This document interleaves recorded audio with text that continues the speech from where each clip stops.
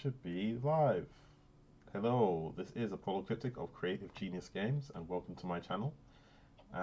Just setting up and making sure that there's time for everything to run smoothly, so bear with me. You might hear Christian on the call as well, chiming in from time to time. All right. Okay, so that's loaded.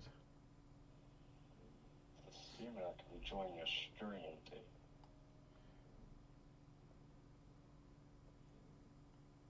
Oh, live.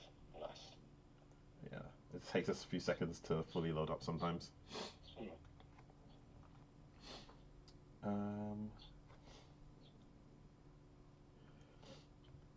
So I'm going to give it a few seconds just as the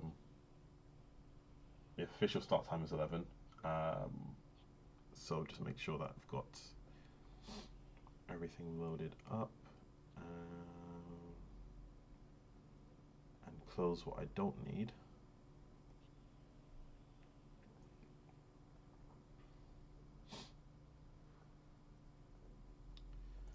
All right.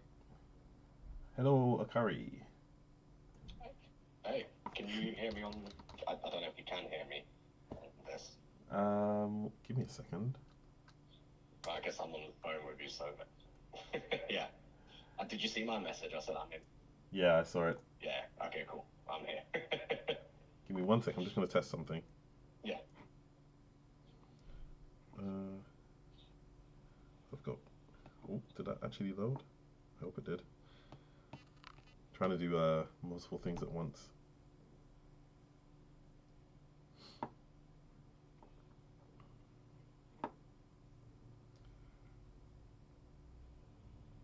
Right, so that's working fine.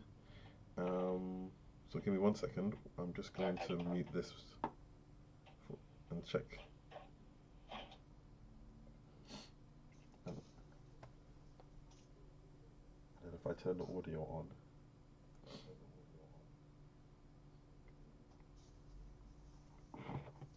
Say something?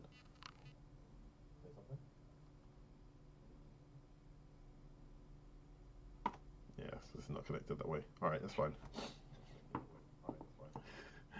All right. Hay fever's gonna cause me problems today. I should have taken the tablets earlier. It's not been so bad recently, but I also didn't want them to make me drowsy, so I put off having them.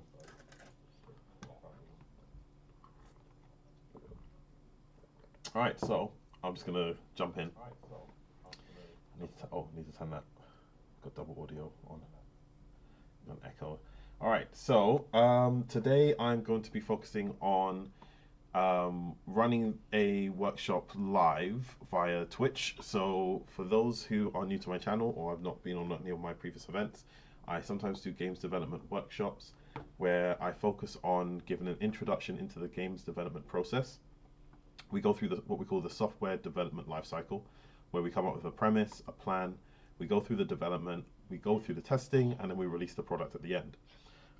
Pretty much all games will follow this cycle to some extent. However, the way that we follow this cycle varies from like project to project. So there's different styles. There's a waterfall approach, the agile approach, iteration, etc. This is because we're doing this all in one straight run. This is basically going to be a waterfall approach to games development. We're not going to build a game entirely from scratch. What I'm planning to do for this session is go through an existing game from our product list and build a level for that game, going through the design principles, the production processes, and then ultimately the release process at the end. So to do that, I'm just going to do a quick demonstration of the game in question. So Creative Genius basically splits into like three main operations. We do workshops and events similar to this one. We've been doing them face to face. We've been going to schools and doing them in libraries, and we're looking to do more of those over the summer. but also doing some online. It's not quite the same, so you'll see like things don't run quite as smoothly like this, but at the very least I can still go over a lot of the core concept. We do free to play games. I'll show a couple of those on here, such as Starlight, but I'll start with the one that actually, yeah, sorry. I'm going to go through the others first, and then I'll finish with the Starlight one because that's where we're going. Sorry, the Science Symphony. So if I demonstrate with Starlight first, I'll first have to show a quick part of the video. I won't do the full video though. Starlight is a free-to-play platform game on our website. It's only a demo, so it's just a preview of the first few bits, and I'm just going to skip through the video. You can see it's a 2D platformer. It starts with a little introduction to the story, where the sun shatters and the fallen pieces come down to the earth. Timothy is the main character. He's afraid of the dark. So in his fear, he makes a wish on a shooting star, which comes down to him and basically grants his wish to protect him from the darkness. In exchange, Timothy must try and help gather the fallen pieces of the sun in order to return it to the sky. So because I've got a lot of things running, it's going to load a little bit slowly, but it should be alright. So you can just see here, in fact, I'm going to, instead of showing the video, I'm actually just going to play the game. That makes more sense. And I can skip through it a little bit more logically. So if you go on our website, you'll be able to jump on this game right now and just get an idea of some of the 2D products that we work on.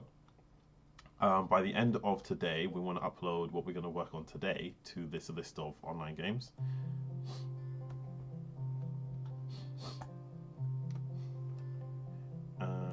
But yeah, so this is Starlight.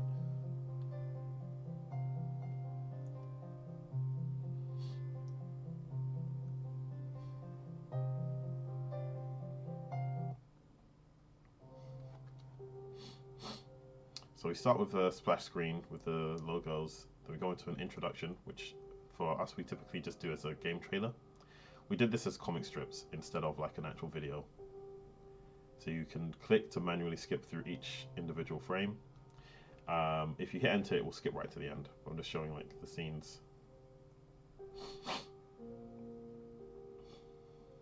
As time passed, Timothy couldn't sleep.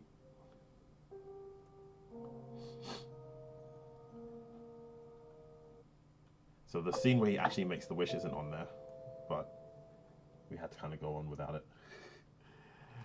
So the title screen, or should I say the main menu, is also acts as like a mini tutorial. So you can see I can click on things, hit continue. I can also press M. That pauses it. Basic controls are on the wall, so you can jump.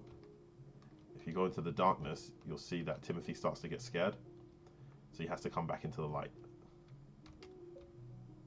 And then you can go up to Altair, the shooting star, and if you click on Altair, it will begin the actual game.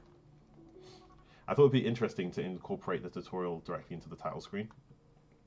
It just gives you a little bit more like, it makes the title screen more dynamic, and then obviously if you already know the controls, you can kind of just skip it a lot easier.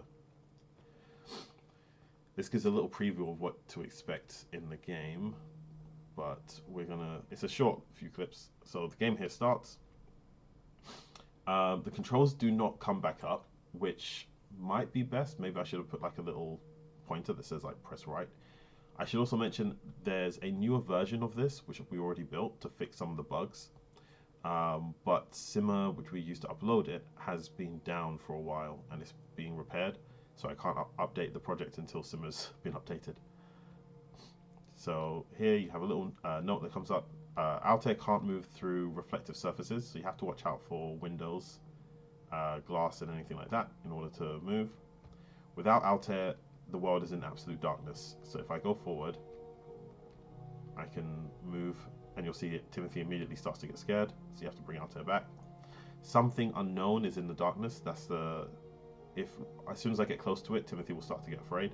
I was going to make it that as soon as you can see it, he starts to get afraid, and essentially you have a time limit to figure out what it is before he panics. So he's panicking already.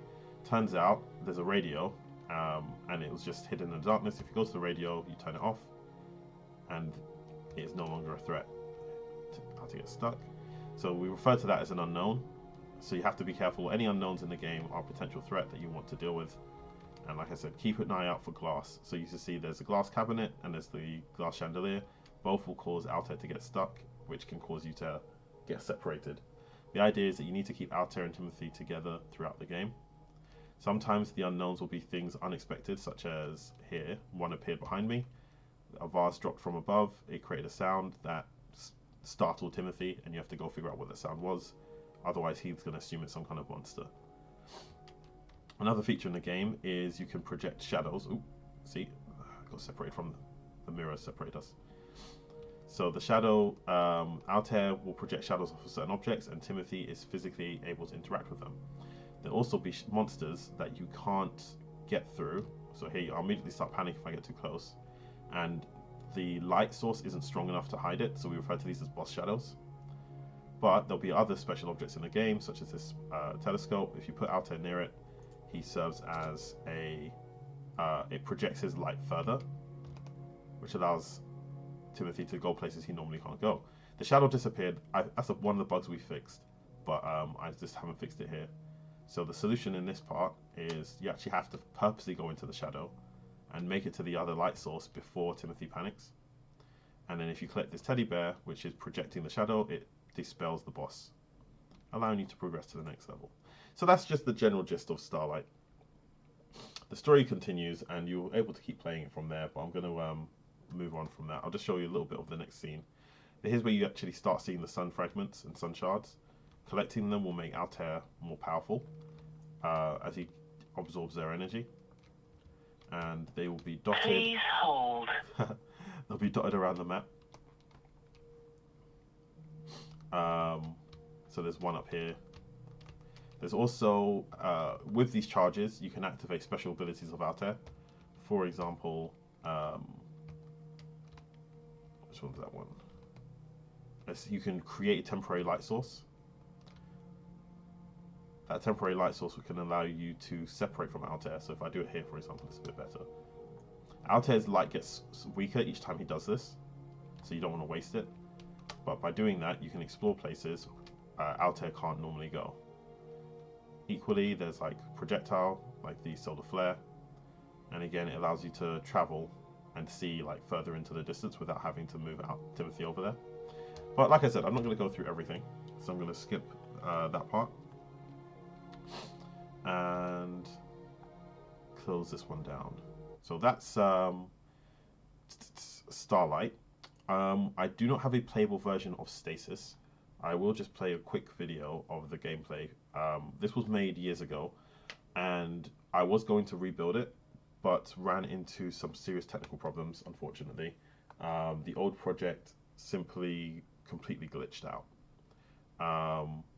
So unfortunately, when I try and reload the project, it's like everything is broken. I think because this was built in Unity 5, so this was years, and this is like 15 years ago or something. So at some point we're going to rebuild this, but we're actually going to integrate it into one of our other games because they share a same universe. But Stasis is built on the idea of manipulating physics. You are in a city that is basically there's a storm happening outside, like a world-ending storm. This city of science has built a force field that protects the city by placing it into a permanent state of stasis. However, that stasis is malfunctioning, causing random forces to occur within the world. So you can imagine like gravity inverting, things becoming massively hot or cold, objects becoming intangible. You're playing as a character who predicted this would happen, but nobody would listen. So when everyone else was put into stasis, you basically shielded yourself from that stasis so that you would be able to move around. And now you have to basically repair and maintain the city that starts to fall apart and keep it running until the storm eventually like brings it down. Until the storm passes. Otherwise, basically everyone dies. We wanted to add a lot of depth to this, especially the idea that you're playing as a single character in the game, so you have a complete lack of interaction with other characters. And we wanted to work on like the psychology of that too, as you're like isolated over long periods of time. But yeah, as I said, we couldn't build the game as we wanted to, so we basically just left it for now. There was a 2D like HTML version of the game, but it's not. I've taken it down because it was just like it was built as part of a games jam. It wasn't very thorough. Just checking the time. So moving on from there, I'll go on to our third avenue, which is our mainstream products. And our mainstream product is Battle Drive. So Battle Drive is currently under construction. We started it around 2023, and we displayed it at EGX 2023. We got a lot of really positive feedback, so we've been building the game up, adding some new features, adding the story mode, and we're currently in the state of seeing like kind of where we were versus where it is now. So just to give a little preview of Battle Drive, I'll just do the trailer.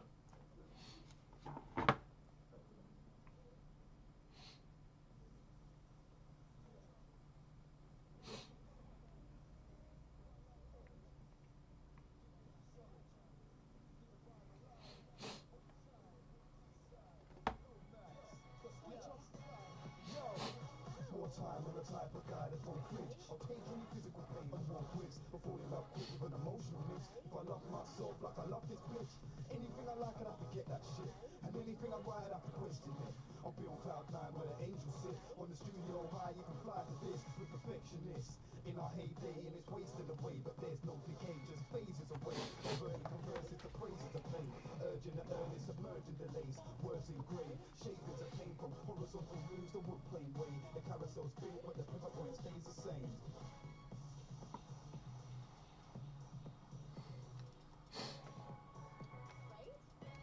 So that was the trailer from 2023. I won't load up the full game, but what I will do is show you where the game is now. So I did a little video, a stream a little while back. Alright, so I just wanted to do a quick little demo. I'm doing it a little side by side so you can see how Battle Drive used to look not too long ago with the I can't zoom in unfortunately. The old town as bear with me. I think I can do one better. Haste broken world. This along with Nubby's number.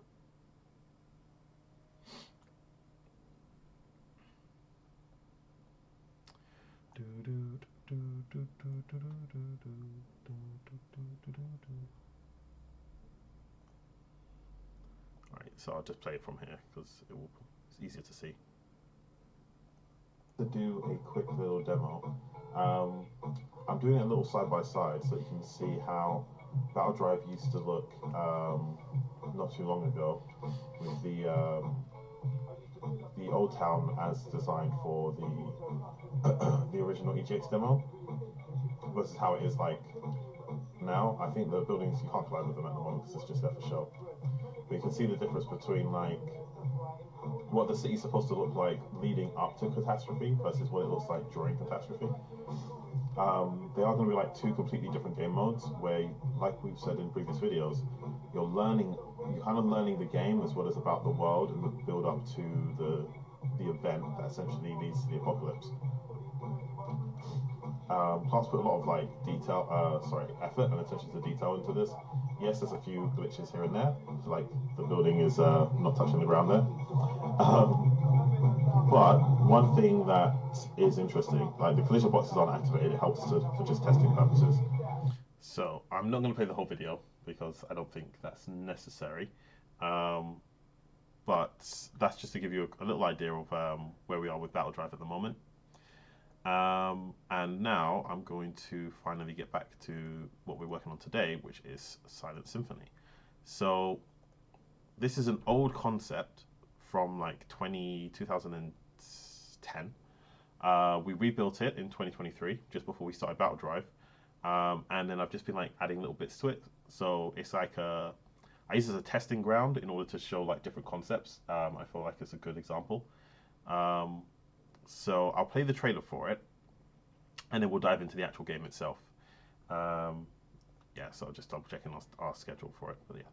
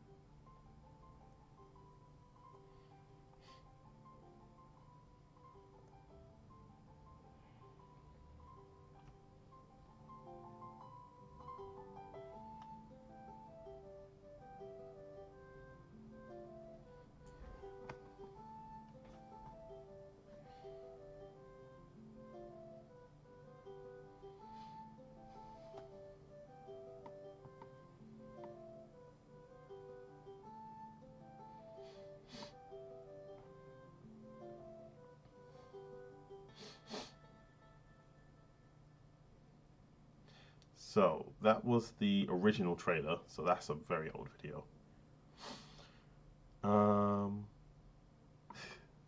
So just to, I guess, best thing to do is I'll bring up the game as it currently is, and let's see if it works all right, because I've been messing around with it a little bit. And this way you'll be able to see like how it currently looks, and then we'll be looking at how we're going to build on that throughout the day, and create something like unique from this structure. What did I put? Oh, as you can see, we still use the same music. So we changed it dramatically. So first, it's kind of like semi third person view. There is a bit of an issue with the walking speed, because when you launch the game, the walking speed tends to get faster, but when you're in play mode like this, it's slower. So like I have to keep changing it back and forth. You can see like these mushrooms, I think, do damage if I walk on them. And you can manipulate your environment using music. So there's no controls or instructions. I just know these off the top of my head. If I play red, you won't see much. So blue, if done correctly, I might need to be a bit closer. It's range based, and it's how long you play the sound for. So you can imagine there's probably some fixes that need to be made. So the fire was put out, and the water has turned to ice. So I can actually walk on it now. And definitely need to make the movement speed higher. Then, if I use red again, the water will turn back to water, and the fire will start burning. Now if I walk in the water, I'll just fall through and sink. Game over. So that's the basic gist of the game at the moment. It's literally just those core mechanics. And we need to then turn that into a game. So we're going to be going through the gamification process. So let me just see if there's anything that I've forgotten that I wanted to cover. So far, so I'm going to minimize this for now because we're not starting there. So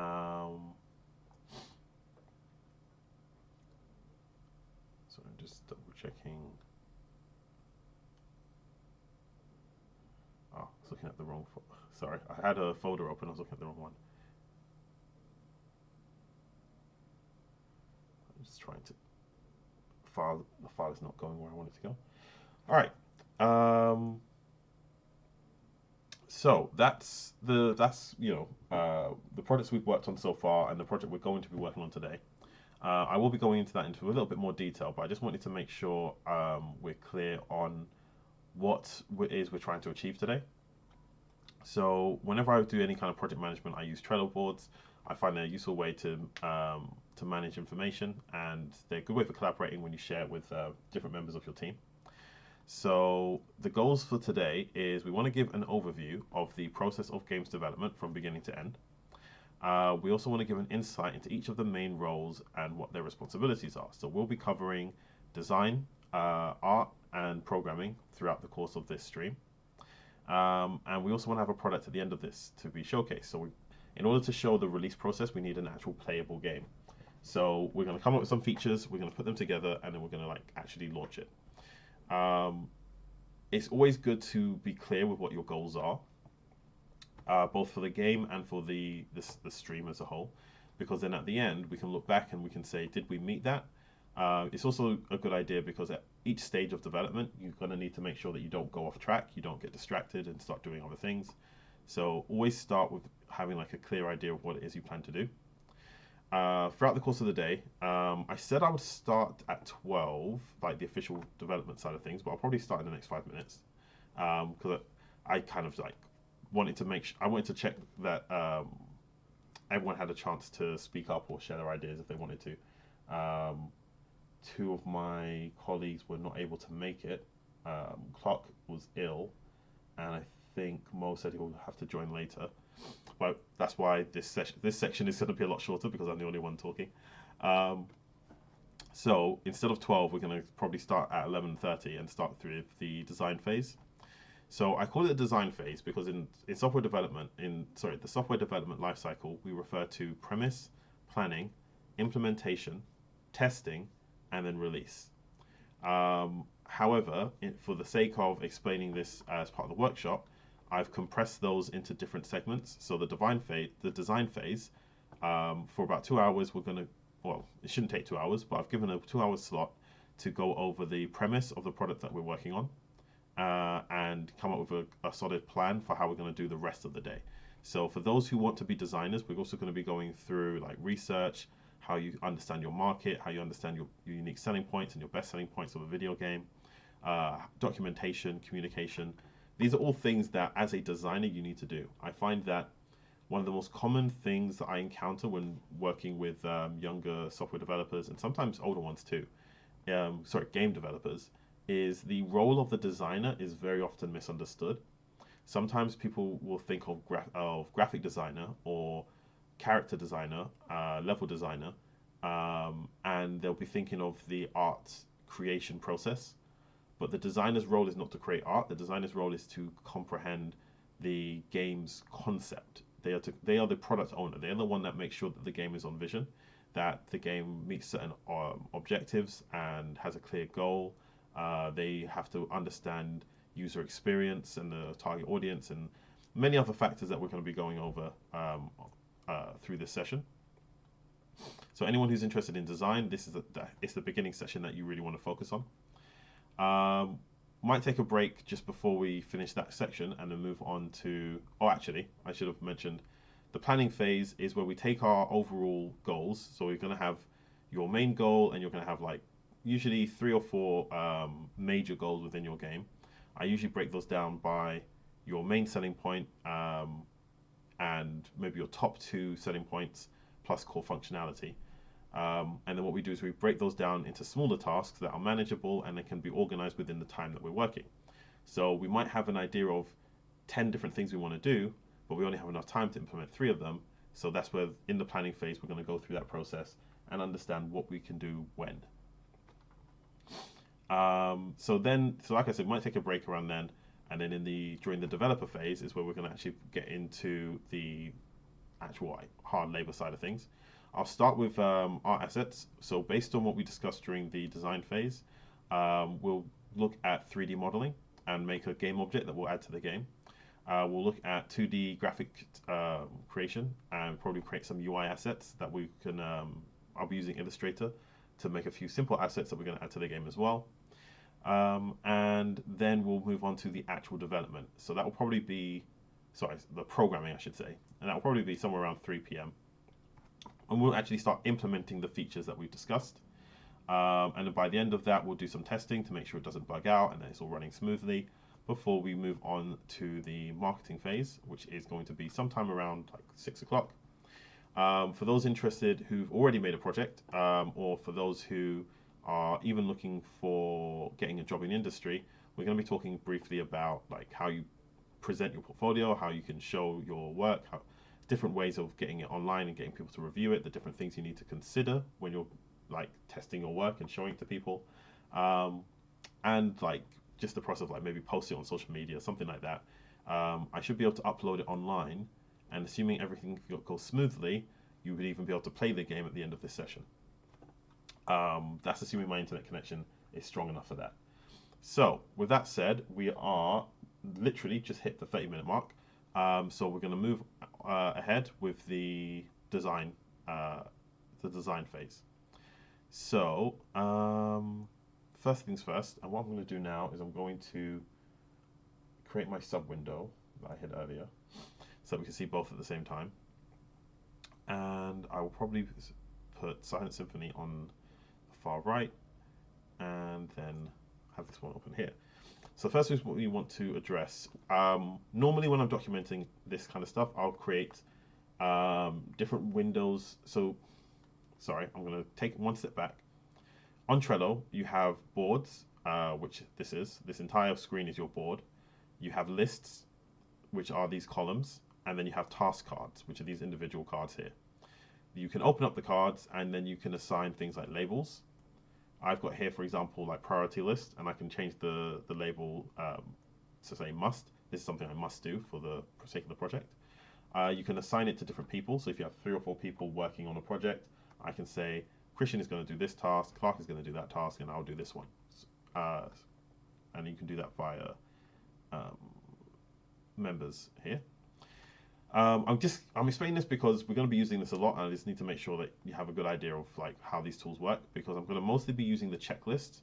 This way you can add a series of things that we want to cover and then tick them off as we go, and it will show you the progress.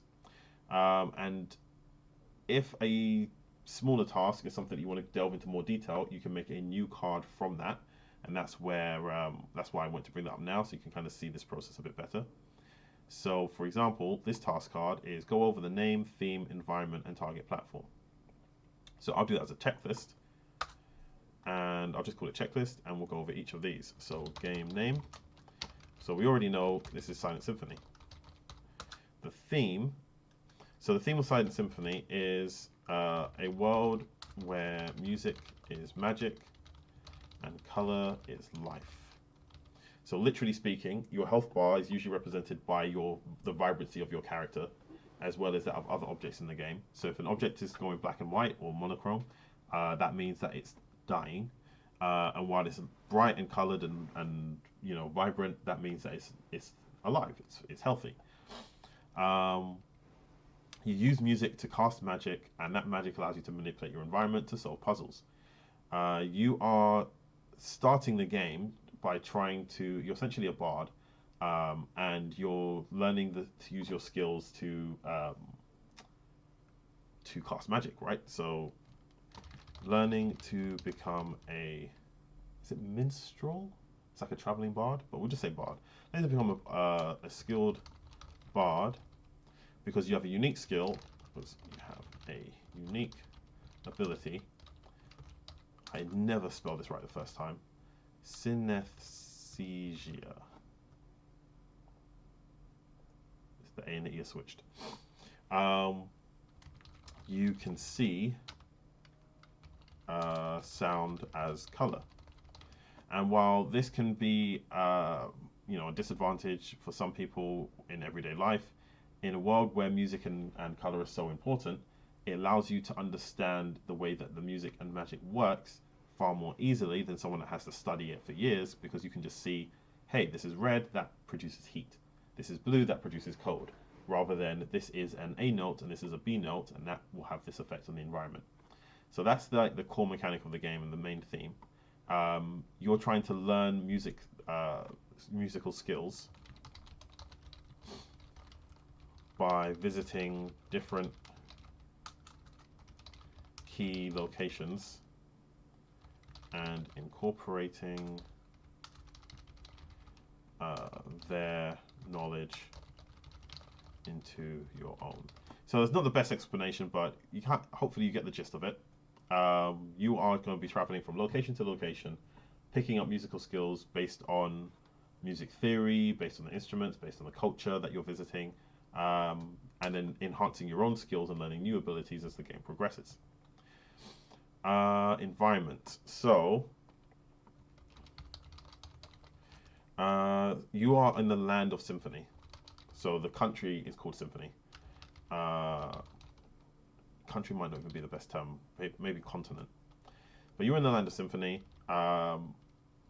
which is divided up by nations, or I'll say cultures, from around the world who have set up colonies here to explore art and music as one society.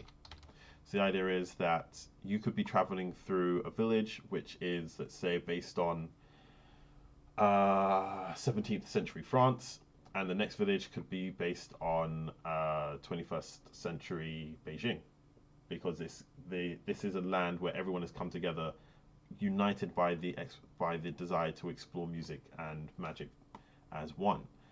That element of the game is key to its uniqueness as well, because that means that each environment can not just be a different visual experience, like in terms of buildings and constructs, but we can change the art style, we can change the musical style, the nature of the obstacles that you're going to face are all going to be based off of the location and the culture of that place. And that's going to be key about what we're going to be delving into later. It's why I chose this project for a template, because even though we already have a base story and base mechanics, there's so much you can do at each individual location that it's like designing a new game each time we go through the process. As far as target platform goes, this is pretty straightforward. We're just using PC for now, but we want it to be small enough for browser-based gaming. So games that you want to play in the browser, they're going to have a size limit. If we make the game too big, then the browser can't handle it. So we can keep that in mind when we're adding to it and building features. So that's where we are in terms of the game, the name, theme, environments, etc. So we've got the core mechanics. And let's go through them.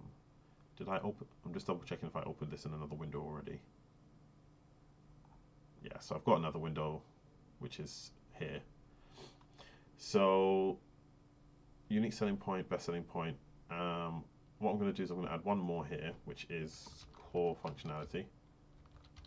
I normally do this as a separate task card, but for the sake of efficiency, I'm just putting it all together right now. So our interface, so the core functionality, what we need for the game to run is third or first person. We can switch back and forth fairly easily. 3D. I'll put 3D at the beginning, so it's like one statement. 3D, first or third person. Walking. Playing music. And right now we're using left, down, and right arrow for, if I got the order correct, I think it's red, blue, and yellow. We're going to add more to that later, but this is just the core, the starting point. You start the game with these features. So whenever you're designing a game, the first thing you need to establish is what can the character already do from the very start. And you need to be able to explore that game with only those features. So whether it's an RPG, whether it's a shooting game or whatever, ideally you start with one, you make sure the player understands that, and then you start adding more. So if it's a shooting game, you start with a pistol or a machine gun. Then you give them a second weapon. If it's an RPG, you start with like a slash attack, and then you learn like double slash or, you know, like a block or something, like an additional skill. But we make sure that the player understands the core mechanics before we start introducing the unique and complicated features. So walking is WASD. Playing music, left, down, and right. You can jump. Jump is space. And you can, I think, click on things with the mouse as well to activate them, which might not be ideal with the controls as they are, so we'll have to kind of think about like if we want to keep that. But that's where we are with the core mechanics. Unique selling point. We'll start with using music to manipulate environment. And again, like that on its own is enough for just like a general topic, but we're going to go into a little bit more detail. Red heats or burns. Blue cools, but it also can be used to, I'll say cleanse. Yellow illuminates and energizes. We say energize, but there's certain things that respond to light, such as if there's like something electrical powered, then the light can charge it up, can like energize it, and if it's a plant, it can make it grow and stuff like that. So we're exploring those features. Those as a whole refer to like the unique selling point of the game. So that's the most important thing that we need to demonstrate. I won't necessarily call this the best selling point, but we'll add in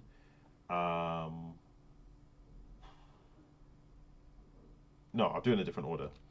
So you can also manipulate people / animals with music. So red. Now again, we might change this, but I'm just going to go off memory. Red angers, blue calms, yellow induces fear. We have got a design document where we've got some ideas for this, but for the sake of just this session, we're just going to keep it with the basics for now. Then we want to talk about the secondary selling point, which is synesthesia. Tago sees sound as color, so all sound sources should release color coded particles that indicate their state, purpose, weakness, or influence, I'll say, or other clues. So you get clues about the way you interact with the world based on the sound that those objects make and the color they release when they do it. So that's something to consider. Additional selling points, I would say, is multicultural, so the diversity of environment.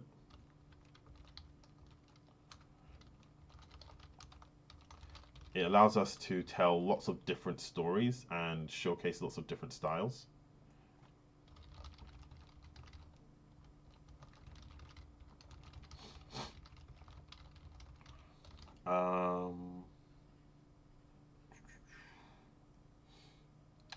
Say it's visual.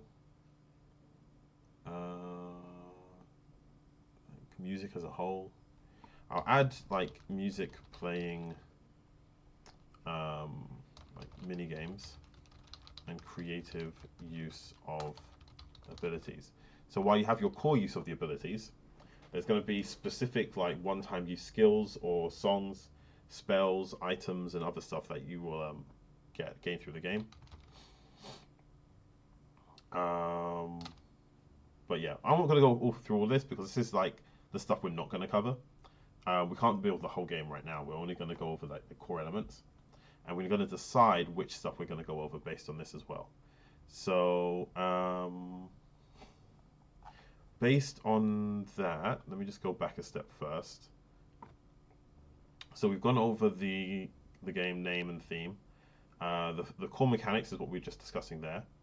So other things to consider when building a premise is these are the key things that you want to get down. This one card I've divided up into segments. This is your premise.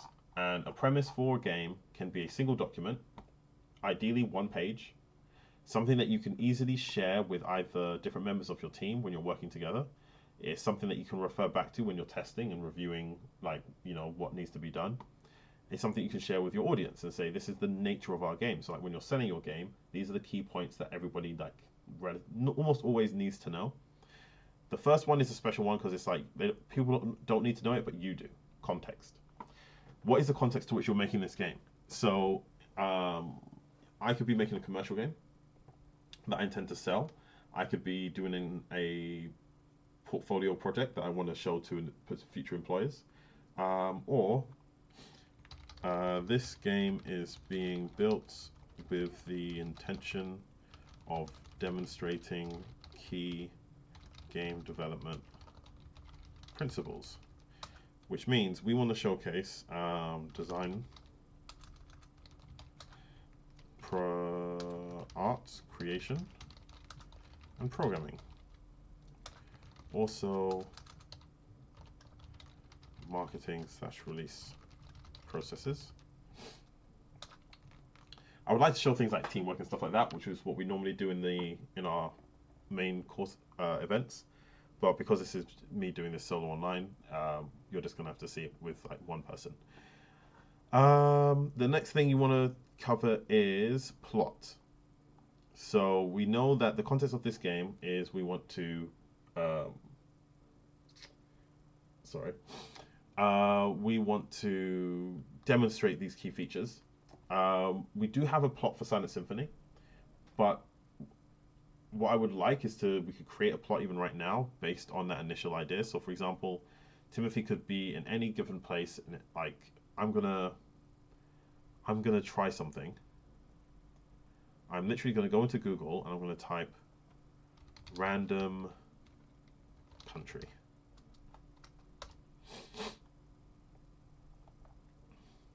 Let's see if this works, because like I've just like gone to the first site that does this. So if I just click random country,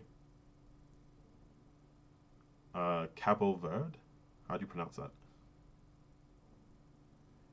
You can actually type into Google pronounce something.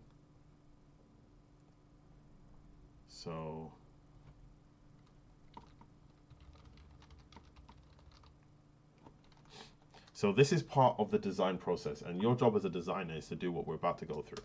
So first, we've established that this is the country that we're going to work with. So we're going to say, how do you pronounce this?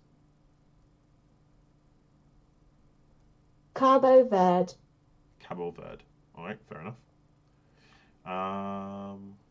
Let me put this on the side screen. So before we even get to the plot, we're going to go through like the setting. So I'm going to create a new window for this.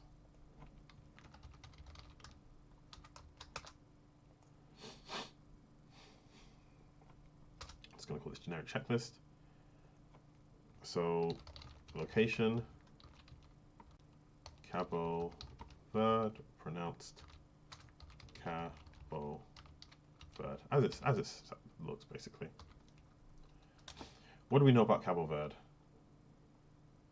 Region, Central Atlantic Ocean. Capital, Praia. Population size, 550,000. It's about 4 kilometers squared. They speak Spanish. Don't really need to know about the currency, but national flower is the Gerbera daisy. And national dish is the cachupa. So what I'm going to do is I'm going to take a look at their flower.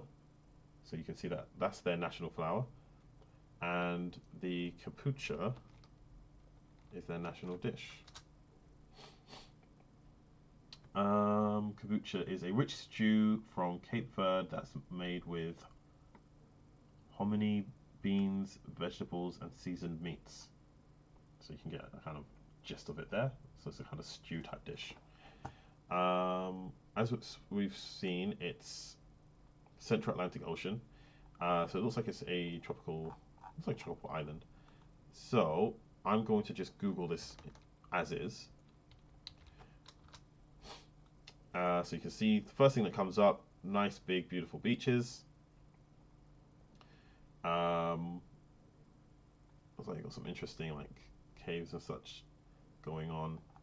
If I go to images specifically. Now, if you spend time on this, you're going to want to know more about the place. You're going to want to know what's the day-to-day life like, what's the terrain like, where do people live, how do they operate. We're only going to touch on the basics, so we're going to go with whatever comes up first for the sake of like keeping it simple. So we know that this is a so we're going to create an environment which is going to be beach side orientate, like based or whatever. Most of these images are, God, I forgot the name for it. Not concave. I forgot what they call it when it's like you're in like an arc, like you're in like the landmass goes around you. Hi, what's that? Rushback99. Welcome to the stream. I'm just going over like basically going over design principles. So what we're going to do is I've picked a random location, literally. I've just typed in into a random generator and it's given me Cabo Verde. And I'm just looking up what that country is, and I'm going to take the known traits of this country and turn that into a game. Because it shows the design process. I think it's a good way of showing it off. As I said, I forgot what they call this, but I don't need to know the name of it. But essentially, it's most of the images are showing beaches, so we're going to base on the beach. Some are just beaches, some are city based. And some are more cliff rocky based. So we could go with any of the above. So beachside based, some are rocky shores, some are city side, and some are going to be a little bit more in the middle of nowhere. So for the sake of this game, I would suggest because we're short on time, we're not going to base it in the city one. I wouldn't base on the rocky one because that seems harder to do.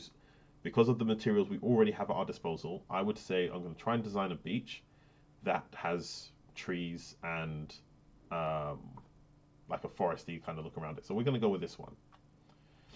Now, part of doing this is creating a vision board. So what we're going to do is I'm just going to see if it lets me. Sometimes they don't let you save images. We're only using this as a point of reference. So if I go workshops, so I make a new folder for this, and we're just going to save that for one of our inspirations. And it's always good to try and find 3. So let's say we go with this one. There's a few variations and options here, and let's say this one.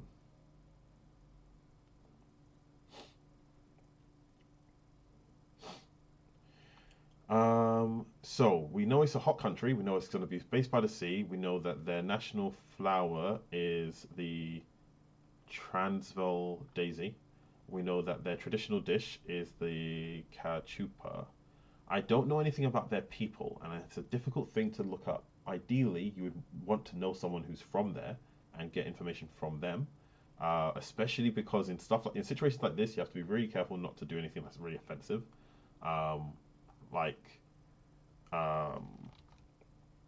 feed into like bad stereotypes, and you can easily come across as really offensive if you say things that end up being like racist or not true. Or sometimes cultures have like really strong rivalries. So for example, let's say you're doing a game about Japan and then you mention something that was from China, that would piss them off a lot, like because of the nature of their rivalries and the nature of certain aspects of their cultures. I think similarly, England and France have that sort of thing going on. So it's good to not just Google this stuff. You want to actually have somebody who can back it up.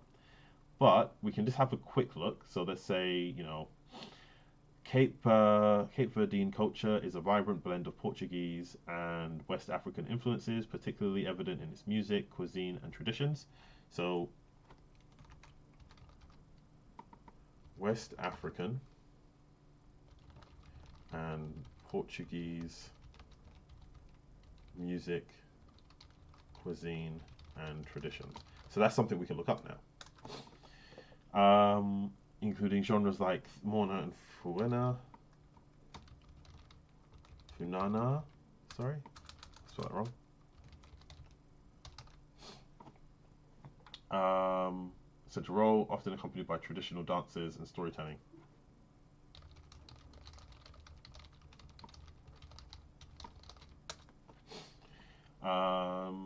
Religious and secular holidays are celebrated with sessions of music, so we're going to try and avoid like tapping into the religious aspects.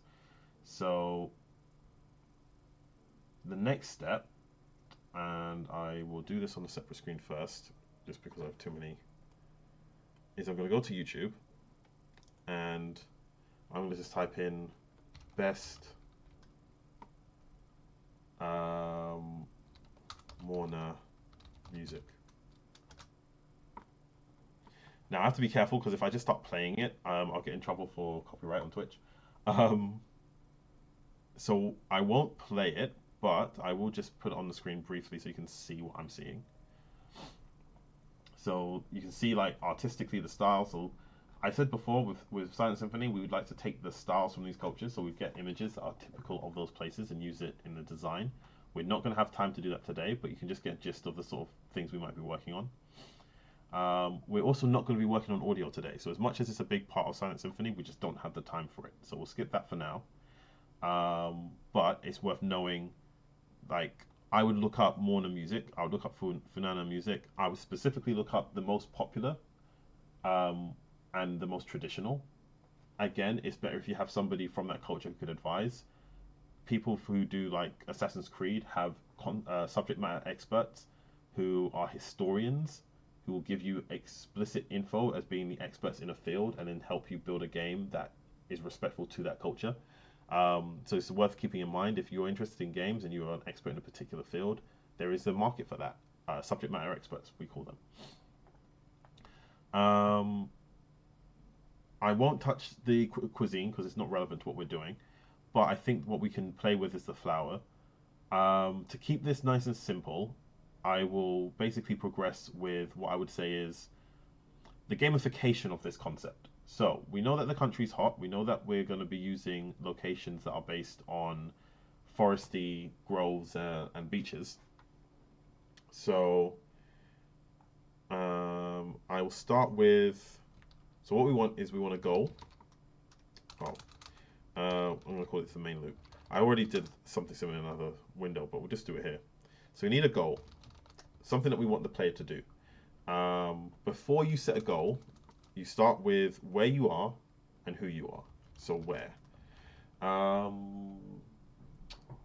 would say you're at a beach with the water to your back.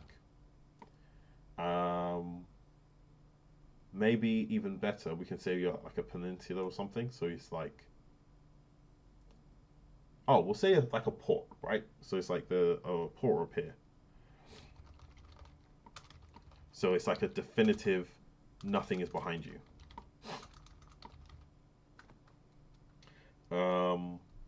So that's where you are. We already know who you are because we've done the interface already and what you can do. So now that we know who you are, we're going to look at where is it you want to go, or what is it you want to do. We know that this is going to be music orientated, so you want to learn some kind of musical skill. However, to do that, you will probably learn the music from a person. So we're going. I'll type through that process. You want to learn a musical skill. We know that in this culture they put their music and storytelling together. So you want to find out the stories of these people. You want a local to tell you their story through music. But to do this, you must earn their trust. They have sent you on a quest to bring back something of value. So let's say you need to bring back the seeds. Like, I don't want to say like you just rip out the plant itself, but let's keep it simple for now. Like, ideally you wouldn't rip up the actual plant, but let's say that's what we're going to do. You need to bring back the seeds or plants of what was it called again? Jabera Daisy. As part of their festival preparation. So you're going to be collecting up these plants. You don't know where they are. You don't know like how to find them. You just know that somewhere they've maybe said, take this boat, go to the shore. Somewhere around there you'll find the plants. So some you have some loose guideline, and then that's where the story will pick up. So that's your goal, is to collect these plants, bring it back safely. Then we want to look at what's stopping you from doing this. Obstacles. So the first and most obvious is, where are the plants? We can do all kinds of things to resolve that, but for the time being, it could just be you have to walk around and look for them. Second, we look at the environment and we think, what is a natural occurring obstacle for that environment? It could be heat, because you're at a beach, it's a sunny location, very humid. It could be water. If there's a lot of water, that can also block your path, make it difficult to get places. Foliage. Mostly that's going to, it might physically obstruct you, but it can also visually obstruct. So it means that you can't see where things are. You need to like move around and look for them. I imagine wild animals are a potential threat. I'm just looking at the pictures and I'm thinking, what are the sort of things in that environment that you want to look out for? I can use like, common sense, but let's say Cabo Verde.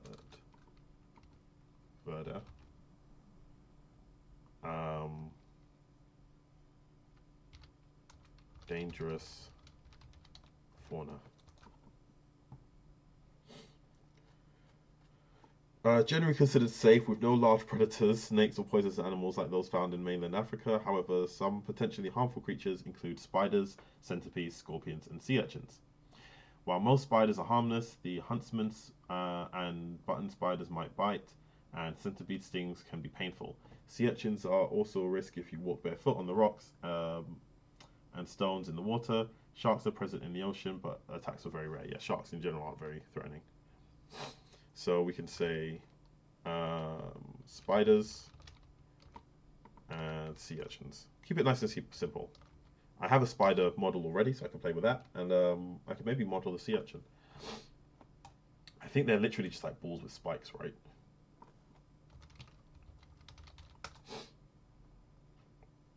There we go. It's balls with spikes.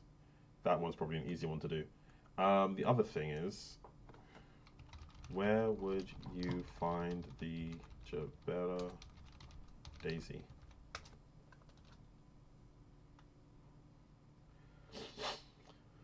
In the wild, they are found in grassland and sandy, well-drained soils. They are also cultivated in many parts of the world as ornamental plants. So, grassland and sandy. So probably where flowers are found where sand meets grass. That doesn't necessarily have to be true, but it gives us something to work with, right? I also need to double check what is our timeline. Oh yeah, we're already half an hour. All right, cool. Yeah, we still have plenty of time. So, what is the habitat? Found naturally in grassland, in sandy, well-drained soils. The plant produces tall, colorful flowers in the season, and plant rescue. Where are they located? Yeah, basically the what conditions do they like to grow in?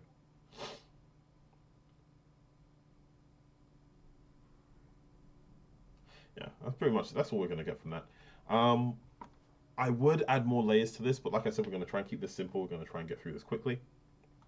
Because what I would like to have done is something like, oh, here's you don't know where to find the flower, so you have to speak to someone, and maybe they're like, oh, why should I tell you? And then you have to do them like a favor to earn their trust or make them happy, and then they'll give you information that can help you track down the flower. So this game is going to be very investigative as well as explorative. But for the sake of this, for today, we're going to try and keep this as simple and quick and concise. So we're just going to say the flowers are out there. You have to look around and find them. There's going to be some obstacles that block your path. We can say heat as an overall thing is a threat. So maybe the longer you're out there, you get dehydrated. You maybe have like a bottle of water. Obviously, you can't drink seawater, so you have a limited amount of time in order to kind of get, to survive. So I think that's good enough. So we got location, beachside based. We're gonna go with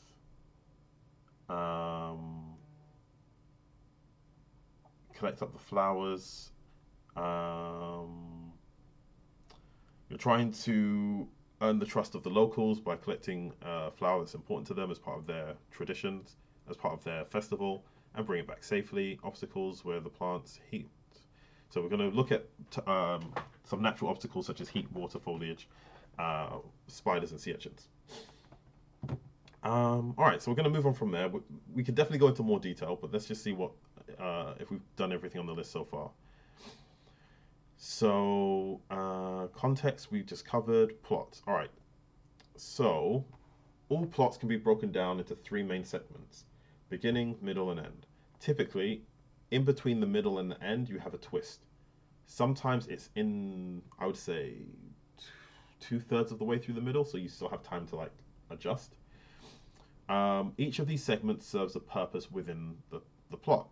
The beginning will introduce the present. It will introduce the world, the characters, and their main goal. The middle will introduce the main obstacle and will show the characters trying to overcome that obstacle. It will also usually indicate elements of the past, such as what happened in the past that got them to the present. You normally don't go into those details until you get into the main bulk of the story. So they'll have obstacles and they'll have solutions that they're implementing. Things will go wrong, things will go right, and the story will generally progress as you learn more about these characters through their interactions with each other and as you learn about their pasts. Usually there'll be a twist, something that subverts the expectations of the audience. This could be anything from an unknown relationship, like, this is Luke, the Star Wars, it turns out Darth Vader was Luke Skywalker's father. It can be anything from like Final Fantasy VII. Shinra isn't the main enemy, Sephiroth is. Like, the nature of your main enemy is entirely different to what you started off with. But there's usually some kind of twist.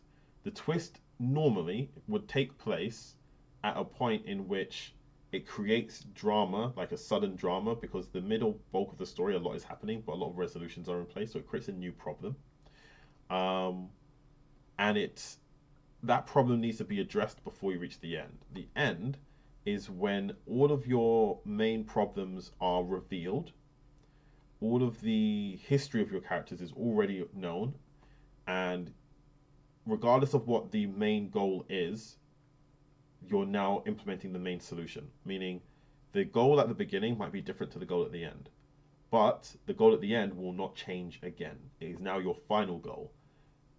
If there's a new goal, then that's the twist, which means you haven't reached the end yet. You reach the end when you have a final goal and a final solution, and the characters are implementing that solution. You are only focused on the future, where the characters are going. You're no longer looking back. This is why the end of every story accelerates, because you don't spend as much time with exposition, you don't spend as much time with flashbacks and character development. All of that is done now. Now we're just focusing on, are they going to succeed or are they going to fail, and how are they going to pull it off. Now that's usually the overarching story. However, you can break down elements of a story into the same concepts. So what we're going to do is we're only going to focus on this component. So the beginning is going to be arrive on beach, learn to use existing abilities, look for flower. The middle, several obstacles, including finding the flowers, because they say you need to collect 3, are in your way. Plus, we can say, let's say the heat is an issue. You only have so much water. If you run out, you'll have to go back. Also, we can say that, arguably say, nighttime is an impending time limit. So you will fail if you take too long to complete this mission. Keep it simple. We'll probably go with that because it's easier to implement. Twist.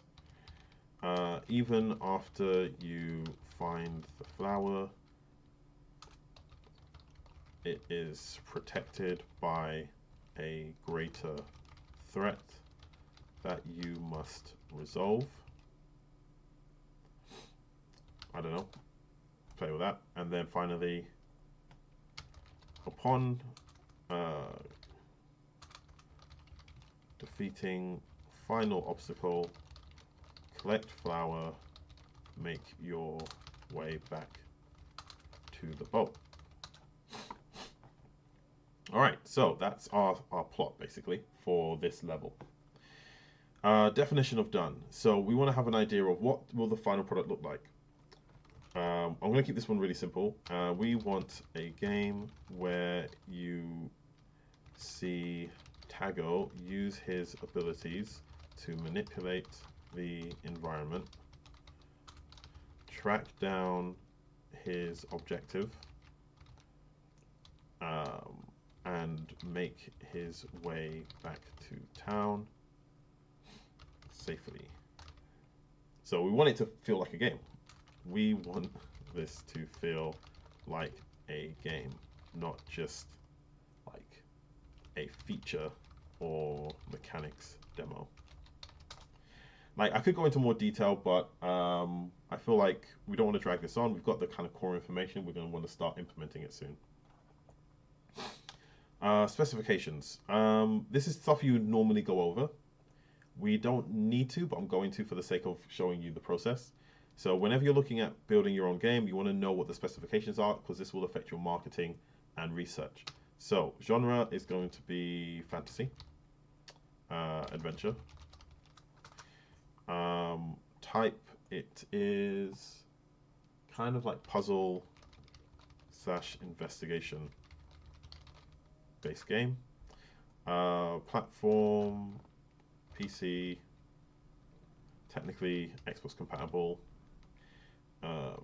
Browser. Interface, third person, 3D game. Comparable products. So you need to know these stats, and then you need to know what your plot is and your environment, so that you can look at what other products are like. What exists already, which you can compare to this. Off the top of my head, I would think of like Zelda. It's a much bigger and much more brilliant game, but I think the combination of exploration, mechanics, puzzles, Zelda is going to have a similar feel to it. So I would compare it to, say, Zelda like Breath of the Wild. I would actually compare it more to Ocarina of Time rather than the new one.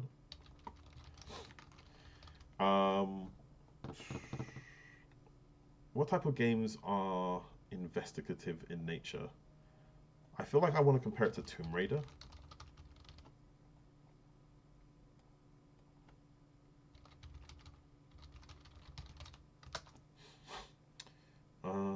Just seeing if there's any like standout. There's definitely going to be quite a few. I don't know any off the top of my head.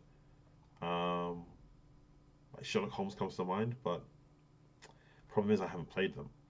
Now, if we had the time, your role as a designer would be to do some research on detective games, play them, and then see if they have any overlap with this type of detective activities you'll be doing in this game.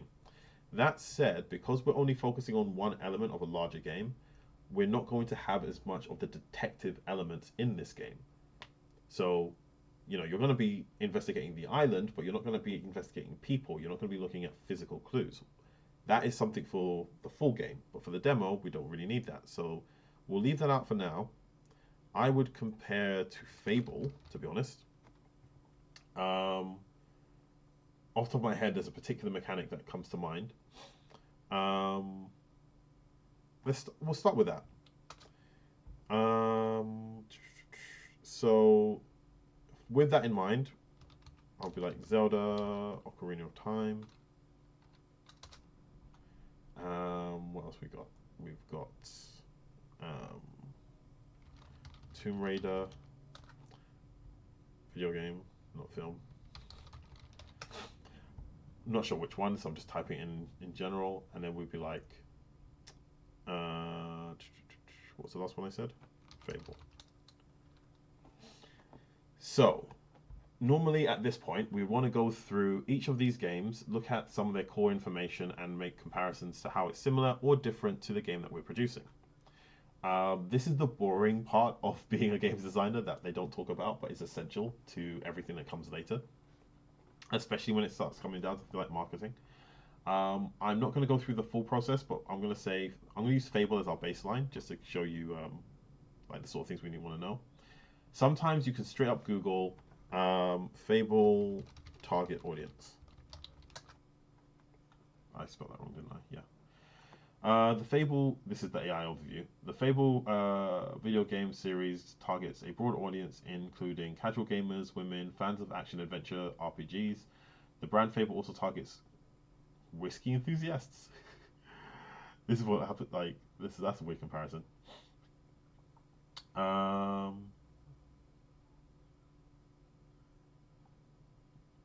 What is the target audience? No, I know. What is the marketing strategy for Fable? have a look at that. By creating compelling blog posts, articles, social media content that provide value to the users. Thing is, Fable is a very generic term, but this gives you an idea of the sort of things you want to know. We'll go with the AI overview. We don't need it to be accurate because we're just doing this as an example. We're doing research, and what I'll do is I will create, I'll put it on my list here. The general rule of thumb with research is you want 3 examples, like what we call case studies, information on each example from 3, and keyword here is independent sources. I put an A instead of an E. So we can't all be scientists, we can't all be researchers, we don't have the time and resources to find focus groups and study hundreds of people. But the larger number of people that you review, the more valid information is. If you do a focus group, and let's say you ask 5 people what their favorite game is, and if all 5 of them say Fable, chances are it's because you're at a Fable related event, or you have Fable friends who like Fable. Like, that's not realistic, that's not useful data. But if you go to a games expo like EGX and ask everyone out of, like, say 2,000 attendees or whatever, and 20% of them say Fable, that's huge. That is a huge number for that number of people. That will give you information. So if you ask those who like Fable and say it's their favorite game, you ask them what did they like about it, and you gather intel based on that. But like I said, we don't have that kind of resource. So you look at other people who've already done it.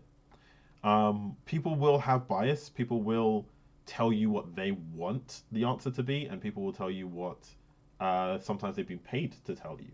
So this is why it's important to make sure that you get independent sources. Google is going to give you pretty much everything. AI Overview is already taking from different sources, but it was combining them into one outcome, meaning that is not a reliable source of research. It is good for just getting a baseline, like a general understanding, but it is not something that is quote worthy. If you are doing real research and trying to get real reliable info, you want to visit these sites independently. Wikipedia is managed by general public. It can be changed and updated by essentially anyone.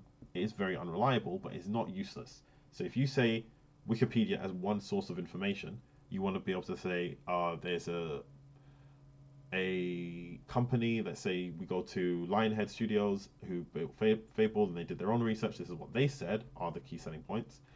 And then you can say, when we talk to, I don't know, a popular influencer who does game reviews and interacts with their own audiences, they found that when they spoke to people, this was their outcome. These are 3 separate sources that are using 3 different ways of gathering intel. Wikipedia is likely going to be referring to some of the existing sources, but it helps to say if all 3 of these things are saying the same thing, that's probably true. Not definitely, never definitely, but it's reliable enough for you to then make a calculated decision on strategy. If all 3 say different things, then you need to do more research. You need to branch out and find out more. But if you can find 3 independent sources that say the same thing in media studies, that is a general rule of thumb for that is reliable info. Not guaranteed to be true, just reliable. So, as I said, we're not going to go into that level of depth, but I wanted to address this is one of the jobs of a designer, is to do adequate audience research, and this is part of that process. So information on each case study, and you want 3 independent sources for that information. We want to know the age range of the people that play these games. We want to know we'll call it like gender dynamics, whether that's male, female, or whether it's people who are non-specific. You want to know who mostly plays this game, and then when you are marketing that game, those are the people that you're going to be marketing to.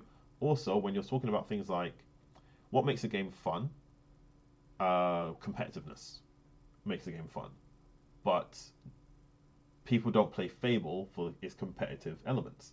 So competitiveness is not the aspect you want to push in this game. People find freedom fun, like being able to customize your characters, being able to choose your own approach to things. People like Fable is a bit of a power fantasy. Like you can be very powerful in that game, especially Fable 2 and 3. Whereas Fable 1 was a little bit more balanced. People like story. So I'm going to skip ahead for the sake of saving time. So what do they find fun about X game? What do they find problematic? So, as I said, I'm going to skip ahead. I'm going to say, so using Fable as an example, story / escapism is one of the key aspects of any video game. You want to understand what makes a game fun. There's a whole separate category of things, but I hate to say it, but I feel like it's important enough that I should write this down. I'll just put it here. What makes a game fun? I won't be able to remember everything off the top of my head, but it's important that we cover some of them. So, escapism, the ability to essentially forget the real world. Competitiveness. Also, a lot of people forget this, but collaboration. Many people like to play games because they can work together, not because they're competing with other people. There's challenge. Educational. Sometimes people like to learn things. They like to play a game and say, "I didn't know that," or "This is something new that they've added." I'm trying to think what else. Progression. The idea that you've achieved something and you've done that by the end of this game, you've done more than you've done previously. That's a very powerful tool in video games, and it's why RPGs are so successful, because you get this idea of leveling up, of gaining new skills and so forth. And there's one more important one I wanted to add. I'm going to just call it dopamine. I spelled that wrong. By dopamine, I'm referring to the sensation of reward, meaning they don't care so much what it is, only that they're getting it. So if you accomplish something and you get points, if you accomplish something and you get a pat on the back, or you hear woohoo. I remember playing Halo with my friend Clark, and we put on the one of the special skulls, so you get like special game modes and features. And every time you get a headshot, there's like confetti comes out, and you get like a cheering sound, and it just made the game so much more fun. It's just like every time you get a headshot, it's like woohoo, and then like there's like hundreds of enemies swarming at you, and you're just like getting it over and over again. That immediate sense of accomplishment is a very powerful tool in games. Lots of mobile games lean heavily on that as their sole like selling point. Other things to consider is like it's important that a game is immersive. If at any time a person is playing a game and is thinking this is a game, they are no longer immersed in the game. So good game development, just like any media, good film, good books, good TV, the person should forget that they are absorbing a medium and be completely immersed in that product. And there are tricks to avoid breaking immersion, but we're not going to delve too deep into that. That's what we cover in our design specific workshop. This is a general workshop, so we're just kind of doing surface level stuff. So with these elements in mind, then we can look at which of these apply to Fable. And we're going to, as I said, we're just going to use Fable as our case study. I'm just going to copy all of these in. Escapism, absolutely. You get very involved in the story and you can get lost in it for ages. You would not. Should I do this the other way around? Yeah, I'll do it the other way around. So I'll keep escapism unticked. Competitiveness, I'll cross out. It's not about being competitive. It's not about collaboration. It's a single player game. People actually do enjoy collaborating in it, but there was only like one version that allowed you to, and it wasn't like the focus of the product. Challenging. Fable is not that hard a game. The first Fable was challenging, but not so much that you would get stuck as much as maybe you die once or twice. It's not like Souls games, it's not like fighting games or racing games. You're mostly getting the joy of just the environment. It's not educational, it's entirely fictional, so we won't get that.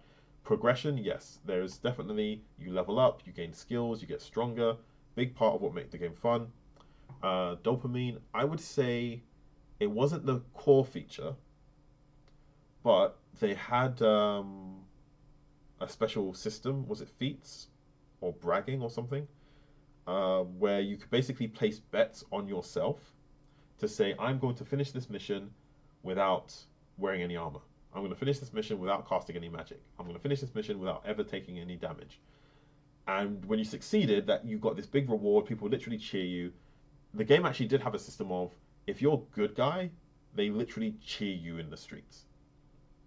They just cheer when you walk past. So I would say dopamine is one of the selling points of the game. One more that I did forget. I refer to this as freedom, but you can also call it like creativity. The ability to play your own way. So some games are very meta. They're very much built on the idea of do this in order to succeed. Fable was the exact opposite. It's like you could be a good guy, you can be a bad guy, you can be magic, you can be a warrior, you can be an archer. You will win. You'll be able to finish this game playing it your way. Now, Fable 2 didn't balance it quite as well, and most of the time you just end up being a mage. Magic was so overwhelmingly powerful that you were basically gimping yourself by trying to do any other playstyle, and that became one of the downsides of Fable 2. Fable 3 took out a lot of the progression elements and a lot of the freedom of the game, and it became the worst selling of the franchise. So you could see how their best selling points was the escapism, the progression system, the dopamine system. I don't think it was their best selling point, but it was very strongly implemented into the game, and then the freedom. And these are the elements that we want to focus on when building Silent Symphony, because Silent Symphony and Fable are similar games, so they appeal to a similar audience, so that the audience would enjoy seeing those similar things. I won't go into the same level of detail, but let's say, for example, we looked at Zelda Ocarina of Time. Again, it's a game with a lot of freedom and open exploration. You're not limited to like a fixed path, but you can actually move around quite a lot. So, freedom is part of that. Most of the Zelda games give you creativity, especially the newer ones, like people building their own weapons of mass destruction, vehicles and whatnot. It doesn't have quite as much of a progression system, but it is still there. You get more health over time, and you can get new weapons. It's not. I wouldn't say it's the core identity of the game, but it's definitely part of it. It's more difficult, I think, with more problem solving and intellectual. I will put that in. I forgot that one as well. Intellectual.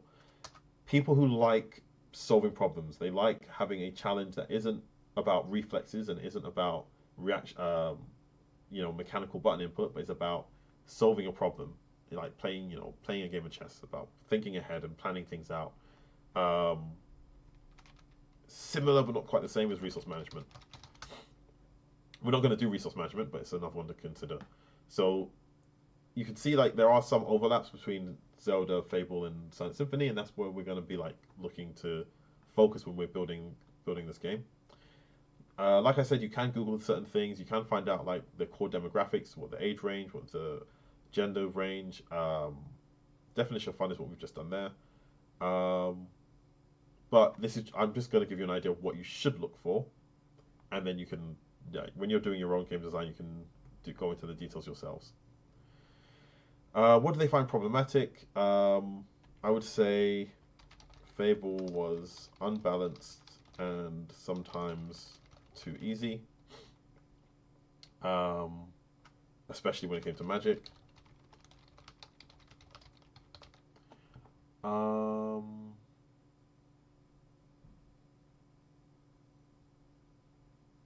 That's my only real, even with Fable 1, which is one of my favorite games, it's my only real concern. It was a bigger concern in Fable 2, not so much in Fable 1, but that was really it. Honestly, they had some unique interactions which you didn't get enough of. I think some of the missions were really creative, and some of the way they divided up the good and the bad and having to choose a side. I think they could have gone deeper into that. Like, they could have had more creative missions. So I'd say more diversity with missions, because a lot of them started to feel the same. They started to get repetitive. The overall game world and structure was really fun, but the more unique missions you can only do like once. And I was like, you could have repeated that more. Fable 3, incredibly repetitive. They literally had 3 missions, and they just changed the variable names. collect this, take it there, get told it's the wrong place, come back. Like that was it. Like every single mission had some variation of that statement. It was the most insane thing I've ever seen in the game because it was so insanely lazy. Though anyway, I get a bit triggered when I think about Fable 3 because for one of my favorite franchises, it went so south. Um, so yeah, like diversity of missions was one of the pro points. Lack of the diversities, it's negative. Like they had the idea, they didn't explore it as much as they could have. Introducing features that you didn't really have to utilize. Like I felt like being more encouraged to utilize all of the features.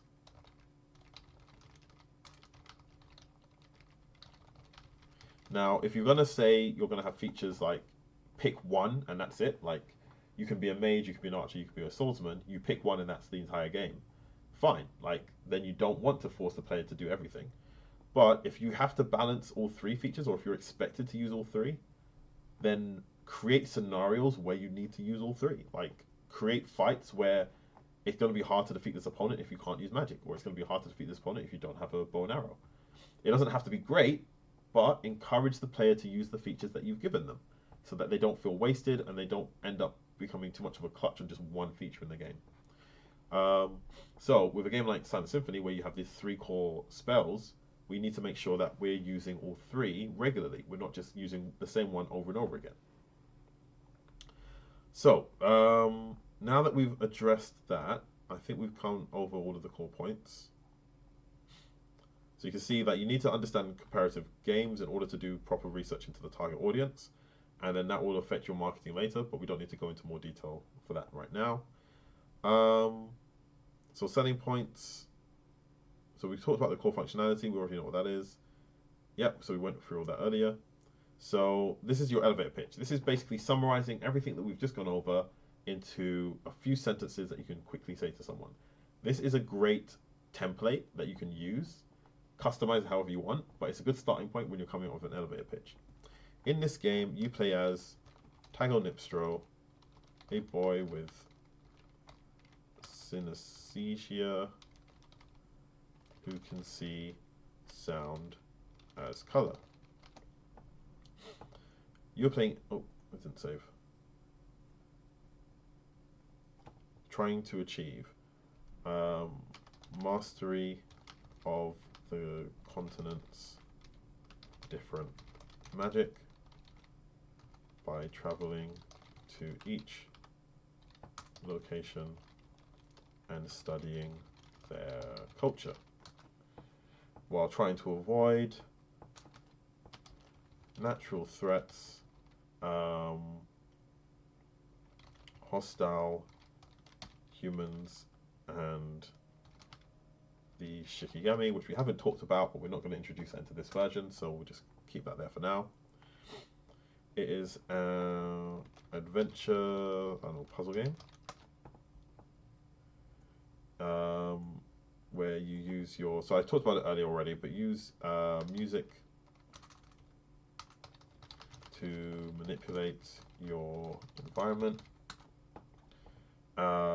And what you want to do is you want to talk about enjoyment types. So we talked about what's the definition of fun. We're going to be looking at progression, dopamine, freedom and creativity, intellectual, escapism. So in this case, I would say you will, so you take one of those definitions of fun and you rephrase that into your, sorry, one second. Chandu said you also write stuff, right? Like you're a writer? Yes, I do a lot of writing. I write stories both for games as well as I'm working on my own novel, which I've been working on for like 10 years. It is quite the epic. It's going to be like 4 books long.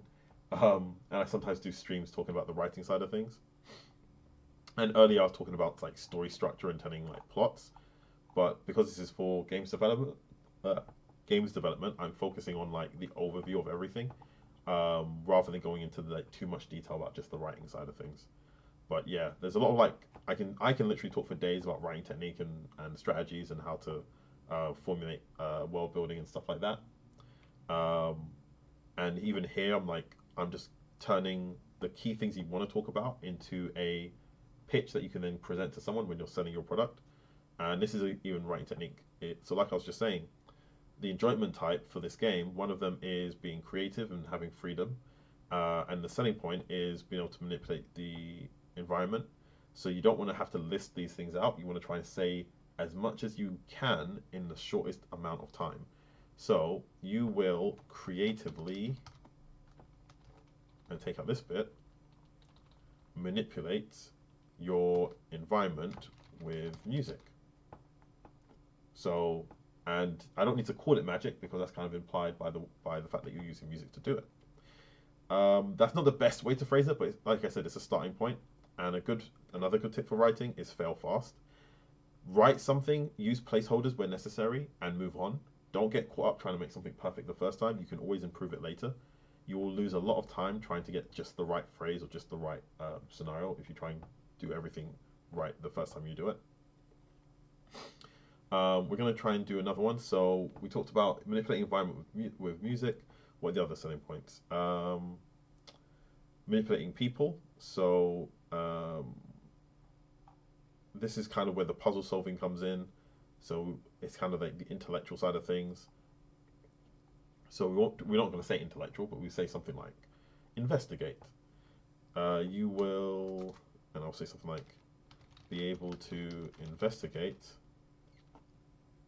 or uncover. You'll be able to uncover clues by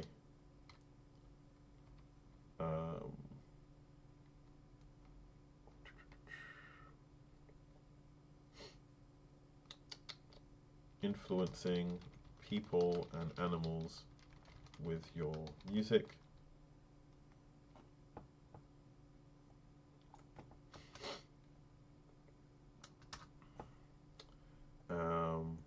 And I'll also be like, you will be able to. This almost sounds similar, so we'll probably like refine it later. Discover.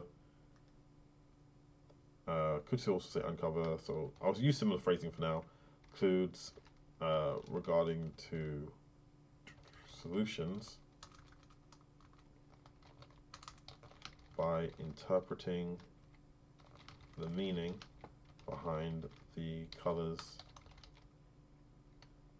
life forms give off when you interact with them. So you speak to someone, if they have a red, if the words they're using come out as red, they're probably angry. If the words that come out are yellow, they're probably scared. If the words that come out are blue, they're probably sad. So if you know that they're sad and you're like, okay, they're sad, what can I do to make them happy? In which then I'll be able to earn their trust easier and get better information from them. Identifying what their problem is the first step to identifying a solution.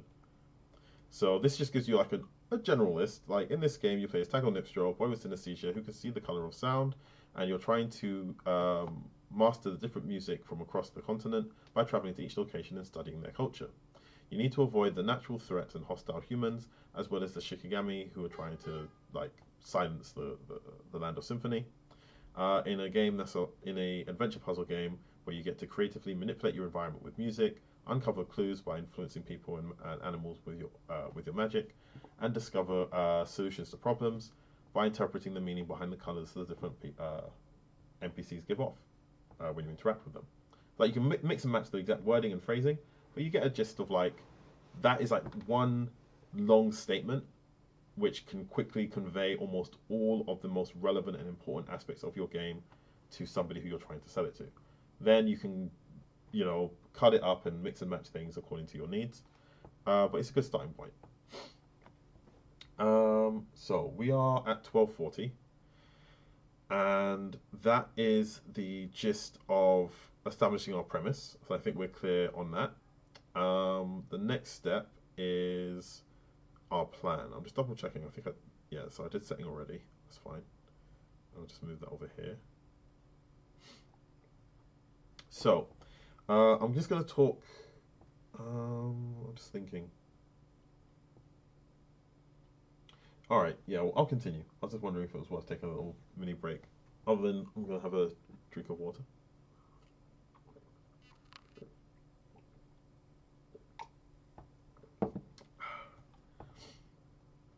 So, what I'll do quickly is I'll just say, For anyone who joined a bit late, I'll quickly just recap. We are working on the game Silent Symphony with the goal of taking this basic environment, and we're going to create a game which is going to be a single level, which adheres to the principles that we've just covered. So we've just gone through the premise. We have a clear idea of what we want to do. I'm going to play this in the background, but I'm going to turn the sound off. So what we're going to be doing is going to build a new environment, which is going to be set on a beach, surrounded by trees, using some of the existing assets and a few new ones. We're going to do some 3D modeling to create that. We're going to have the character collect flowers. I could use these flowers that we already have, or I could make a new one, like a 3D model of the flower that we have to gather. I'll probably just use the existing ones just to save time. We'll introduce obstacles based on the environment, so they're going to be based on heat. We're going to use spiders. We might use like sea urchins, which are common, small but common threats within the location we're basing this off of. So it's not literally Cabo Verde, but it is based on Cabo Verde. We're going to take inspiration, or at least guidelines, from similar games like Fable, Zelda, Ocarina of Time, and Tomb Raider. And we're going to be looking at how we can creatively utilize the powers that you have within the game to manipulate your environment, and solve the puzzles and collect the different flowers. I believe we talked about the obstacles.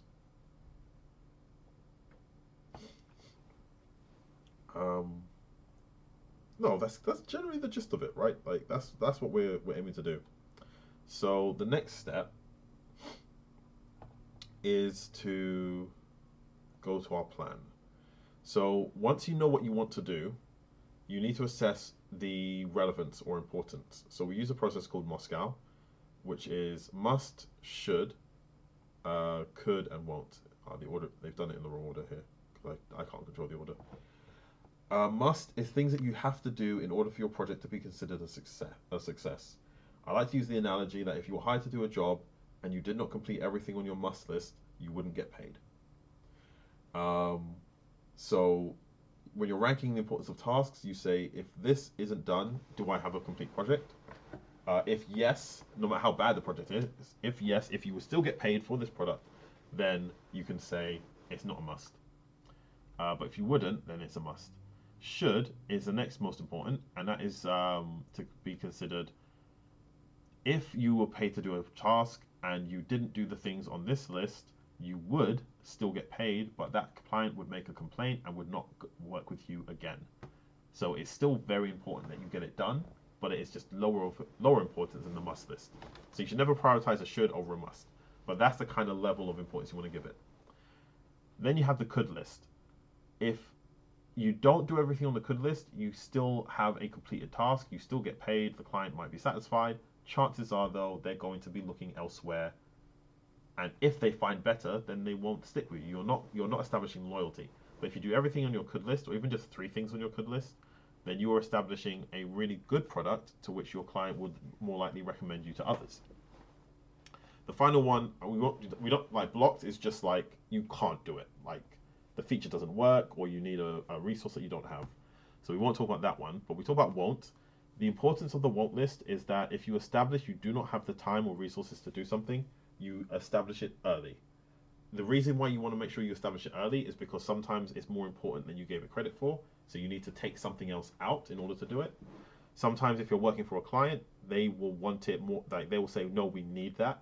And you say, I can't do it under these circumstances. So they will either remove another task, or they'll give you more time, or they'll give you more money. Whatever that looks like, you will not do it under the current conditions of this project. Even if things go smoothly, you have to set that as a really strong boundary. People who don't struggle a lot the longer that they're in business. So I won't go into all the details, but that's the key element here. So we're going to take a look at the different tasks that we want to do, and we'll also assess how long it might take, the effort required, and where it sits on that ratio, basically. So we're going to have roughly 3 to 4 hours for development, That's going to be split between creating art assets and creating the actual game components itself. We need to create a clear environment, a clear objective, and a clear exit point. Clear obstacles that are stopping you from getting to the exit point.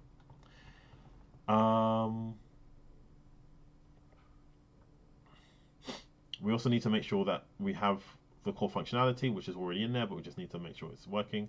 We need to make sure there's a win condition, a lose condition. We want to have some basic UI, at least with showing the controls, and make sure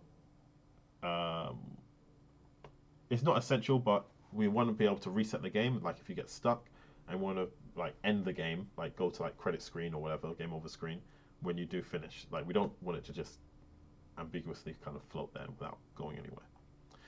So,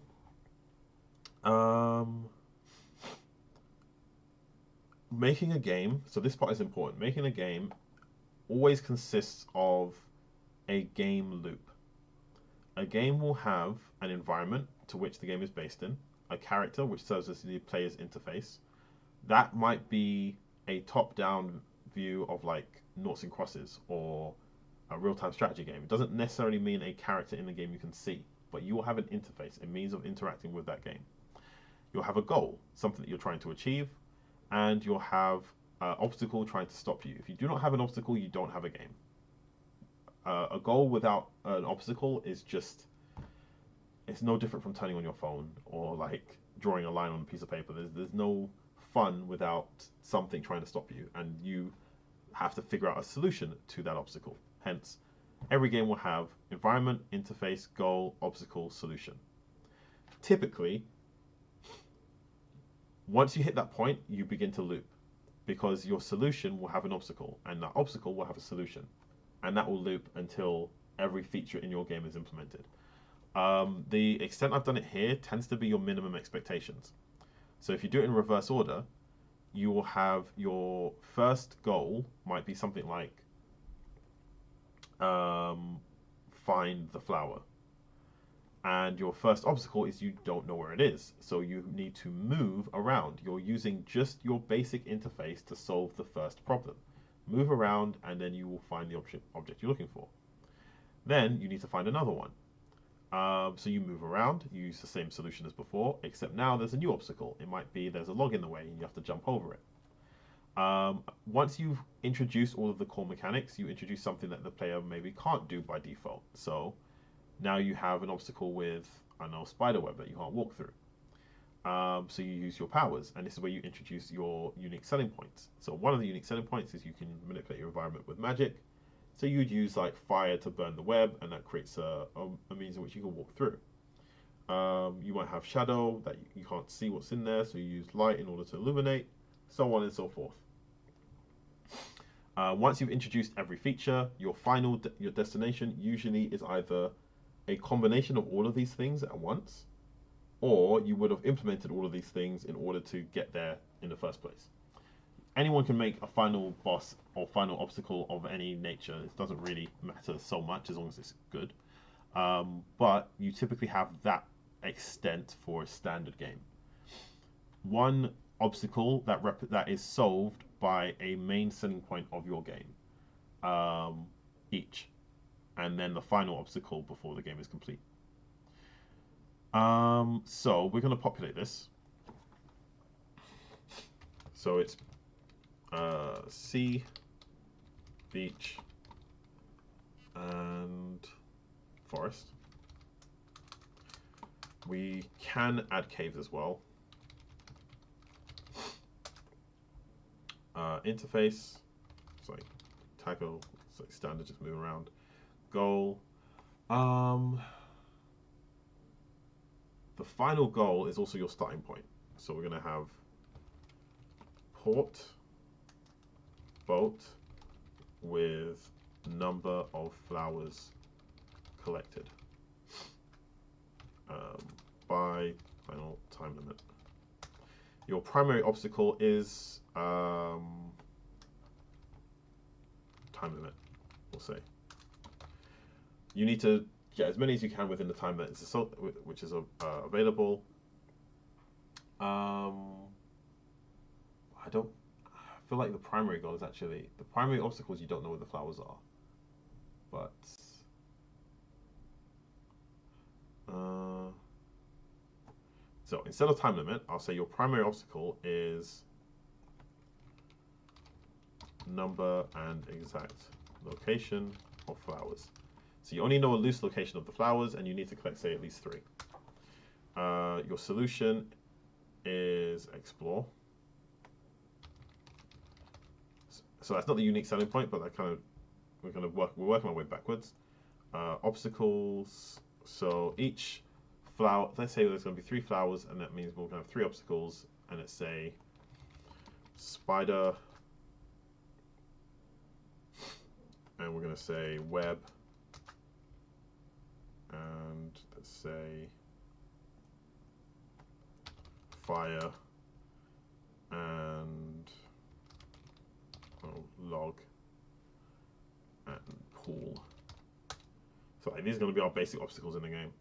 And we said spider, but maybe like sea urchin, because we said that before. We could probably get away without that. We can build like a basic thing with just this. Yeah, like, can I automatic?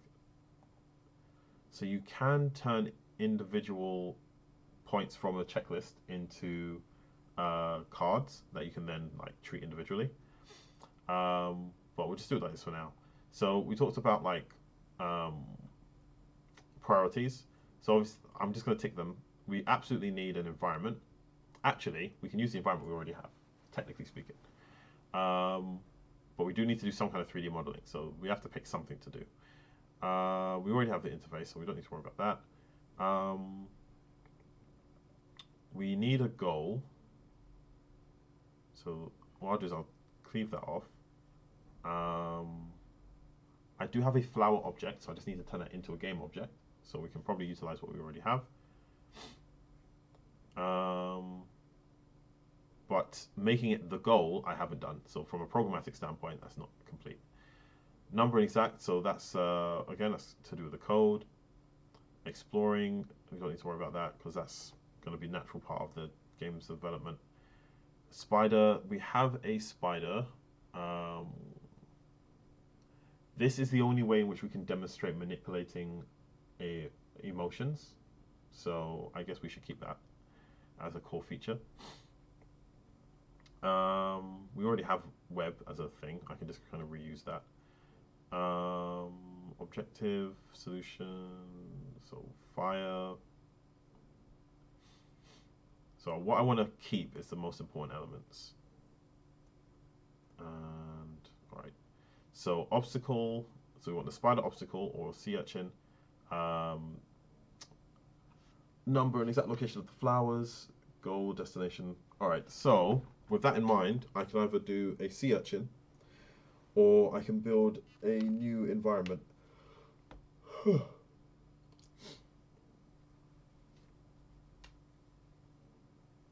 So I'm just stretching as I think about.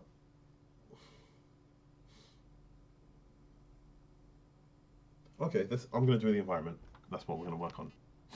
So we're just about to hit 1 o'clock, and I think what I'll do is I'm going to keep going, and I'm going to work on now the 3D modeling side of things. And we're going to go through how that's going to work, basically. So let's move this to here for now. So according to my original plan, I was going to take a break at 1:30, and then from around 2 o'clock start doing the development phase, and from the development phase, I'm going to work on the 3D modeling, and then go into the programming. So we're ahead of schedule. So at this point, I think it's a good time to jump ahead and do the first part of development, which is 3D modeling. Maybe do the 2D art assets as well, then take a break, and then do all the programming stuff afterwards. With that said, if there's anyone in the chat that has any questions or wants to input any suggestions for what we're going to work on, like any features that they think we should prioritize, or if there's a particular feature they want us to add to the game. If you add it in now, I can see if it's possible to work that in. I'm just going to quickly check my messages and make sure that everything's up to date.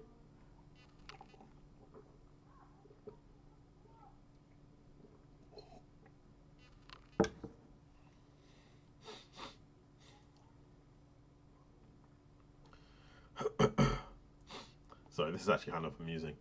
My cousin sent me this. Elon Musk posted, "If life is a video game, the graphics are great, but the plot is confusing and the tutorial is way too long," which is already incredibly relatable and very true. But somebody replied, "Says the guy playing with cheat codes enabled." And I was like, that's actually a bit harsh, but also fairly true. Elon Musk has many, many advantages that the rest of us don't have. And if he's complaining, then imagine what the rest of us are going through. So I'm just going to quickly reply to a few messages before we move on to the next phase. So this is a good opportunity to take a little water break. Actually, my water's run out, so I'm going to top up my water before we continue with the next phase.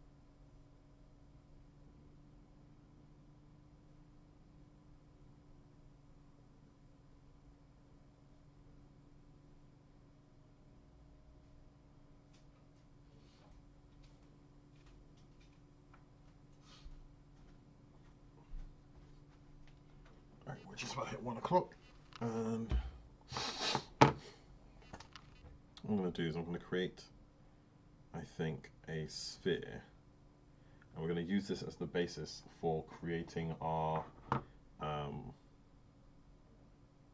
island. Hopefully I can get the scale something decent, because that's the tricky part.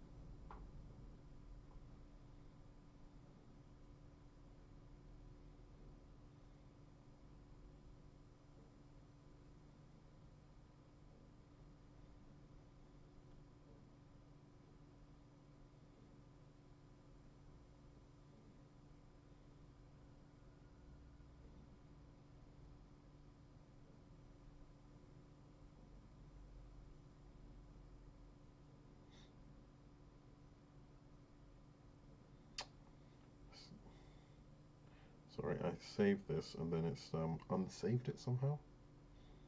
Like it cleared the clipboard.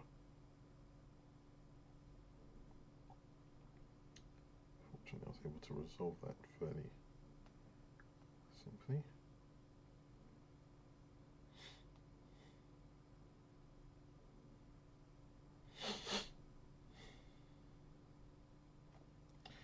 Right. So, next part is we're going to just go through some basic 3D modeling. I could use Blender, but it's a heavier program and it kind of slows down my PC a little bit. I have way too many things running right now. So I'm just going to show you a free to use simple 3D modeling software and just give you an idea of how we use it. So this one is called Wings 3D. It's compatible with Windows and Mac, and it's free to use. It allows you to start by creating a 3D object. Usually you start with a baseline, so that could be a sphere or a cube or a grid. There's other shapes, but these are the most common. And then you can manipulate this baseline in order to produce the type of object that you're looking for. In this case, we want an island, so I've gone with a sphere, but I'm going to change my mind. There's a lot of reasons why that could be problematic, so in order to make sure that we have an easier time, I'm going to go with a cylinder instead.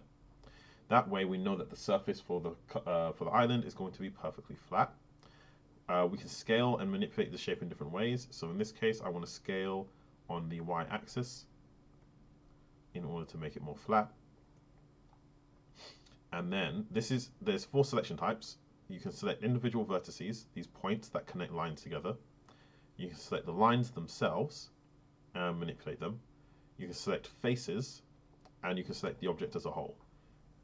What I want to do is, in order to select all of these faces except for the top and the bottom, I'm going to select all, go to faces, and then unselect the top and the bottom. Just a shortcut there.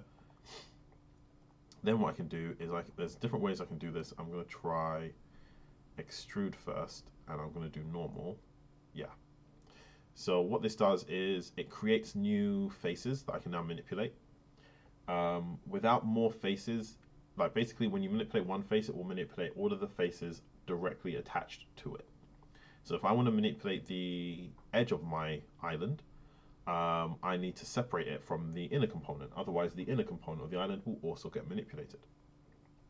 So just to give you an idea, if I say scale on the y-axis now, the whole thing will scale because I'm manipulating everything. Everything is currently attached to the part that I'm editing. But if I go back and say extrude, which makes it come outwards, normal, it will go out in the direction in which it's facing. So if I said X, it will go on the X plane in a fixed direction, but normal means it will go out for every plane independently. I don't need it to be that big, but let's say I go like this. Yeah, let's go with big for now. Now, if I say scale on the y-axis, the middle is not affected because the middle is no longer connected to the part I'm editing. So the main part of the island is going to be flat, but then I can now have a part where it's going to be connected to the beach. It might still be a bit wriggly, but we just need to get the gist of it. We can play around with the exact ratios and make it neater later. You can do things like change the vertex color. So for example, I can take all of this and I can say vertex color yellow. The problem is vertex color is not always maintained when exporting to different programs. So what you really want, and that's not very good yellow, is it? What you really want is to add a texture, but we don't have time for texturing, so we're just going to use vertex color for now.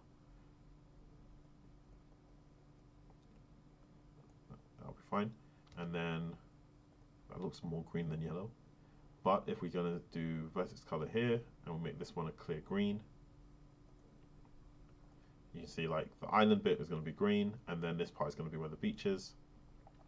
We don't need to add water, because that's going to be added later anyway, like in game. But for the sake of it, I'm just going to add a grid. and I'm going to every poly. So these faces are referred to as polys in 3D modeling. Takes memory. The more you have, the larger your game is going to be. So generally speaking, you want to minimize the number that you have in order to be just more memory saving. So what I did is I selected everything in the middle, got rid of it, and now there's less polys on the object. There's none on the bottom, only on the top. There's still some in case I want to manipulate it, but it's enough for me to what's it called? Save some memory by doing that. And I'm just going to say first it's color blue. Chances are I'm going to delete this anyway because we're not going to be using this bit. But it just helps to visually see what we're doing. So now if I move on the Y plane, I can move it down, and I can purposely make it cut like some of the beach off. And now you've got this island in a body of water. That's the gist of what we're going to be going with. But what we want to do is we want to create I still don't remember what it's called.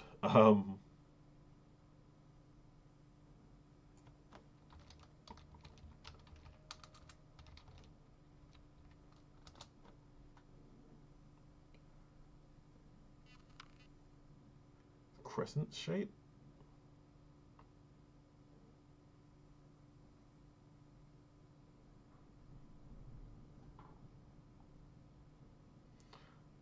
Not coral.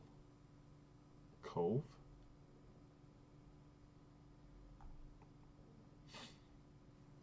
It's gonna really bug me. Anyway, so what do we want to do from here?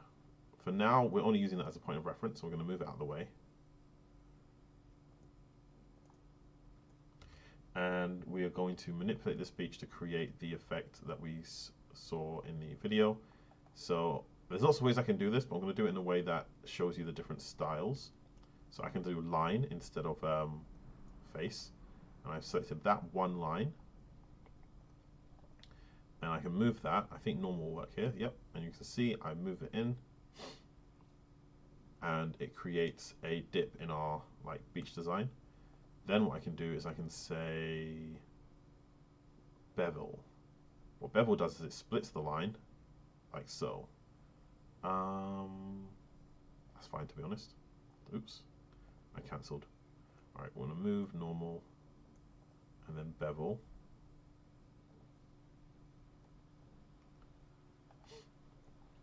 Now normally you select one at a time, but if you select two, you can create you can duplicate effects. As long as the lines aren't connected, it will uniquely... Oh, that's not going to work. Alright, so I'll do it for one side first.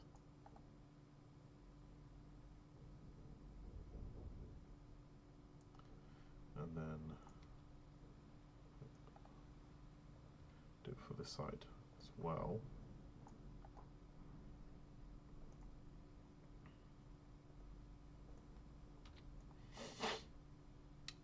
Now this, it created an extra line there, and I'm not sure why, but anyway, what I wanted to do is take this bit, so we're selecting two lines, because we're trying to make this relatively uniform, and I'm going to say bevel again. There's lots of ways of doing this. Nope, it doesn't like bevel. It's created like an extra layer. Alright, so the second extra layer there, so instead what I'm going to do is say move normal, and then as you see it just creates a slight arch type effect, and then we're going to connect, so we're going to create a new line here, then we're going to select the points, and we'll connect the points to create a new line here, connect. Oh, it doesn't like that. It means that myself have created like additional points. If it doesn't work, it means there's something there that like shouldn't be there. Alright, never mind. I can still do it like this. Because the point here is just to show like some really basic 3D modeling, so I don't want to spend too much time worrying. And let's say move, and that is on the X plane.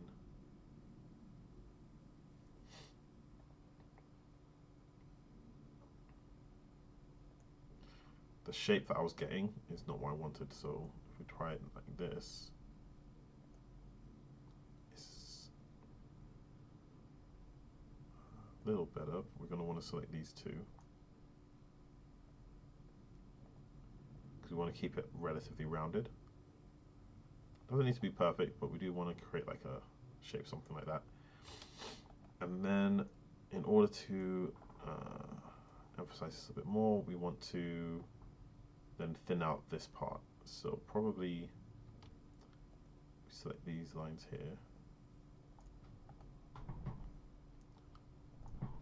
As you know, I came up with this from the image that we saw online, so I'm literally making this up as I go along. If you press Y, you'll get a perfect top view. And if you say move free, instead of moving in a fixed direction, you can move it wherever you want, except it will not move on the Y plane because I've got a perfect top-down view, so you can't move it on the Y plane from a top-down view. So this is useful if you want to like be a little bit manipulative with the shapes that you're playing with. In this case, I don't need to do that though, because I do want it to be fixed. So it's going to say on X.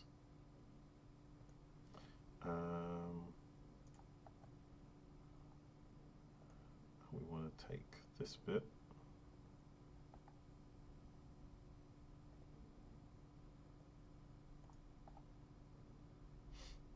We want it to be, it doesn't have to be symmetrical, but I'm going to keep it symmetrical for now.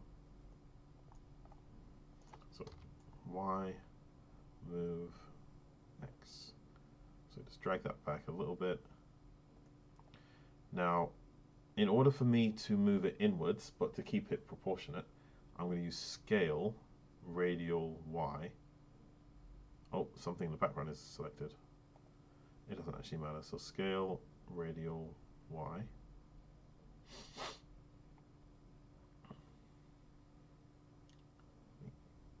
Something like that.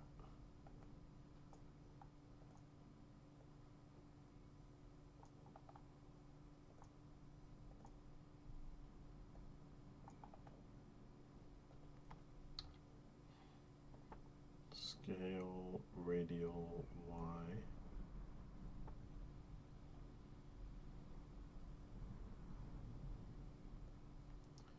Then again, unselect this bit.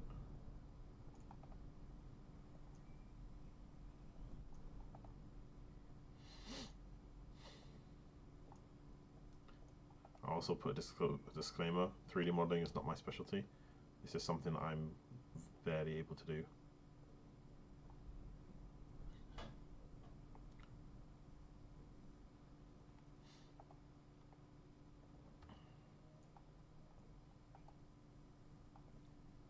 And we want to select lines. So the top, bottom, here, and here. Create a new face, and then do the same thing on this side.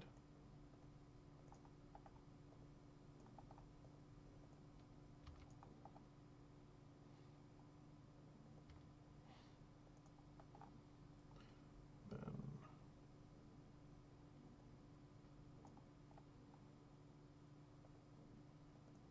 select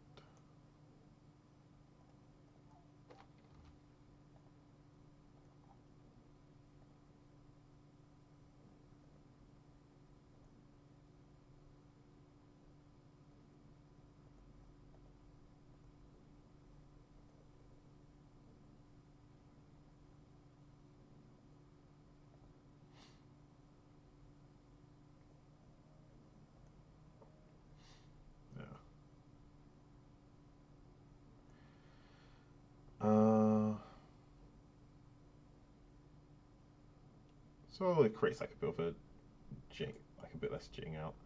Now what I'm going to do is the opposite, because we're playing around with different styles, right? So it doesn't really matter.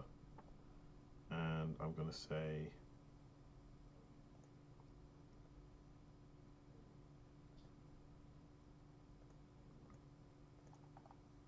create some new lines.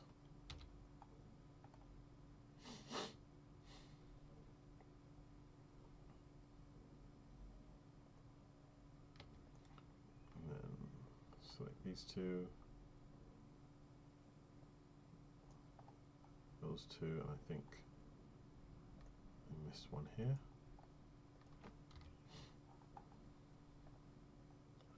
We're going to say move X.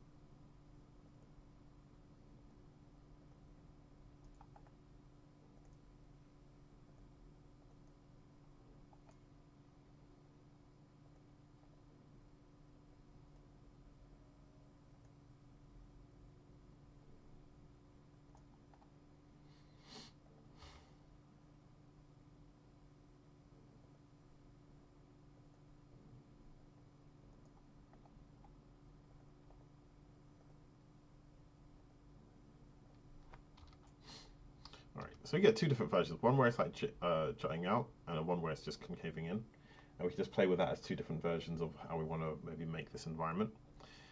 And then what we'll do, we don't need this bit in the background because we can make that in game.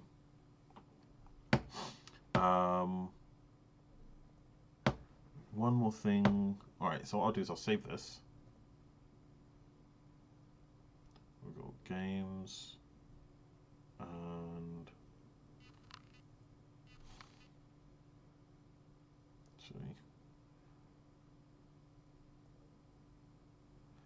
I'll see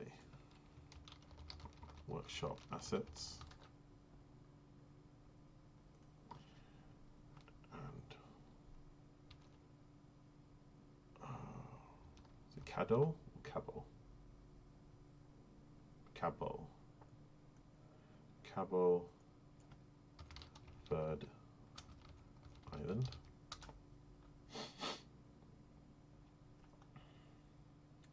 Should have had the image of the island up and based it on that, but it's fine because we're just doing a loose representation here. We can add like mountains and stuff, but I want to keep it mostly flat, so anything I add can be added on top of it instead of like getting it all confused. The next part is alright. Yeah, we got time. So that's like a very loose, kind of weird looking island. I'm going to say new. Now I'm going to create, let's say, a boat. It doesn't need to be too complicated, it can be really basic. So I'm just going to be like wooden boat. Something like this will be fine. So you should be able to see that on the bottom right. And we'll start with, would that be a cylinder? Yes. So first thing we're going to do, select all, rotate on the X plane. If you hold shift, it will keep it like fixed, so we'll get better rotation.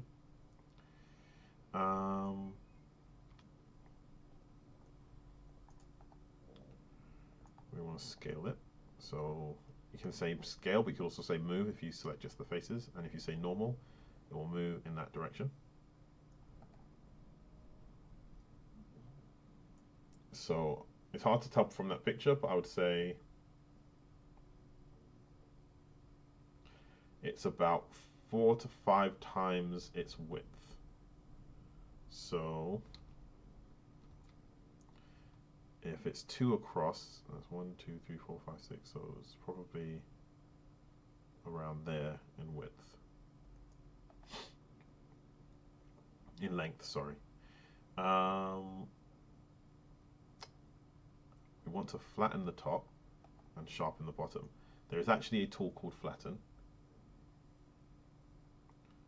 So what you do is you select just the top ones, and that should do it.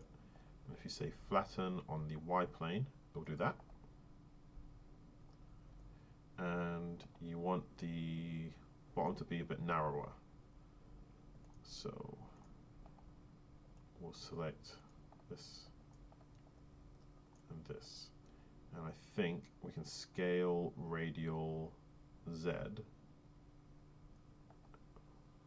And you see that it just kind of creates that bottom of the boat kind of style. If we say scale uniform, we can, oh no, we don't want to scale uniform because that does it like that. So that will get warped, that will distort, and that will be problematic. We don't want that. Scale axis X, just to make it a little bit thinner if I want to. And that's fine. I purposely didn't fully flatten it, so you can see that there's a bit of where it leans inwards slightly. That gives me options, but for now we're going to have an issue with distortion because it doesn't like large flat faces like this. So best thing to do is you collect these dots and you turn this large ambiguous face into individual polys.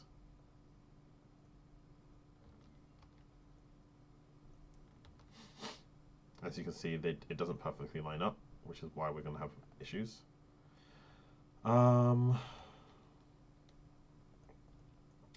This part doesn't need to be perfect, but it's better to have a solid idea. So let's say we do like that.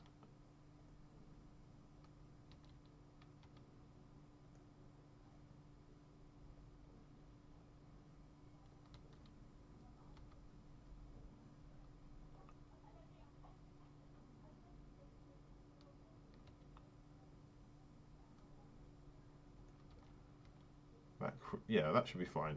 It will stop it from warping, which is all we really need. We don't need it to be like perfect shape or anything. We just need to do that. Technically, you can do this. You could have done that at the same time, but you run risks of other issues. It was a V down, wasn't it? Yes, that should be fine.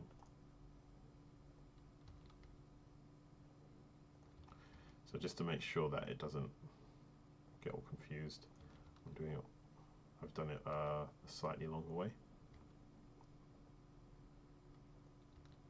And this just means that when I start manipulating the shape, it's less likely to distort.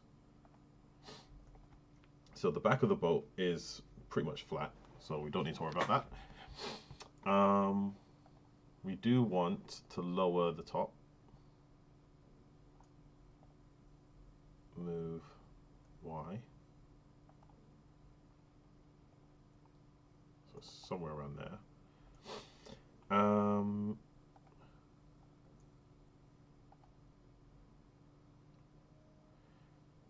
It's also not that perfectly aligned. So what we do here is we'll create lines and connect all the way through, connect all the way through, connect all the way through. Now what I can do is I can select all of the middle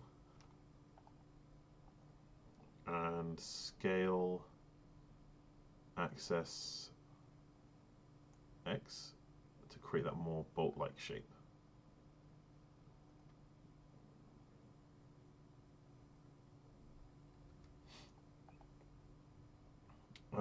Ideally, I would want to select all of these lines.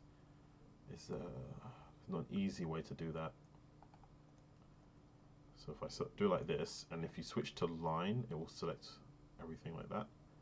And then it's easier to unselect than it is to select. Because you just need to select one and then just like go over like that.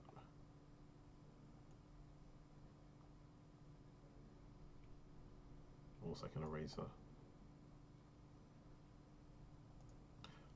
In order to manipulate the screen like that, I'm middle clicking.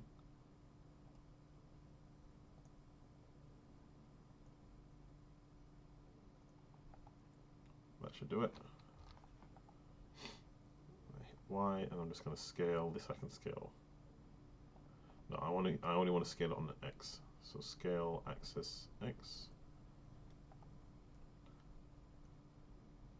That should do it. And then the final bit is to create the front part. What's the best way to get that shape? I'm thinking if I do it like this and say move Z.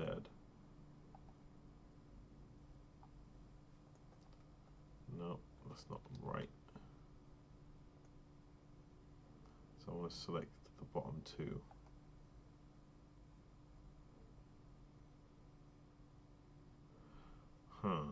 Alright, it's going to be problematic. I'm going to have to undo what I did earlier and remove these lines and redefine the shape of this boat. So if you delete that, it will go back to a flat generic shape. And instead, I'm going to connect it horizontally. I'm only doing it to one side, so I don't need to worry about the opposite.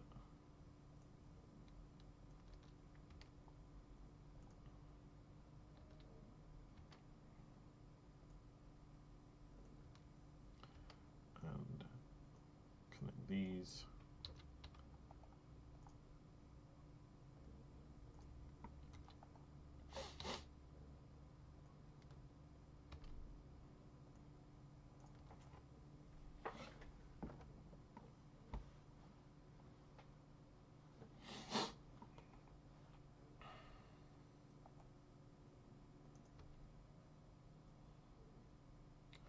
Now I should be able to manipulate the shape a bit better.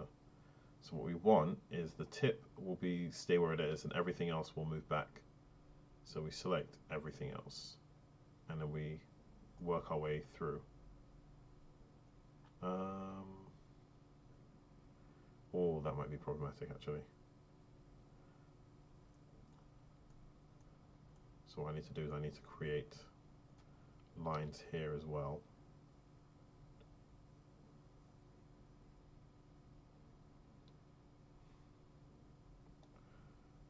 Scale axis X. Not exactly right. Scale uniform. Nope. Scale radial.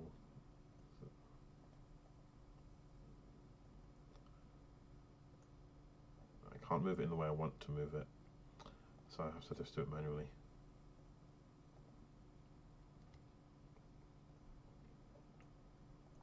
The problem with doing it manually is that it makes it harder to do it symmetrically. So just lining up by eyesight. It doesn't actually need to be that accurate, so I guess I'm just being a little bit extra.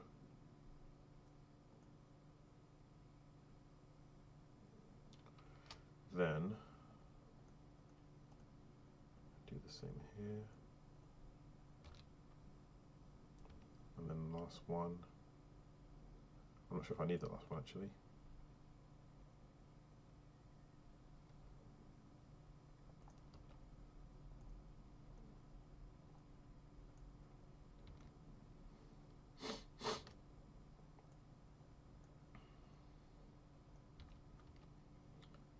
Now I can connect these dots. And this is all to prevent it from like distorting when I start changing the shape around.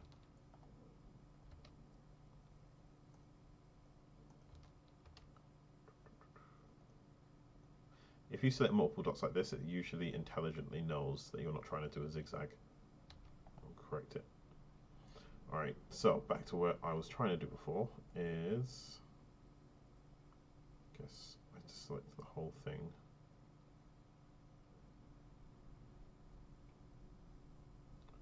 Then convert to points and unselect that point.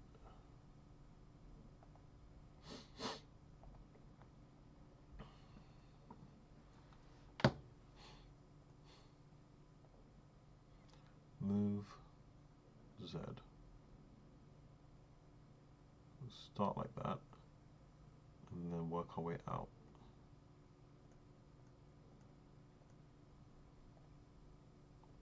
Mostly doing this from I at the moment.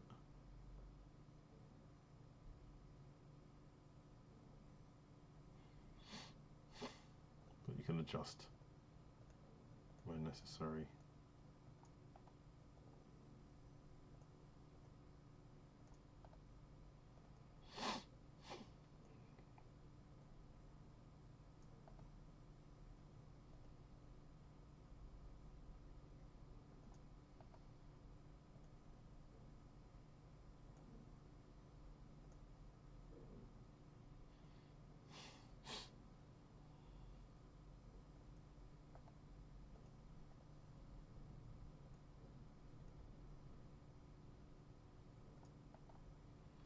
There's a few points I might want to adjust just to balance this out.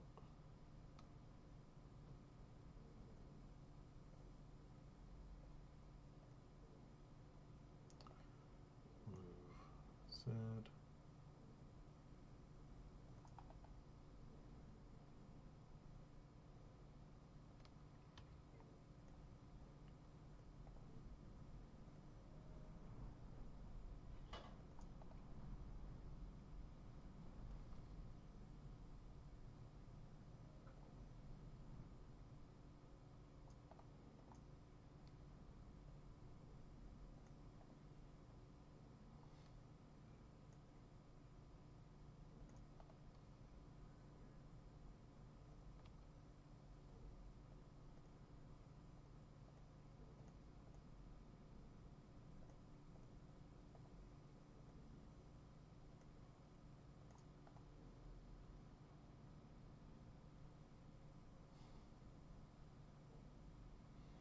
It's not perfect, but it's fine. And then just because we're also going to get a little bit of distortion here, just going to create some extra polys to protect it from distortions. Can create graphical errors that can create physics errors. So anytime you start to see faces start to do weird things, basically triangles is what Unity likes. Well, all 3D software likes triangles, to be fair. The larger the face, the more likely you'll be better off with a triangle than a square or rectangle. There we go, that should be fine. One last bit, which should be doable by selecting. Will this work okay? Let's find out. So if I select all of this, and I think this bit, let's see what happens. There's one that's called intrude, which does this. And it basically makes the inside of it empty, which is a great way to create that bolt-like effect. See?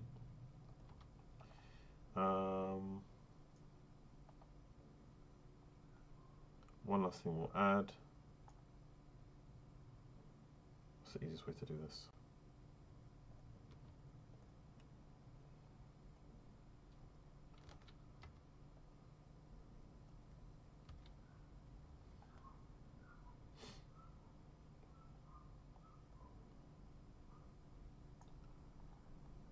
You can, if you get the right angle, there we go. So select one side, select the opposite side, and if you say bridge, it creates this effect. Oops, oh, cancel. Which is like, I could like make that a lot cleaner, but for the sake of just getting this over and done with, I'll do the same thing here.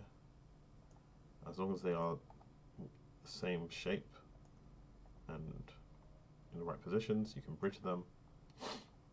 And we've got our little boat. You want to make that look like wood, and then you're pretty much fine with that. We don't have rungs, what we can do is we can say cone. No, not cone. Is it torus? Yes, it is torus. Rotate on the Z plane.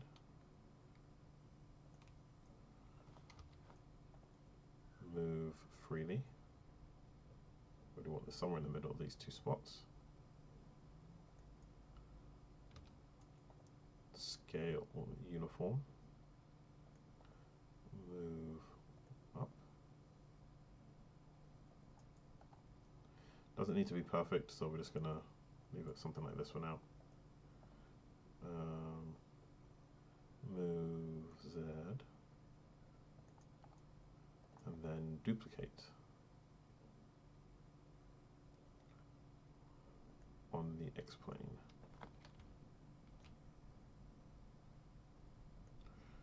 And you can actually say combine, so it treats it as one object, so you don't have to like work. Well, we'll leave it. It doesn't need to be separate, to be honest.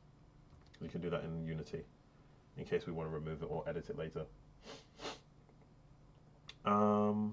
And then oars.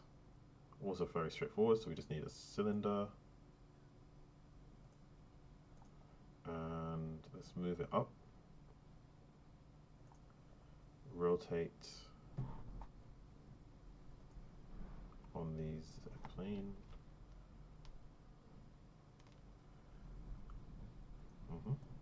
Scale. Not so much. So it should be relative to the rings. So if I say X and move free, I can get an idea of. Doesn't need to be the exact same size, but it should be smaller at least.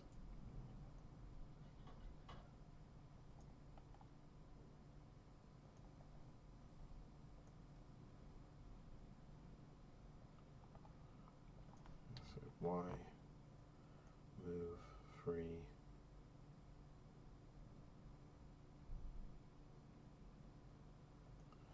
Scale axis X.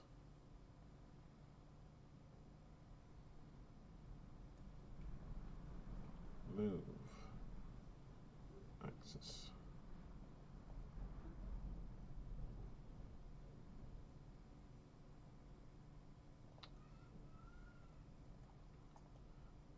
Move X, there we go. And then all we need to do is go to this part and say extrude. Normal. This is acting as a little bit of a barrier first, so we do it once and we do it again. Extrude, normal, to about here.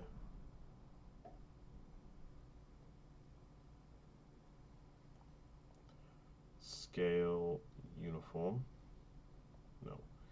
Scale radial X, let's create that paddle bit, and then flatten. We don't want to flatten it completely, so we say scale axis Y.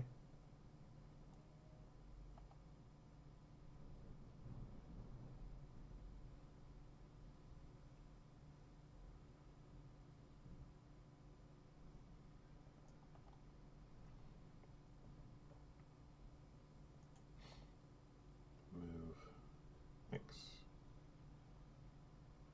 Again, doesn't need to be perfect, just needs to be clear what that is. I think do is make that shorter. Move X,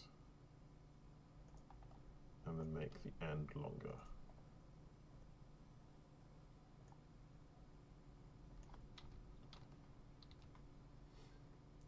Yeah, so like I said, far from perfect, but it gets the job done. So now I can just duplicate. Again, something I could do in code, but might as well just do it now. Should be able to flip.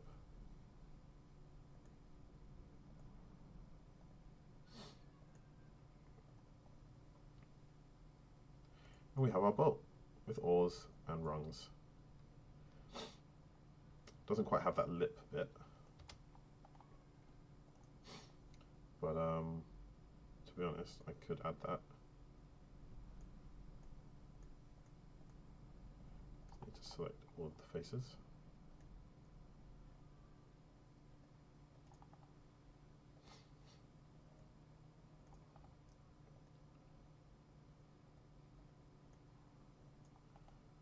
From there, we say extrude,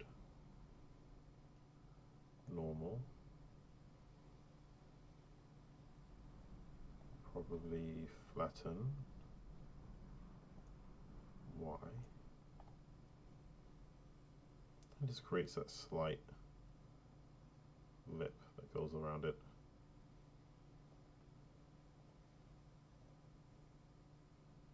Just expand it slightly. Yeah. So it's not perfect, but as you can see, it gets the job done.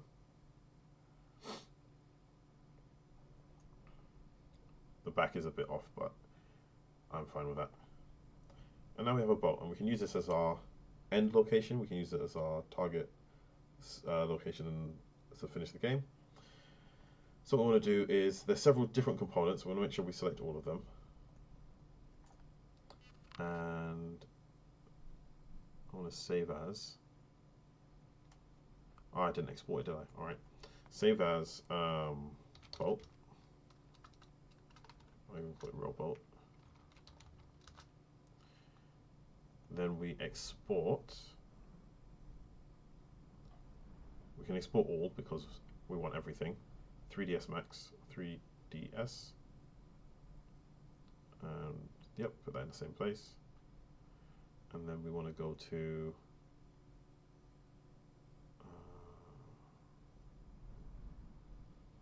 the Card Verde Island.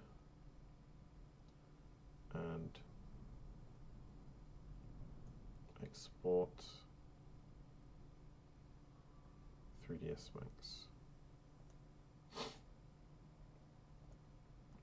And that should do it. So we've got our boat, but really basic boat, and we've got our island. So let's see what happens when we put them together. What we don't have is a port, but I think we can get away with that.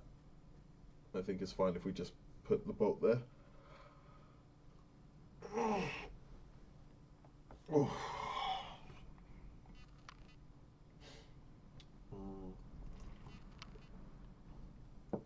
Where are we at the moment? So I said originally take a break at 1:30, and we're 1:45. So might be good time to stop. Oh.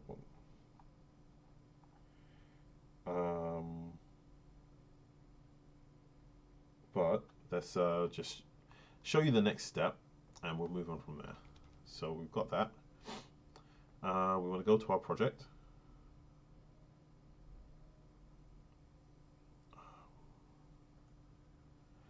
And what I'm going to do is I'm going to save this. Then I'm going to see if it will let me save as. Save scene as template.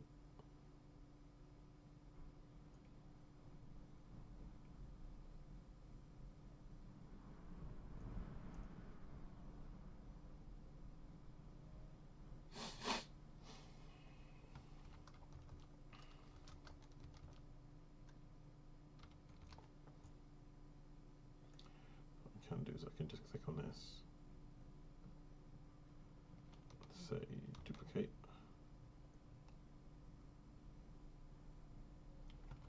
And I will call it by the same name, I believe. Cabo Verde Island. This way I don't have to like rebuild everything. I can just remove what's already there. So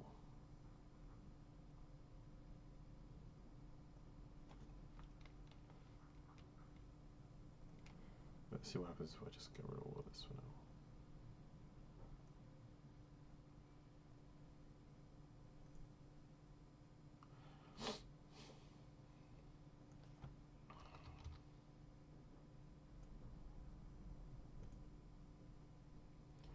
I'll take the player object and move it out. Take that and move it in.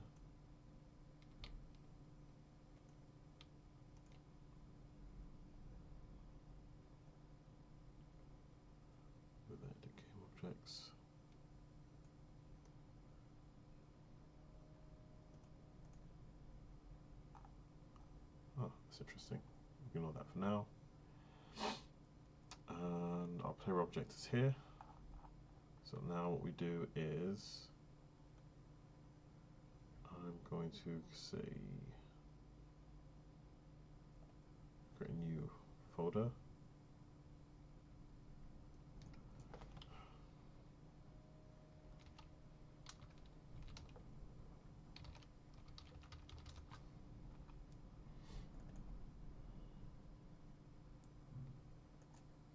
And jump on here. Creative Genius, Games, Silent Symphony.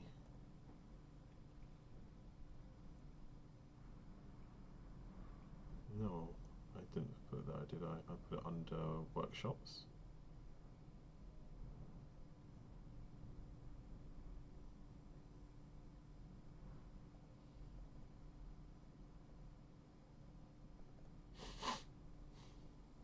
Oh, I was right the first time.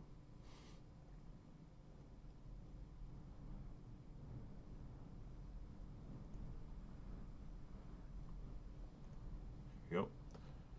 This one and this one. So just drag them straight in, and so first we'll start with this. Look, it's tiny because that's the scale I used, and what I do is scale it up.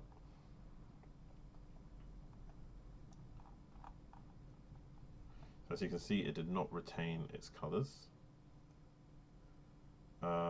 We needed to have a mesh renderer, otherwise Tiger will not collide with it. I'm going to create a material.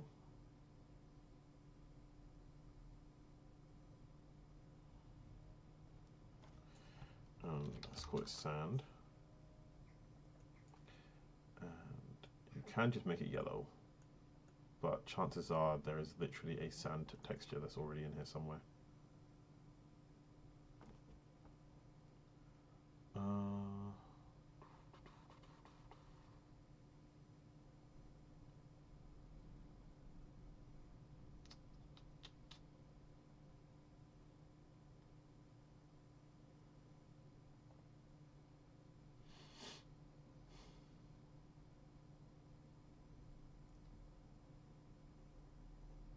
I'm going to be cheeky.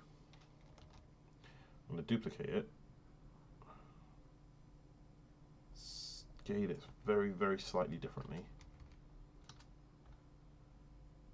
put it up, create a new texture called grass. Grass is going to be a nice bright green.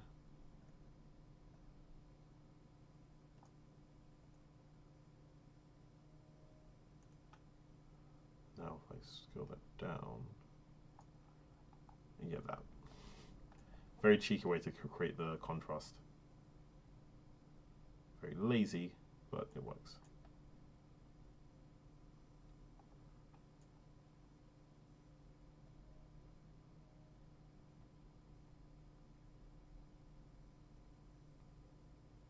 I can leave it there. I can have it like there. I think.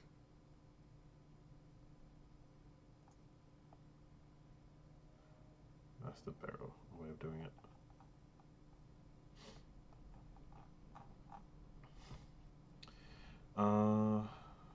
The next thing we want to do is I'm just going to create a simple plane, 3D object, plane, scale 100 by 100, create a new texture or material here. And again, there are like proper materials for this, but I'm just doing this the quick way. Call that water, drop that in, and then lower it.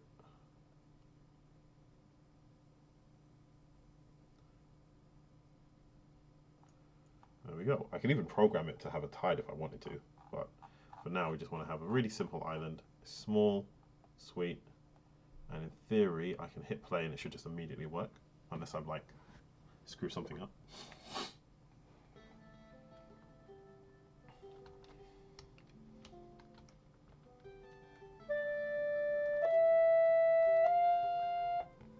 So we have our interface, we have our island.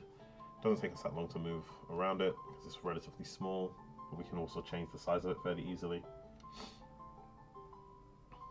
To see how long it takes for me to actually walk to the beach. I'm also checking like the collision when transitioning between the two different objects. Yeah, see, fine.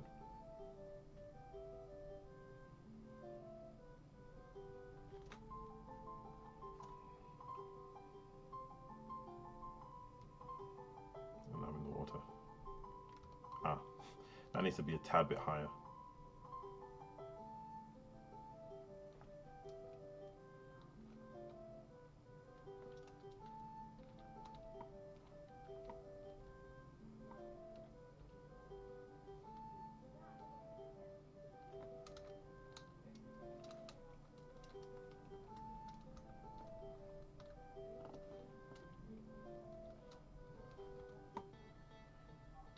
.5. So we'll pull out this, change that to 2.5, so it's got a bit of height, and then we're going to add our boat.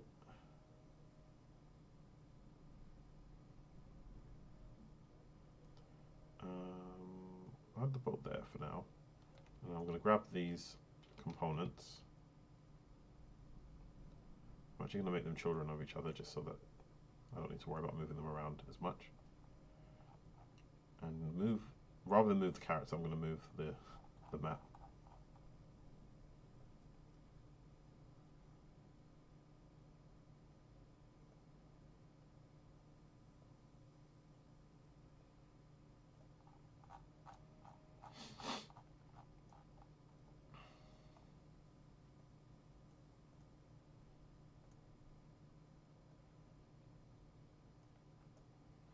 I'm going to get our rowboat,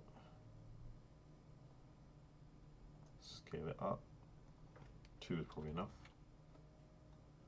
Yeah, it already seems like the right kind of size and scale. The rowboat is not a, what's it called, like game object. We don't need it to have a mesh collider. We just want it to be a point in the game where if you come back here later, it will like trigger events or whatnot. I should be able to select this independently and just tilt it.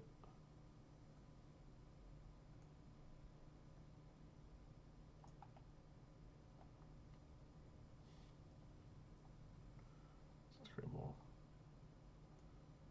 natural positioning for it.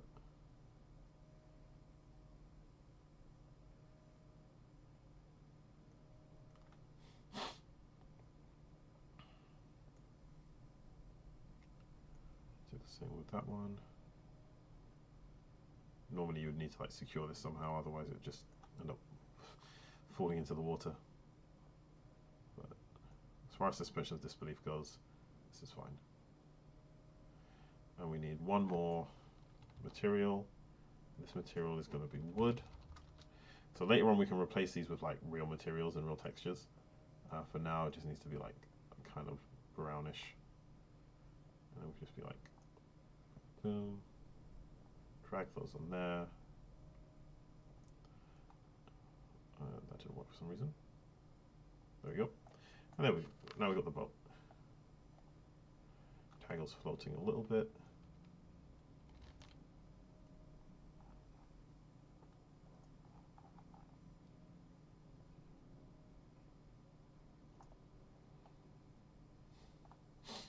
Now if I hit play, it should be fine.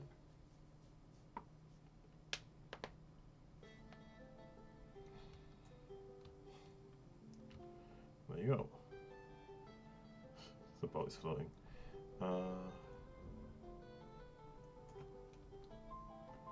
It's too much. 7, 8, 9, 8.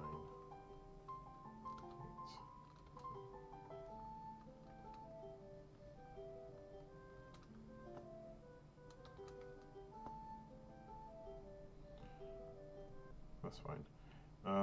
I'll make this around an 8. Just slightly like so.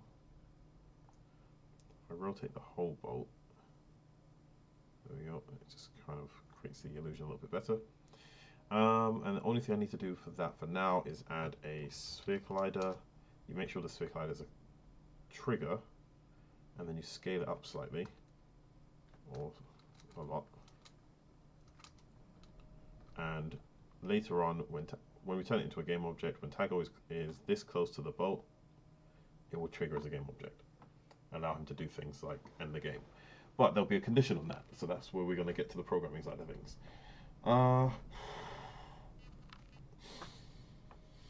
Now is the time to take a break, because we're about to hit the programming aspects.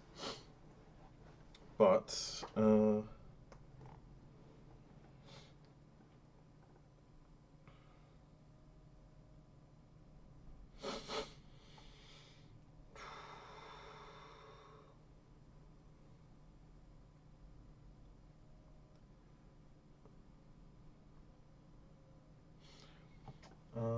let's see. We definitely had a schedule, but there's going to be a lot we're going to want to add. So I'm going to keep designing the level for a bit. And I'm actually going to order food, I think. Yeah, I'll treat myself. I don't do it that often, I'd like to say. So give me a second, and I will find an appropriate substance so I can keep working and focusing on this. I probably do have something in the freezer actually.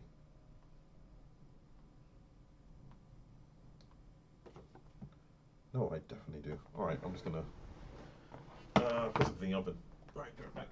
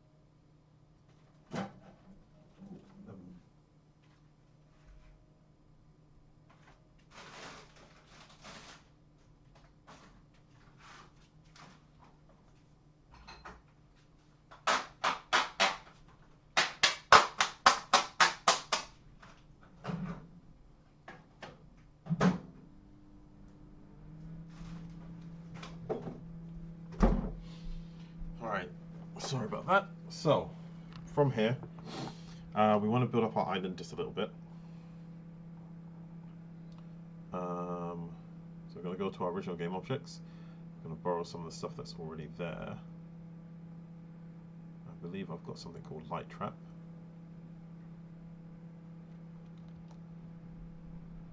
Bring that over here.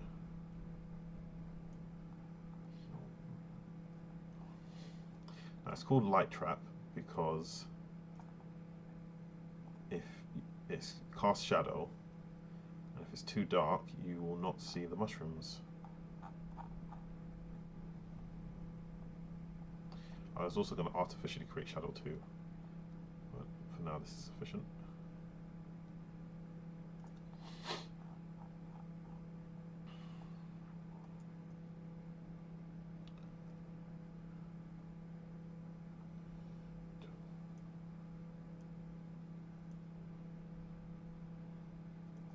So, even though we're using Unity, so for those that haven't used Unity before, there are several components worth knowing about. The hierarchy on the left is for controlling the game objects in the scene, for selecting things such as the objects that you're manipulating. On the far right, you get the inspector that will give you information on what you've currently selected. The project objects and assets are here at the bottom, so you can navigate through them to find those there. You can look at your scene in design mode, essentially, like so. And if you click game, it will show you what the game looks like from the perspective of the player. When it's playing, it automatically loads up that one. Any animations goes through the animator. We don't need to worry about asset store. So you can organize your scene. So I'll create an empty object. I'm going to call it Cabo Verde. And that is literally the island. But also we're going to put the trees in there. And this is basically, it's going to be my terrain. Yeah, some of them are game objects. I'll put that in there too, the boat. And I'll create another empty. I'm going to call it specifically trees. And we're going to use some trees as standard, just as they are. And just move them around. So for this view from above is probably easier.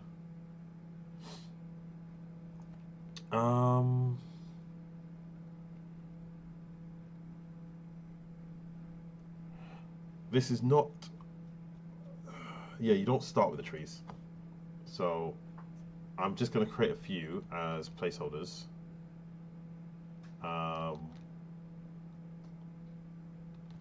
And then we will take a look at how this actually ends up getting implemented.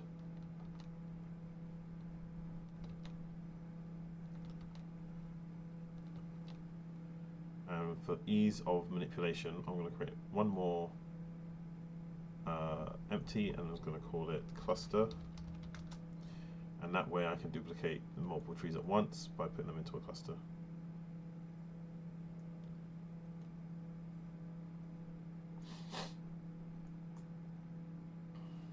And then we'll have a few individual trees where necessary. Flowers. Did I use any already? No.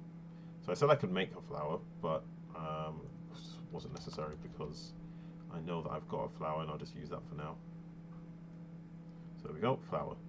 And where is this flower? All the way over here. So for now I'm going to put the play object here. And I'm going to place you in the world coordinates 0, 0, 0. Just makes life a little bit easier. And then we can look at the flower, which is here. Zoom out. Where's our player over there? So first you just want to see this kind of scale we're dealing with.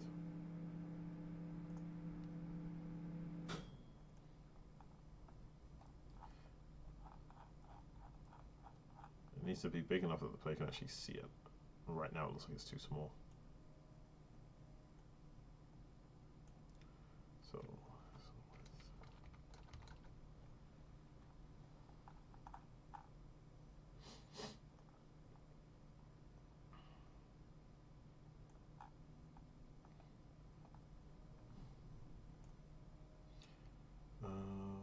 a game perspective.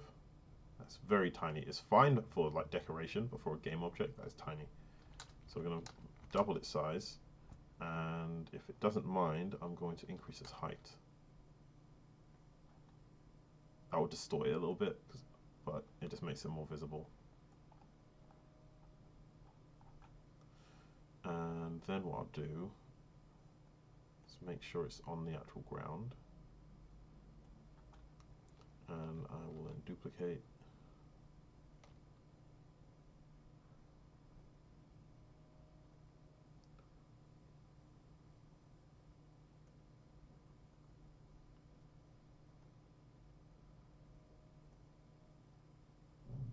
So like 2 of them.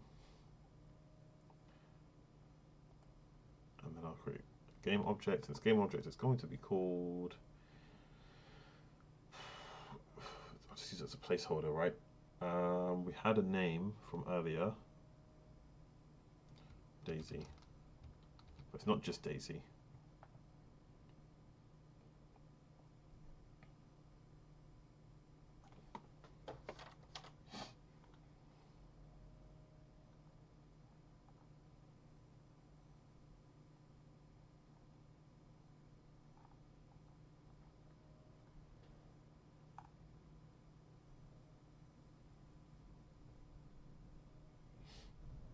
Put this on this side for now. Go better, Daisy.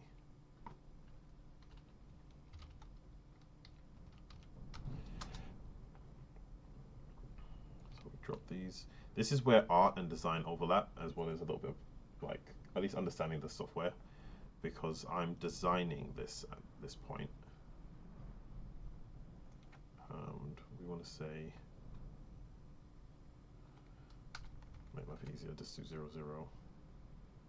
And then move one of them like so. We don't even need to have 2, but I've just put 2, so it's like a little bit, just so it's more visible from angles.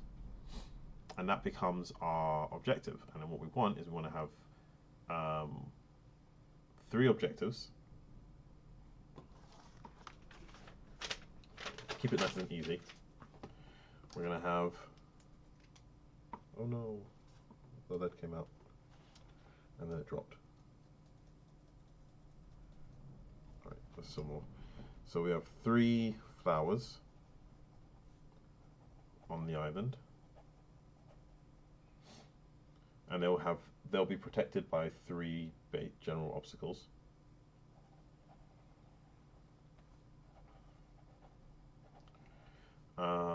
One will be you just have to move to it, for example. 2, one you just have to look for, so it'll be hidden. Well, I'll purposely put it in shadow. So surround in shadow,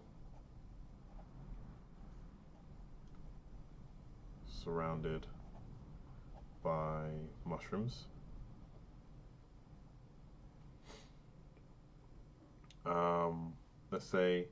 Let's go with 5 instead of 3. That gives me a bit more leeway. 1 is surrounded by water.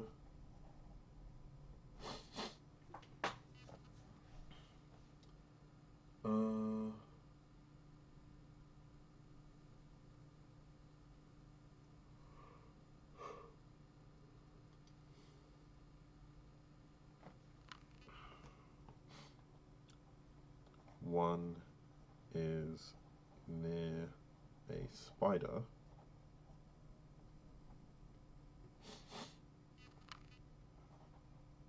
That chases if you're too close. I was going to say 1 is surrounded by web, and I'll add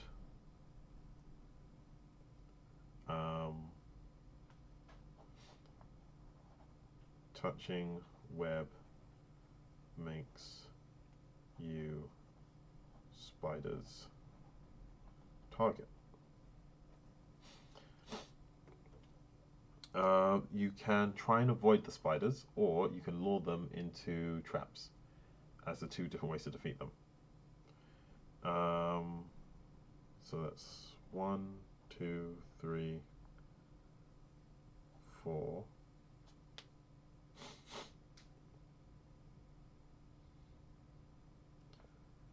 Five. Yep, that works.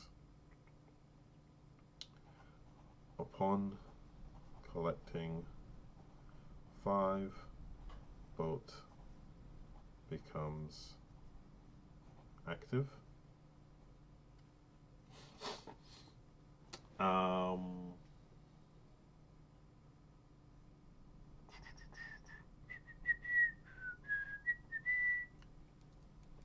Anything else? And that's how you can end the game.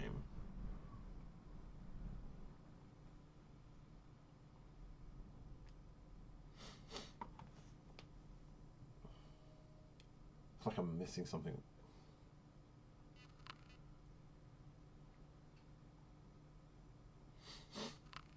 Alright, we need objective and box.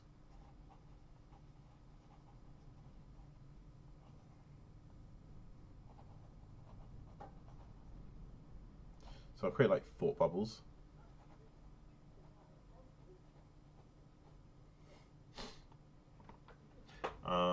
Things like trails and tracking is actually a little bit tricky, so I won't try and do that today. Let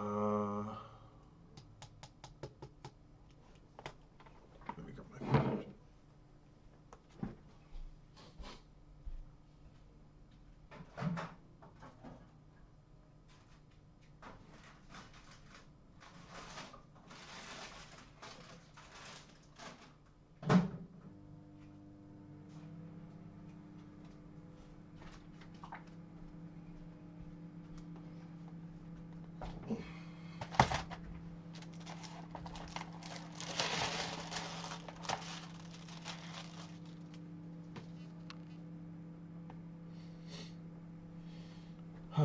Alright, so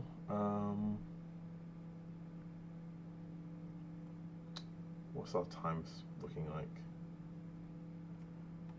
So we were ahead of schedule, but now I'm having lunch late. But it means I've already started on the art side of things. So we've got about 10 more minutes, 15 minutes, if we want to try and keep things lined up. So we do have a spider. The itsy bitsy spider.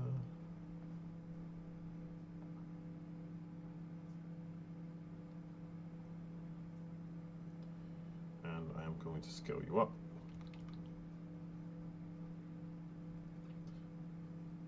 You'll be very menacing. And what we want is web. Giant web.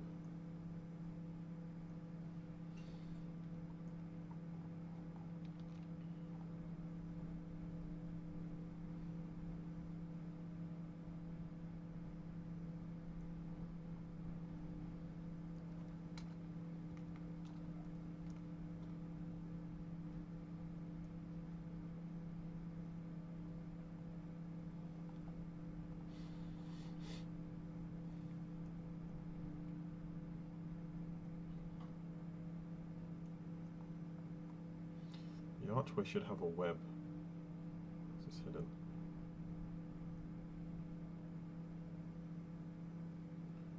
Right. So it's going to make sure this is working.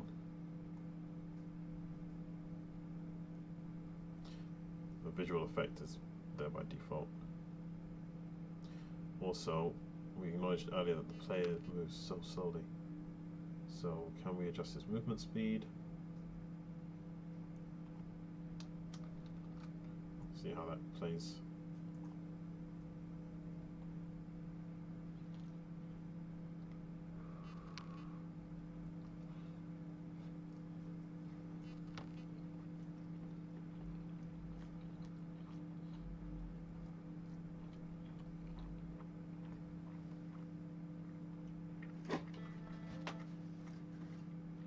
Oh.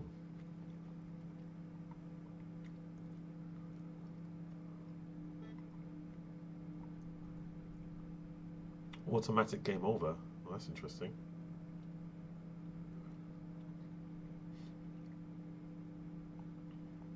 I added three things: the plant and the arch. So I'm guessing it's got something to do with this.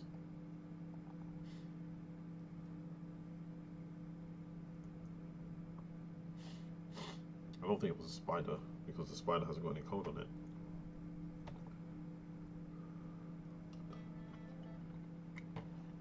Okay.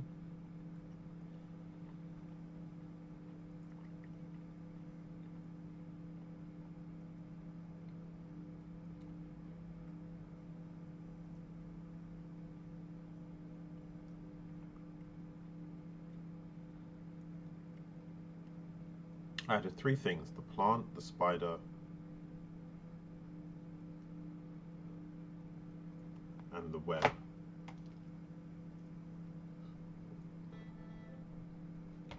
The only other thing that I might have changed is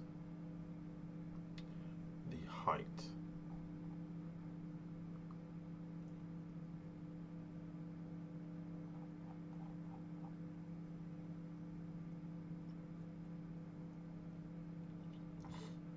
Because if you fall below a certain height, it counts as you falling through the map. Yeah, so it's the height.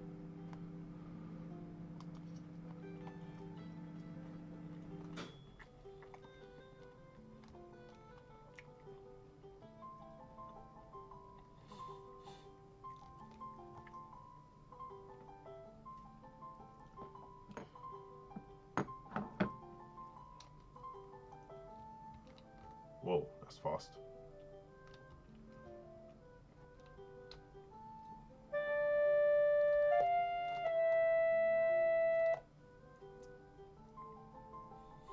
There we go, that's just set on fire. And destroys the web.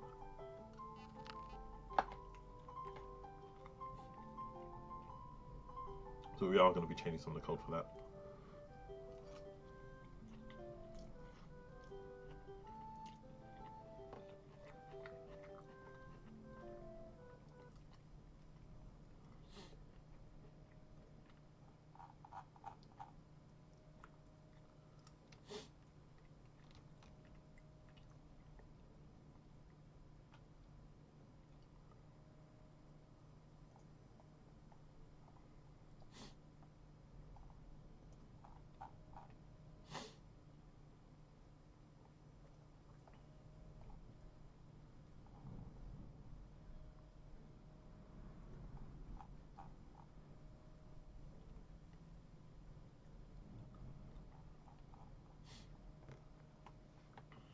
Alright, so I guess we want to get the pond as well.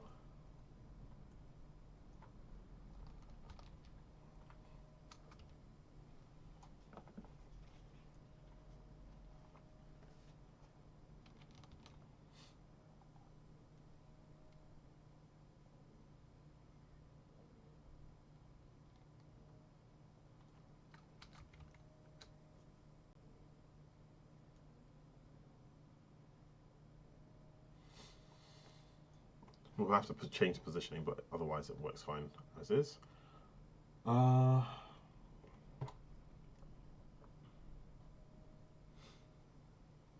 So move, shadow.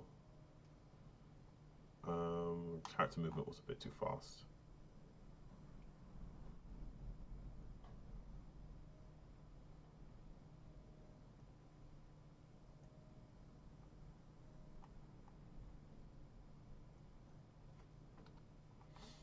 So we'll keep playing with it.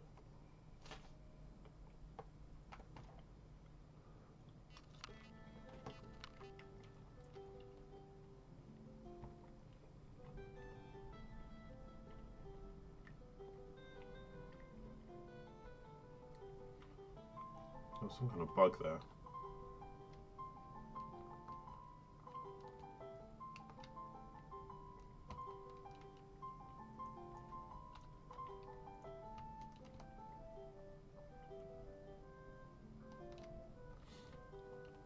So I need to create shadow objects.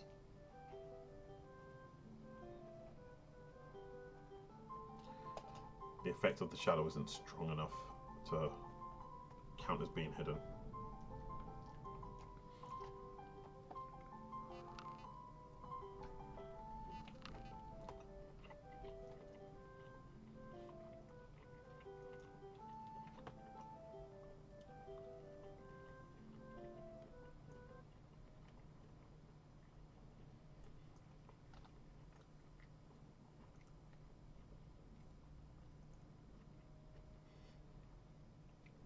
There was an error, but I don't know what from.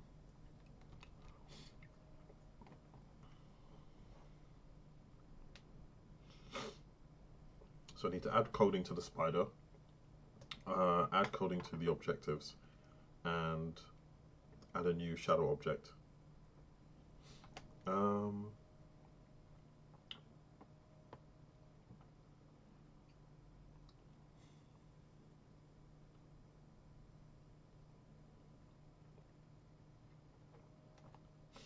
And UI. Yeah, we'll have a think about that. I definitely need to eat, and just thinking what else.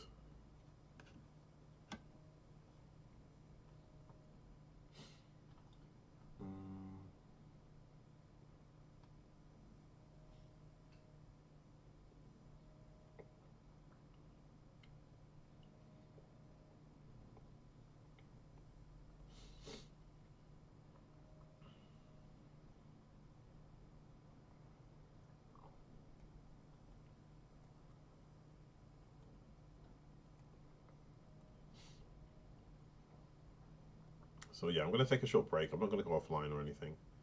I'm just going to actually eat.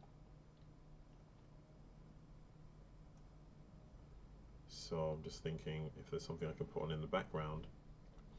So it's not just like a blank screen.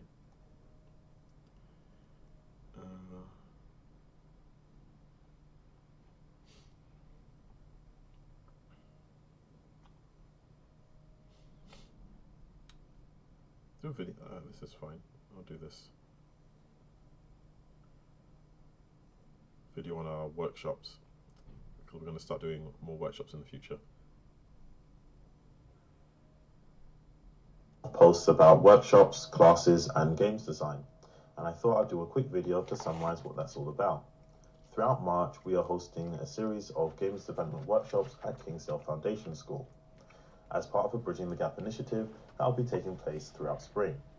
The idea stems from when we hosted our first workshop several years ago, combining a games jam with a mini course on games design and general production. The idea was to do several sessions working through the software development lifecycle and to repeat and scale with similar ideas.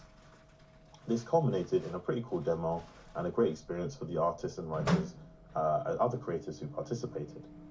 Unfortunately, that all came to a halt when COVID hit, and we lost all of our momentum on the project.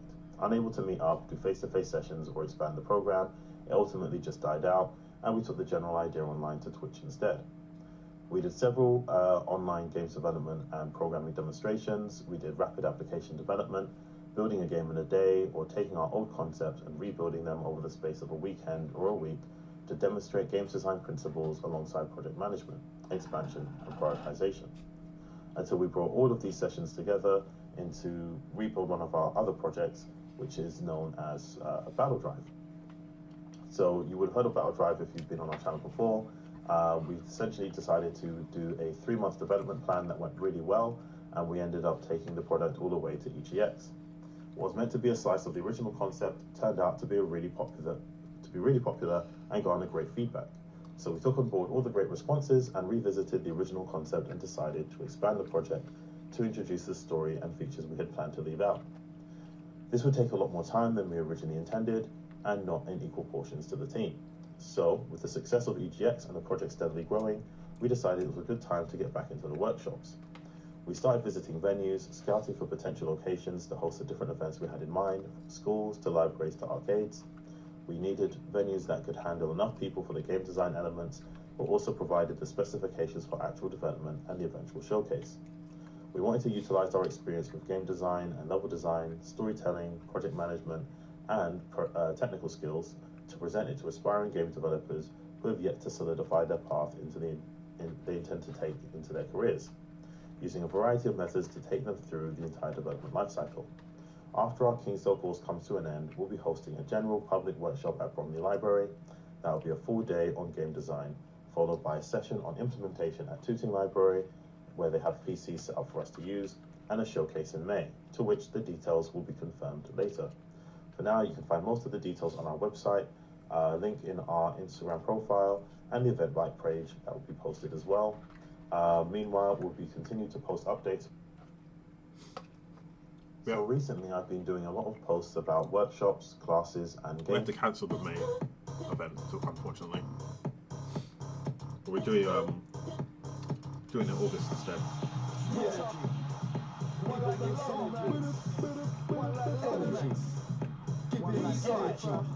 Keep the vibe alive, hold tight, east side, low nights, switch off. Yo, more time on the type of guy that don't cringe. I'll take any physical pain and more quiz before you love quick with an emotional mix. If I love myself like I love this bitch, anything I like I'd have to get that shit, and anything I write I'd have to question it. I'll be on cloud 9 where the angels sit. On the studio high you can fly to this with perfectionists. In our heyday and it's wasted away, but there's no decay, just phases away. Converting conversive to phrases to pay. Urging the earnest, submerging delays. Words engraved, shavings of pain from horizontal moves the wood plane way. The carousel's built, but the pivot point stays the same.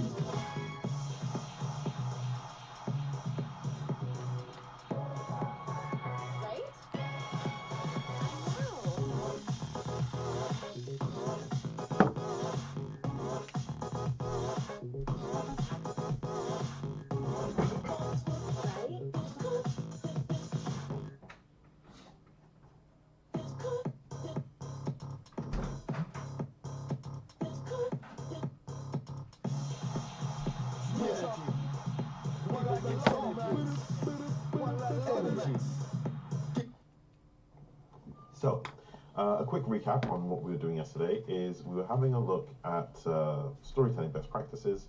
After some of my workshops and I was talking about game design, a big part of that is always mentioning the plot.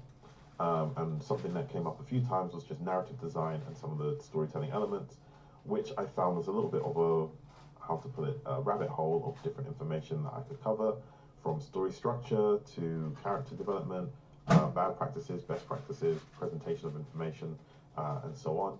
So I thought, let me just put all of this down into a slideshow that I can refer to next time I want to go over this content with someone. We went over each of these parts. So we talked about the story structure, beginning, middle, and end, those core components and what kind of defines those areas within a story. We talked about the Sanderson's 3 laws of basically magic systems and world building, and how that applies to even just general storytelling, regardless of whether magic is involved. It's just a best practice when it comes to progressing your stories. Talked about immersion and the importance of not breaking it, the importance of or the significance of suspension of disbelief, and the way in which you use stories as a form of escapism, and how the breaking of immersion is essentially the loss of that escapism. So any story that you're writing, your goal should be, ideally, in no situation should the audience be aware that they are reading a story or engaging in a medium. They should completely forget, essentially, the real world until you want them to. If this happens unintentionally, at any point, you as a writer have made a mistake. And then we just went over some core bad practices that generally I think a lot of people should know about if they're going to writing. After about 2 hours, I decided to give it a break, so we're going to come back now to go over more details about the good practices, presentation of information, and we're going to talk about the character arcs, which essentially follows a similar structure to any story arc, but then you just personalize it to different characters and their archetypes. So from there, I would say let's begin. So, a quick recap on what we were doing yesterday is... Hello. Alright, so I just wanted to do a quick little demo. I'm doing it a little side by side so you can see how Battle Drive used to look not too long ago with the old town as designed for the original EGX demo versus how it is now. I think the buildings, you can't fly with them at the moment because it's just there for show. But you can see the difference between what the city's supposed to look like leading up to catastrophe versus what it looks like during catastrophe. They are going to be like two completely different game modes where, like we've said in previous videos, you're kind of learning the game as well as about the world and the build up to the event that essentially leads to the apocalypse. Clark's put a lot of like effort and attention to detail into this. Yes, there's a few glitches here and there, so, like the building is not touching the ground there. But one thing that is interesting, like the collision boxes aren't activated, it helps for just testing purposes, is previously we're having serious issues with like latency and lagging. I think Clark removed a few elements and cleaned this up so you can see it runs a lot more smoothly. So as far as testing goes, I can already do quite a lot with just this. Some of the buildings do actually have collision boxes. This is even more interesting. But yeah, so we're building on this, and I think there's still a long way to go. Right now, I just want to focus on the exploration side and learning about the environment and getting used to like steering and getting around these tighter corners. Some of these spots that, for example, even just here would be harder for me to get through. I can go right back to the beginning. Versus the full version of the game. So when it comes to like the action, the excitement, the organized chaos, like the original demo you can see in the top bottom right, I feel like we already had that. So now what I wanted to do is focus on the world building, the environment, and actually telling the story of Battle Drive. And that's what this environment is going to help us with. Once we like get all of the kinks out, like the camera, for example, I think this is not the final vehicle. Oh no, I think I can, I'll just go back to the beginning. Yeah, this isn't the final vehicle. This is the one that Clark was using before I made some changes to it. So I need to update the prefab. But yeah, I think this just gives you an idea. You can see some of the alternate vehicles that are dotted around the scene that Clark uses as references. And if you're actually decent at driving games, you can avoid driving off of the edges. Because we are going to have places where you can like drive underground. There's going to be a subway system. There's going to be caverns. The earthquakes are going to cause like ruptures where you could like fall down. So that's why Clark's building it in a way where there's certain areas where there's no floor, and the floor will be added like programmatically and removed programmatically. The actual environment itself, the main structure will remain the same, but the obstacles that exist throughout the game will be randomly generated. So there's going to be a lot of procedural generation, a lot of AI involved to make it feel like a constant challenge, but then keeping track of the player and making sure that they don't get overwhelmed. We have a few cool ideas for that, which I'll go into in more detail in future videos. But yeah, I just wanted to show off a little bit of how it looks with the real city and the real art assets, and not just all of the pink glitches I had in my previous videos. And yeah, I hope you look forward to what comes next from this. Alright, so I just wanted to do a quick... I'll start with a summary of what I've done on this one so far. I've added in sound. I've got the pause mechanics in, but the pause didn't stop the sound, so that's something I need to work on. I can add music back in, which, as we know, glitched again.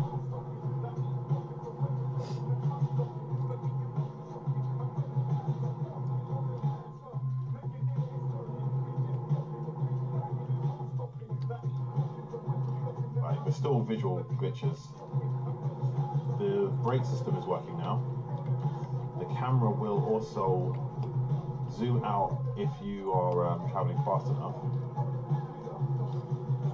But if you travel too far from the camera, and if you go off the map, it will teleport you back to the beginning, and the camera will follow you. So that's something that before the camera would literally have to chase you, and you'd have to wait for it to catch up. I'll start with a summary of what I've done on this. So I just got back from this course where they were asking about like company visions and where do you see yourself like 5 years from now, what do you want out of life and that kind of stuff. And I couldn't help but every time I tried to explain what I wanted, I kept adding these caveats like realistically or under these circumstances, and the host just kept saying no, just best case scenario, if money wasn't an issue, if time wasn't an issue, what do you want from your company, what do you want from your success? And I always hesitate when it comes to this question. I find myself worrying about how it sounds, like, you know, it sounds a bit weird, but then they were just like, you know what, no, don't worry about all of that. Get out of your own head and just say it as you feel it. So I was just like, all right, you know. So three things that comes to mind. Um, as an educator, I I would love to be in a position where every school would have the content that I teach as part of the standard curriculum. I think that it would show a respect for the industry as well as a more in-depth understanding of the future and the needs of young people to have a better understanding of this like evolving technological world where there's just a lot that they need to know before they kind of get set free, you know, into the higher education or you know working environment and so on. I also feel like just like how schools have libraries with free books, I feel like it would be great to see more IT suites as a standard where you just have free games and they'll just be whether they're short mini demos or full games that are just playful and inspiring the same way that you know I grew up reading books like The Chronicles of Narnia or I think the first manga episodes like Iron Fist Chinmi. But I remember reading them. I remember the lessons that they teach you. I remember the way that they encourage you and they inspire you. And I feel like games can do that even greater. But there's a almost this idea like games are bad, games are unhealthy, when actually they're the most engaging medium for content that exists. So as long as it's done responsibly, you can really like tell amazing stories and really like memorable stories through them. And I'd love to see that as like a standard practice in schools and in you know like after school centers and that kind of stuff. Um, and then finally, like the last thing on my list was I would like to be in a position to grant opportunities to essentially anyone who's seeking to improve themselves. Um, that is to say, whether it's through education, internships, apprenticeships, or even just like a recommendation to like a third party. Um, I always believe that society as a whole would improve exponentially if everyone just had the opportunity to pursue what they're good at. Um, and I think if we package this towards young people in a better way and allow them to pursue things and basically give them the exposure to every possibility, they'll be able to make better and more informed decisions about what it is they want to achieve in life, about the paths they're going to take to achieve them, whether that's higher education, apprenticeships, going straight into labor force or starting their own businesses. I think the lack of exposure is even more an issue than a lack of opportunity because people don't even know what it is that they don't know. And I think you want to give them as much information in the most efficient way possible so they get a real feel for this is what it's like in the working world and this is what it will be like as you move forward and this is the sort of things that you should pursue. And I think having that as a standard would be great. And I think being in a position to say here's somebody who's talented and here's somebody who's passionate and here's somebody who's creative, and I think this is the thing that they would excel at and then be able to put them into that thing. That's ultimately the goal. That's my definition of success if I was in that position to do this. And most of what I do is in pursuit of that ultimate dream. And you know the host of this workshop is saying that you know that's brilliant and you need to remember this, you need to hold on to that because at the end of the day when you go through hardships and when you have your down times and you're struggling and you're trying to persevere, you need to be able to remind yourself of what it is that you're fighting for and what it is that you're aiming for. And you know, if you can't verbalize what it is you're trying to achieve, then what are the odds you're actually going to achieve it? So, you know, you need to stop putting limiters on yourself and stop doubting yourself and then just be able to say, yeah, this is what I want. And then you can say, this is how I intend to get it. And I just thought, you know what? I liked the message. I liked what she was saying. And I liked how it impacted me when I was saying it. So I just thought I would put that out there and you know, share the love a bit. So I just got back from this course. So in the original battle drive game, we focused on what we call the catastrophe, which is a rather than post-apocalyptic, it's mid-apocalyptic. It's the idea that the world is literally falling apart around you. But the original game design actually starts with you playing as, like before the world was ending, your character is playing as essentially a first responder. So we introduced this ambulance as the first vehicle. The idea is doing a job of getting around the city, picking up people who are injured and then escorting them back to the hospital. And the first signs of catastrophe kick in when an earthquake kicks off in the middle of your run. So you're trying to escort your passengers safely to the hospital while avoiding collapsing buildings and upturned pavement and all those kind of big catastrophes that a high-level earthquake can unleash. It's in a way we wanted to introduce some of the mechanics of the catastrophe without the full-blown chaos. Like Battle Drive is definitely a game where we call it like organized chaos, and we just wanted to make sure that players get a chance to escalate towards it instead of being thrown right in at the deep end. So yeah, there's going to be at least 3 stages that the full game will have. One will include doing the first responder runs.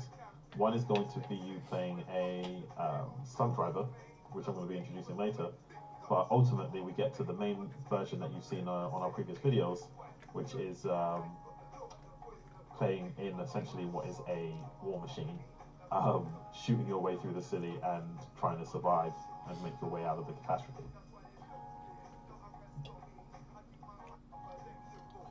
So, in the original Battle Drive game,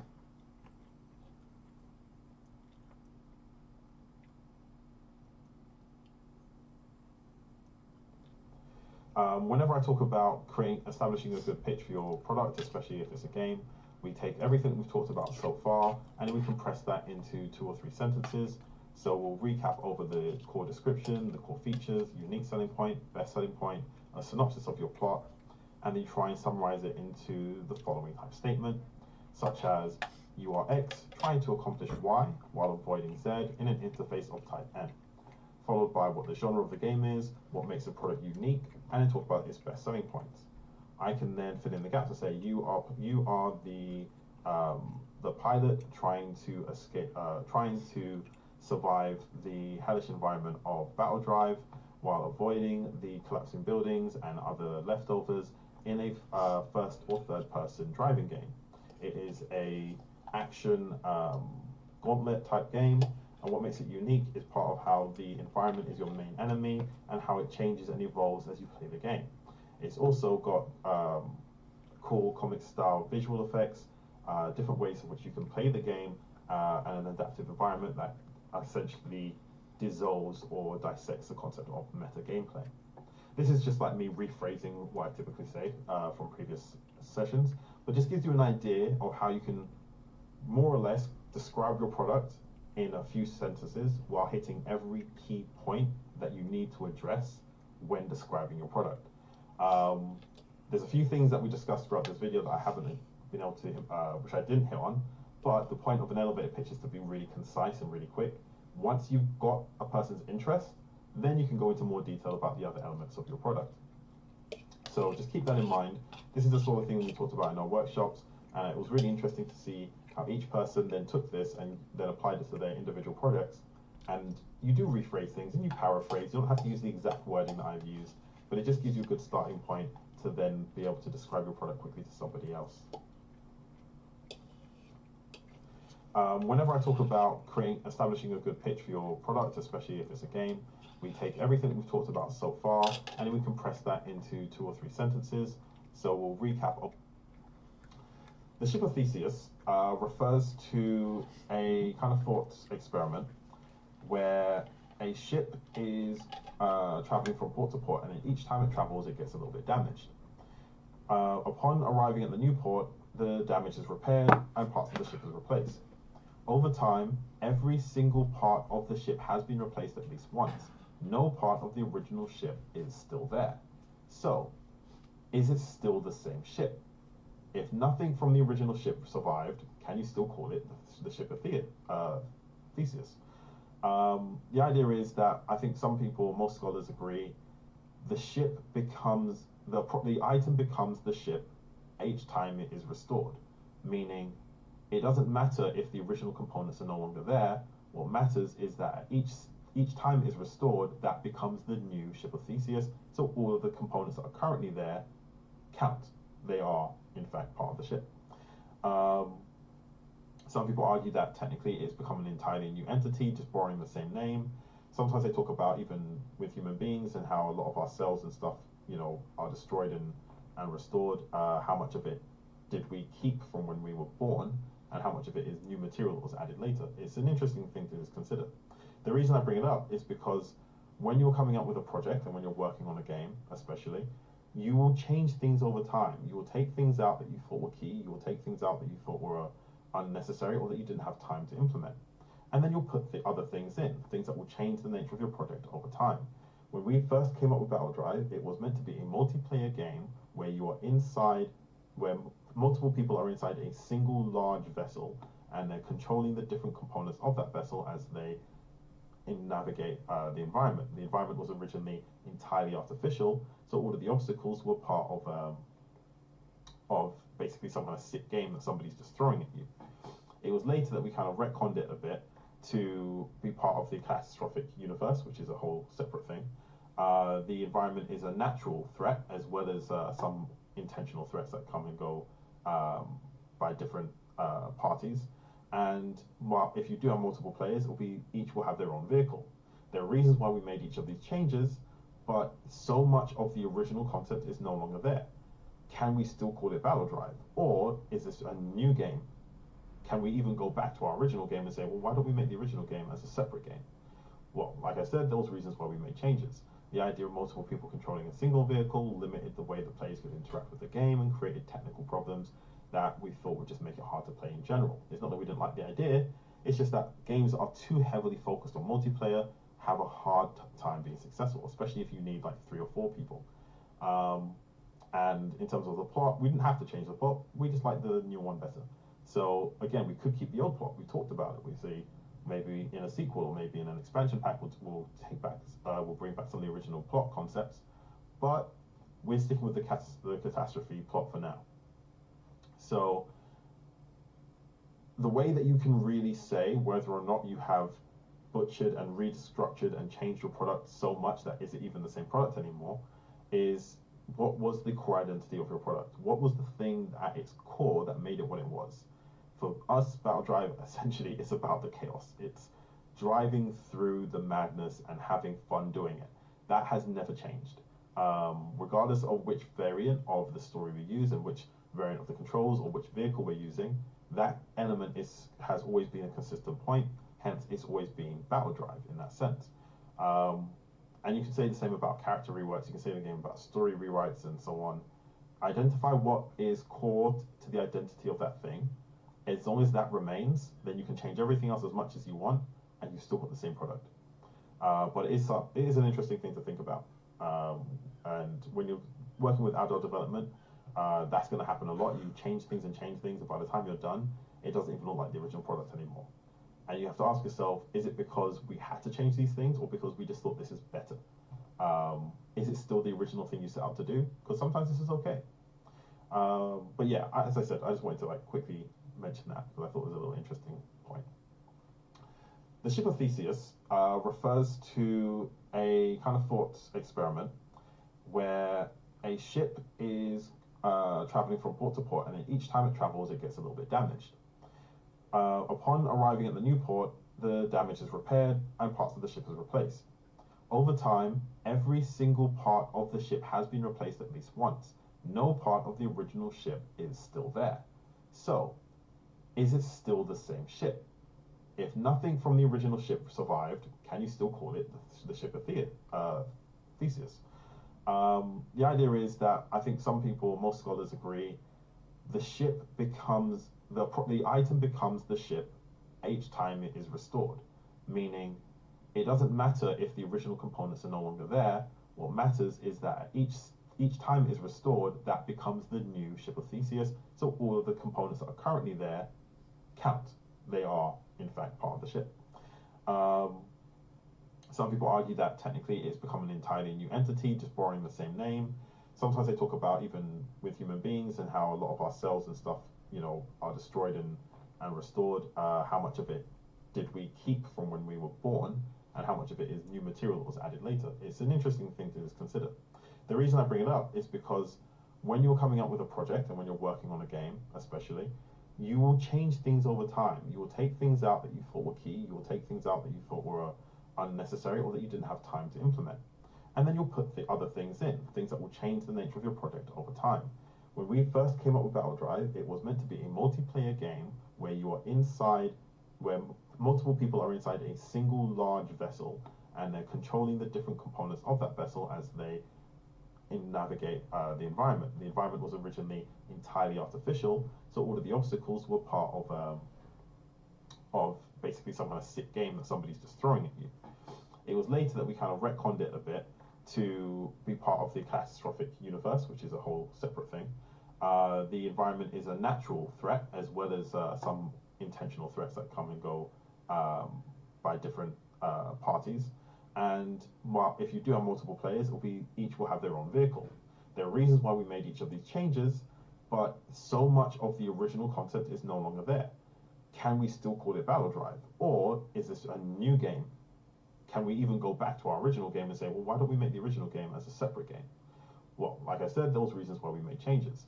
The idea of multiple people controlling a single vehicle limited the way the players could interact with the game and created technical problems that we thought would just make it hard to play in general. It's not that we didn't like the idea, it's just that games that are too heavily focused on multiplayer have a hard time being successful, especially if you need like 3 or 4 people. And in terms of the plot, we didn't have to change the plot, we just liked the new one better.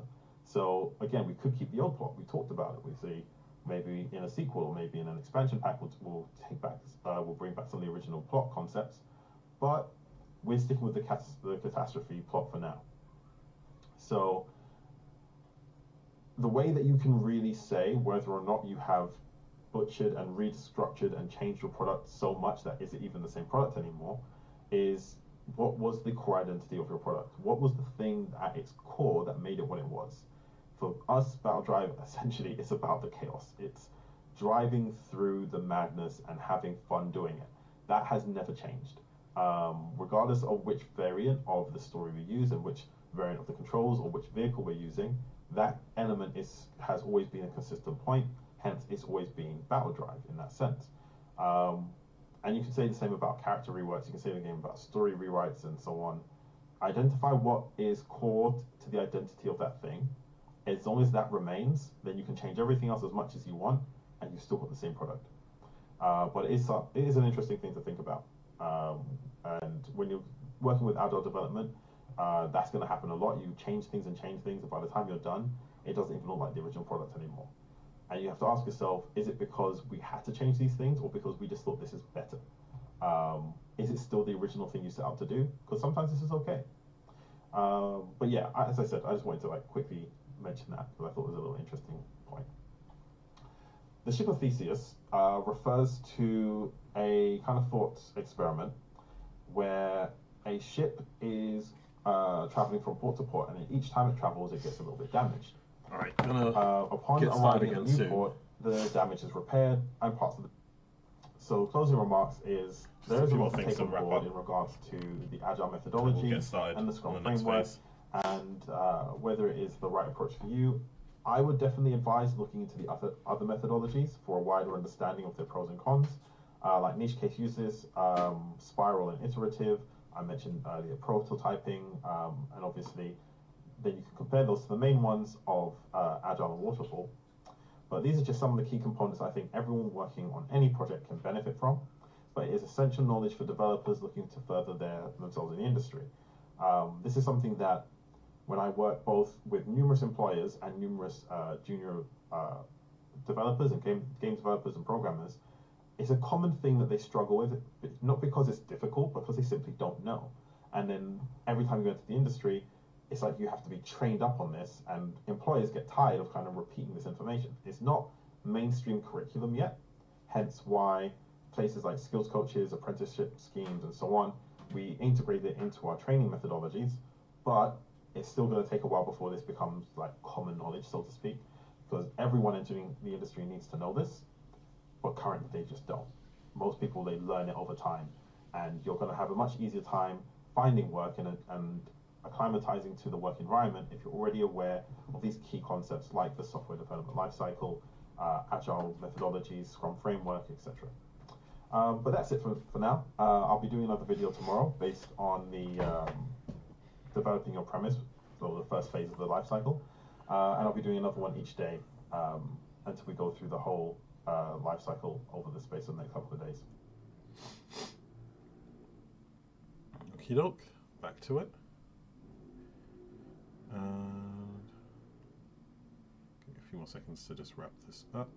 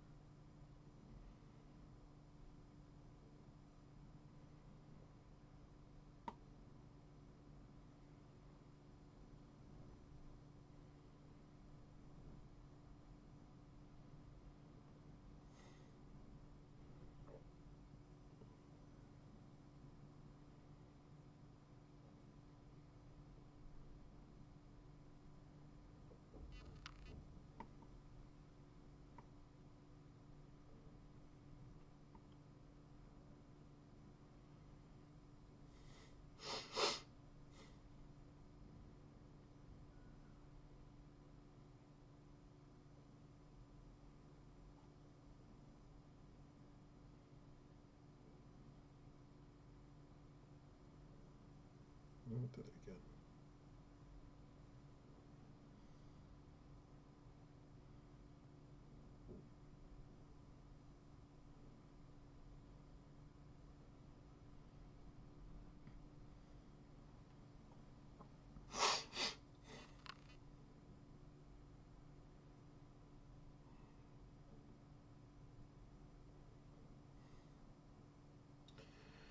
All right, so we're just about to hit 3 o'clock, and we're going to be moving on to the next phase. I'm just going to double check if this error is persistent, or if it was like a one-time mini glitch.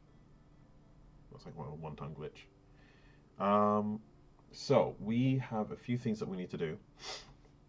We're going to take a step back though, and we're going to talk about game design as a process. Generally speaking, you want to start with your environment, which we've got a basic environment. You want to have your interface, which is a character that can move around, and we want to have a goal. You should be able to achieve the goal as is. Then we'll start adding obstacles. So the goal is actually the boat, but it won't be triggered until you collect the flowers. So what we need, first of all, is the objectives, which is the flowers, and the actual goal object itself.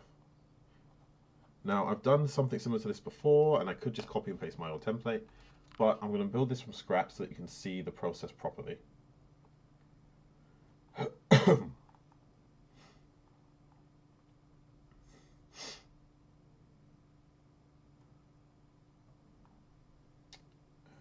just make sure I have the right screen up so that it's a little bit more clear.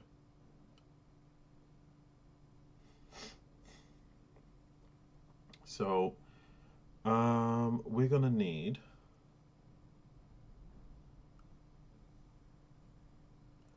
a spider script at some point. So I'll just create 3 scripts now.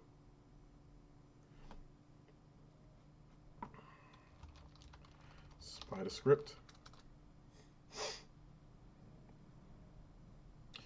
And that process.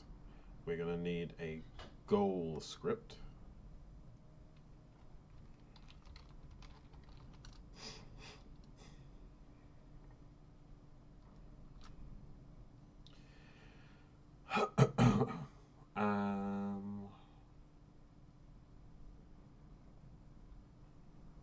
I was going to implement a shadow script.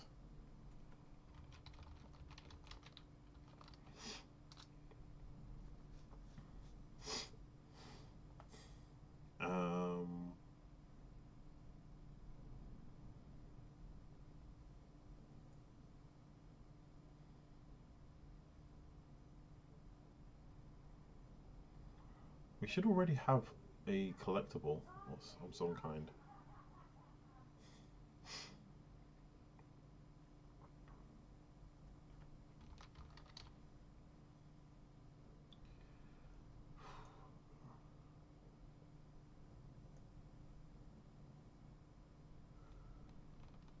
is I'll duplicate this.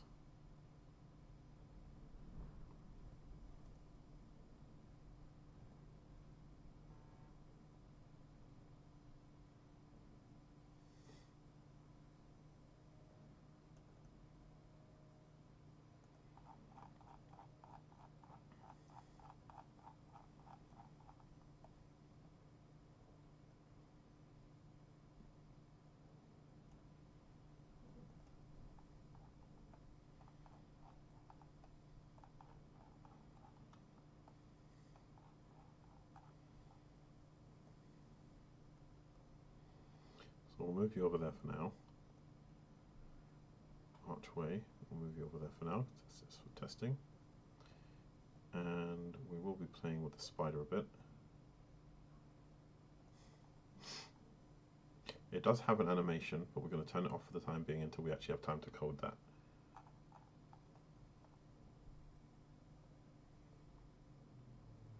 Here's our scroll.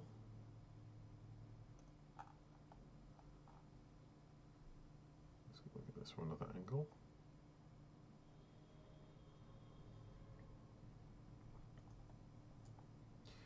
What we want to do is copy component.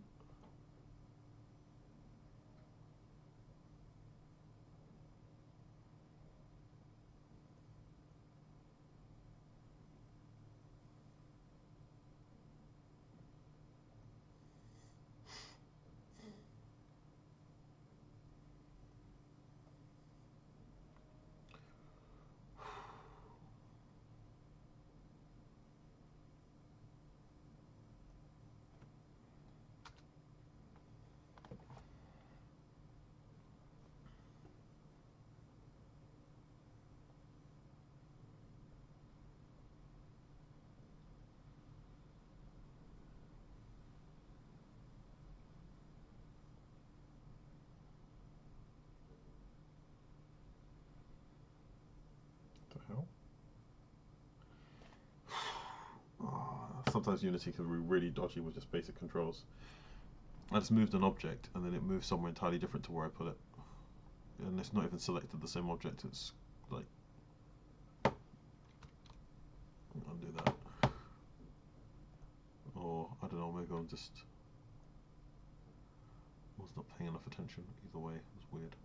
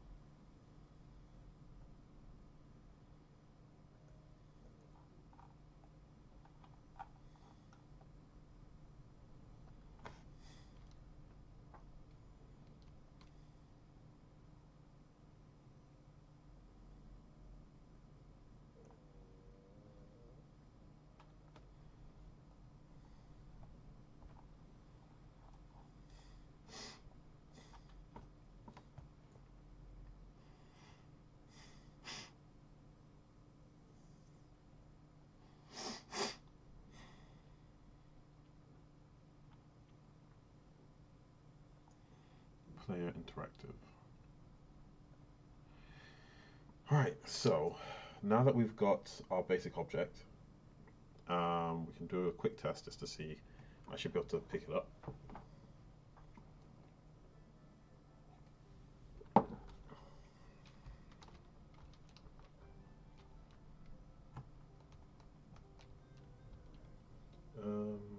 I did pick it up, nothing else changed though. It didn't give me any score, which was weird.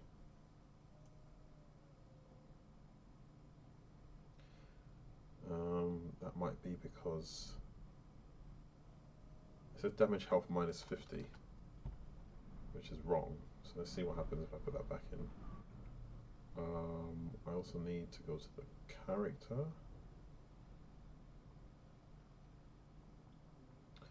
0.3 seemed fine before, but now it seems faster.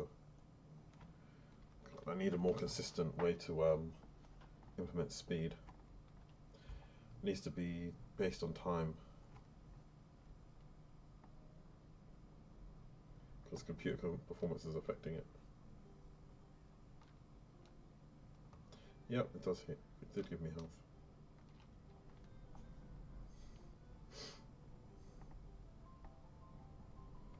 It also triggered that bug from earlier.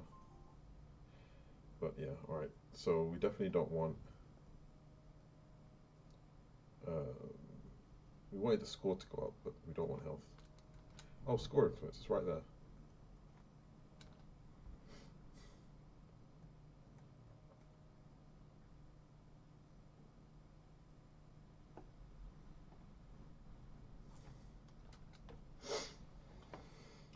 Alright, so we've got the basic collectible. Now we need to do the script.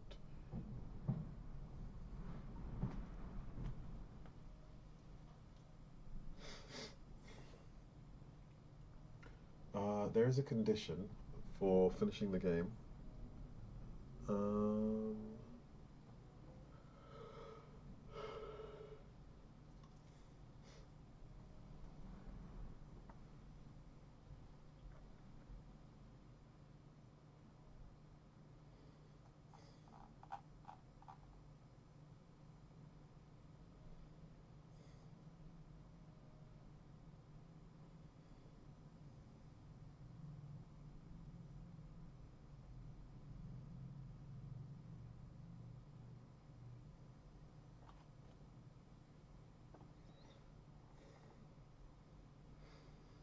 Try to remember the button that it was for.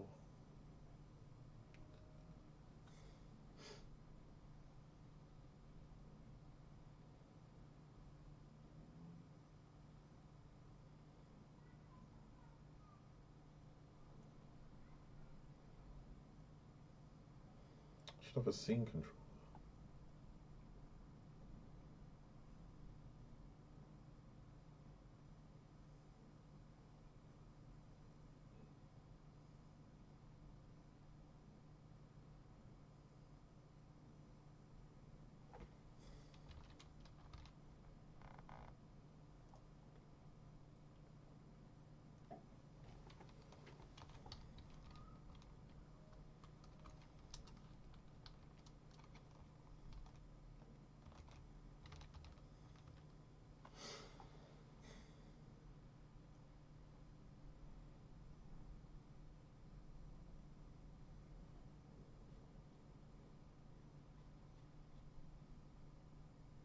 I can add this to the title directly, but it's not the efficient. It's not the best way to do, I think.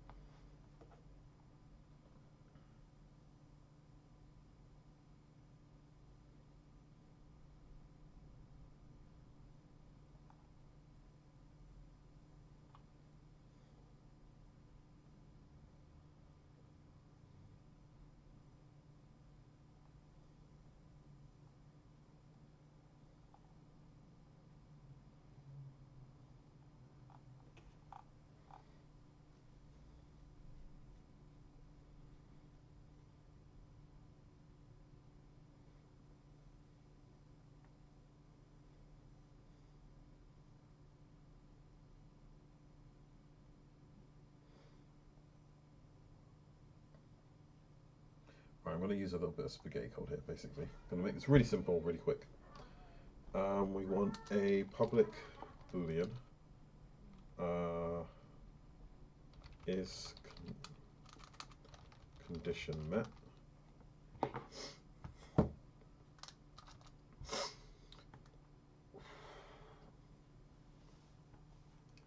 And public game object let's go with public list game object. So we're going to make an array. Collectibles equals new list game object. Simple. If collectibles dot count is equal less than 0,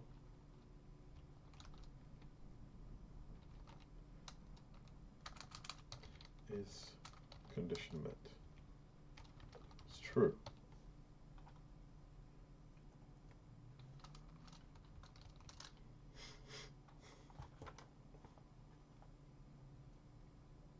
So I can add several collectibles to this list.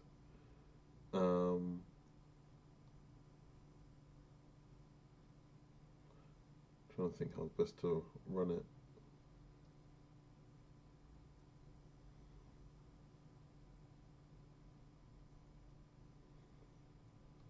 Okay, so how about public checklist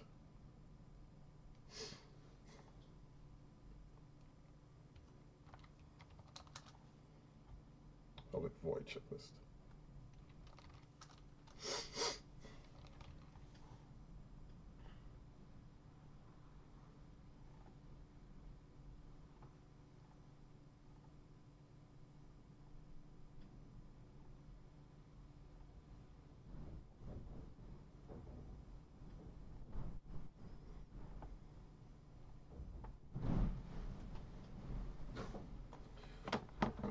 Strong wind is messing up my house. Shut the window.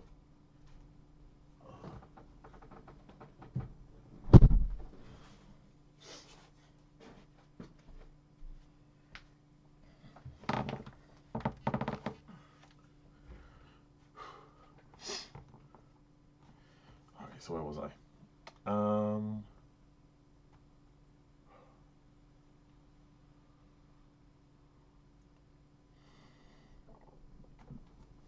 Let me just say, for each game object obj in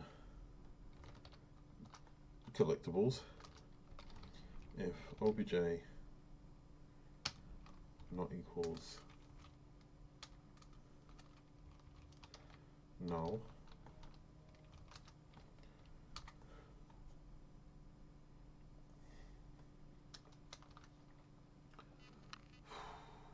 int counter equals 0.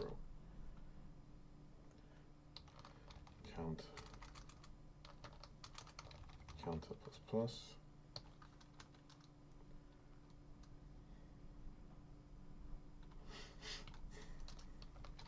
If counter is or equal to 0, condition met equals true.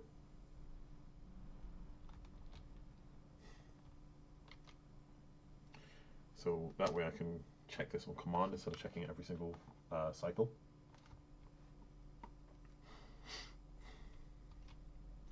Then on title nipstro, I can say if collider on event trigger enter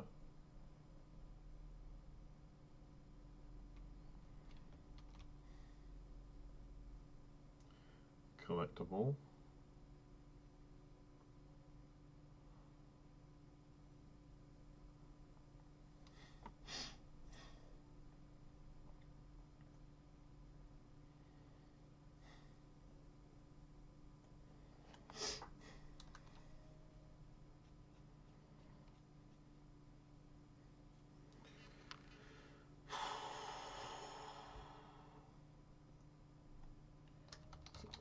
so I'm going to be really cheap with this.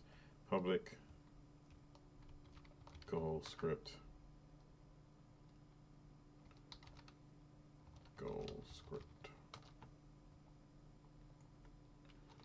if goal script not equals null, So if I've assigned it correctly,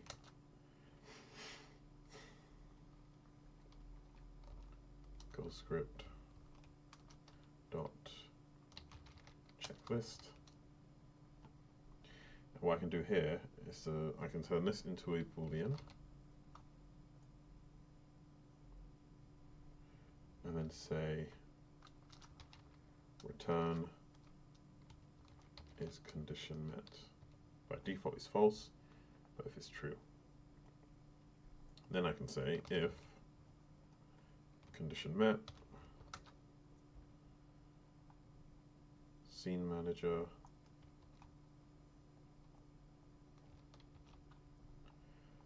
but not defeat. Oh no, we don't want the scene manager yet. So my hay fever is causing my eyes to itch really badly, and I know I'm not supposed to rub them, but it's really hard to resist.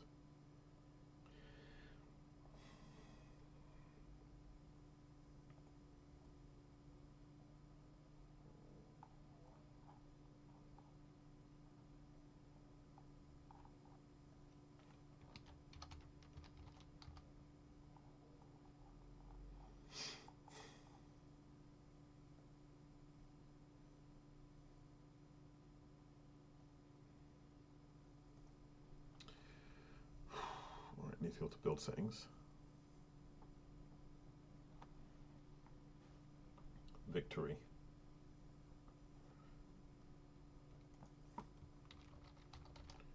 So what I actually want is a message.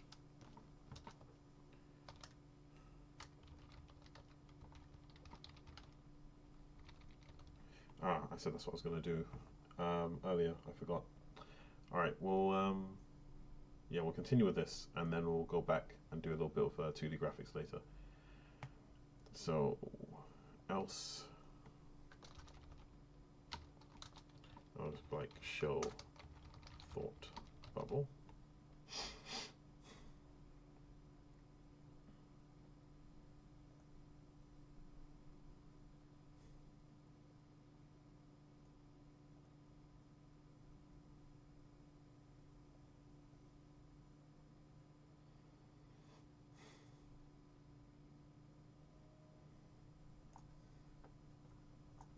Alright, so when the character collects up a collectible, I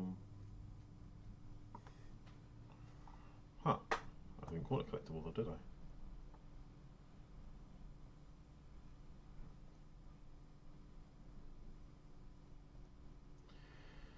I?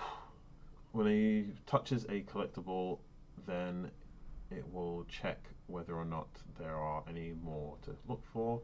If that is the last one, it will automatically win the game.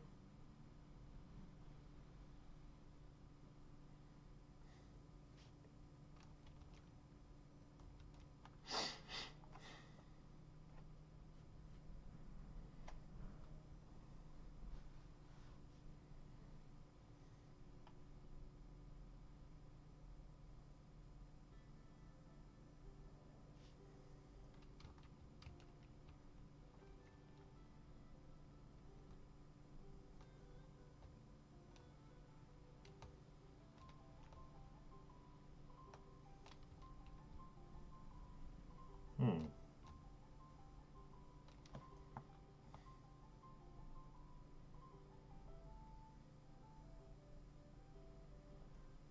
Right, GhostScript has to exist for that to work. So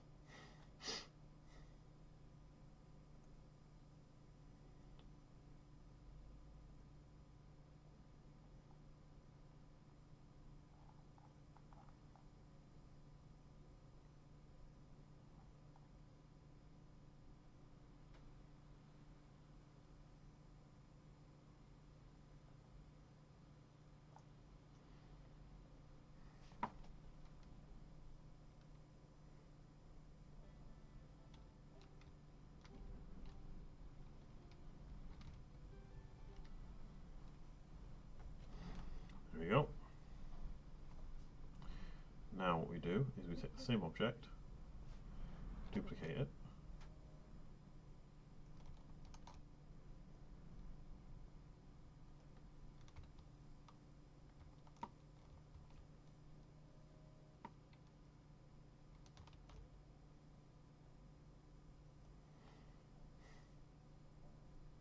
I could automatically look for this object, but I'll do it manually. So makes my life a little bit easier.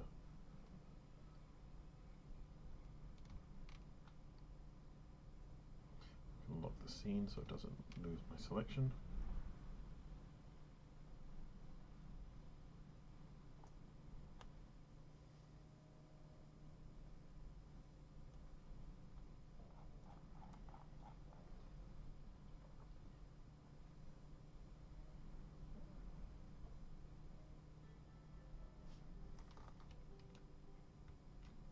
That's 1. That's 2.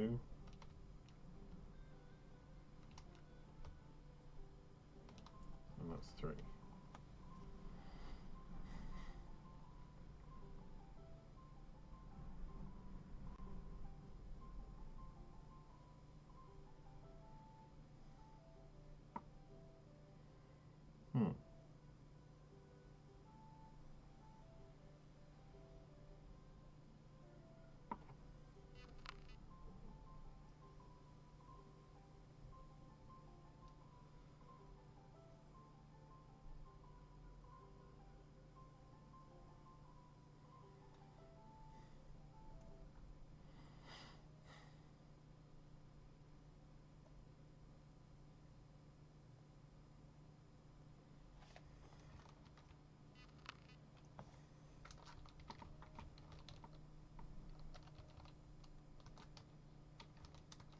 Game object compare tag goal.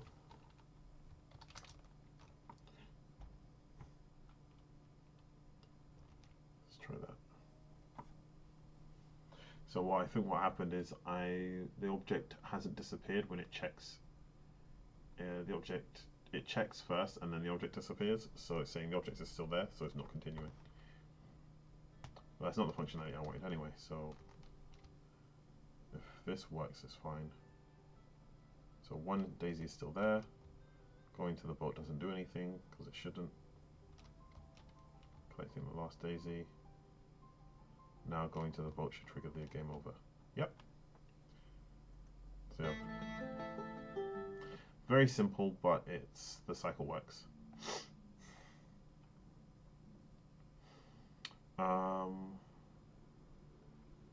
Conscious that turning around is like really slow. Literally just doubled it. All right, so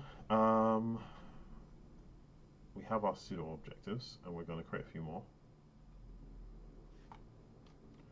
1, 2, and then we're going to drop these into our boat.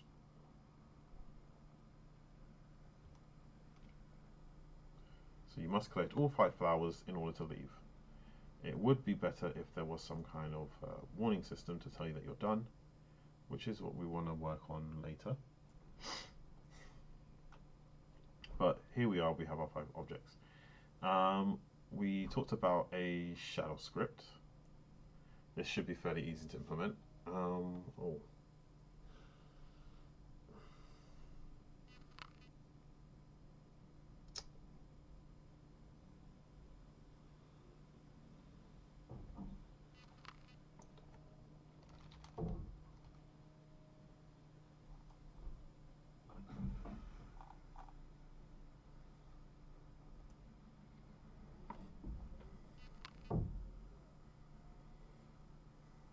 I need to check.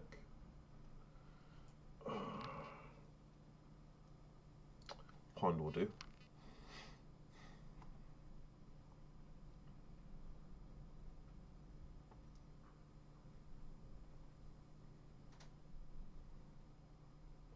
Yeah, something called Cloud Interaction Script, which I'm going to take.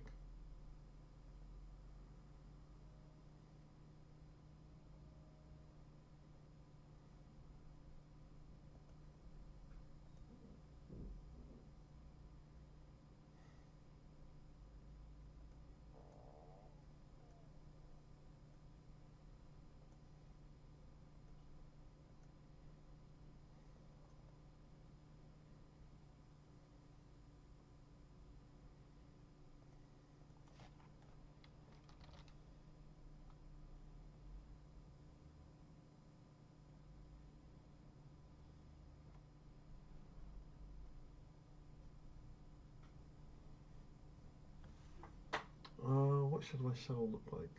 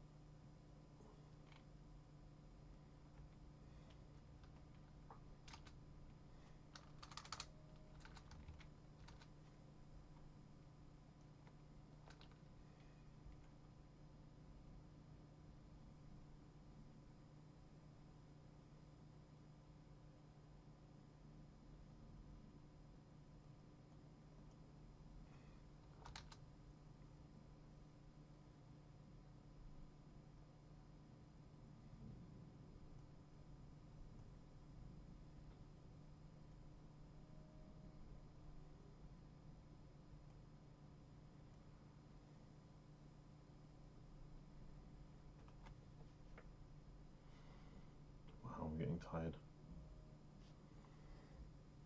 It's a combination of having just eaten and a long day.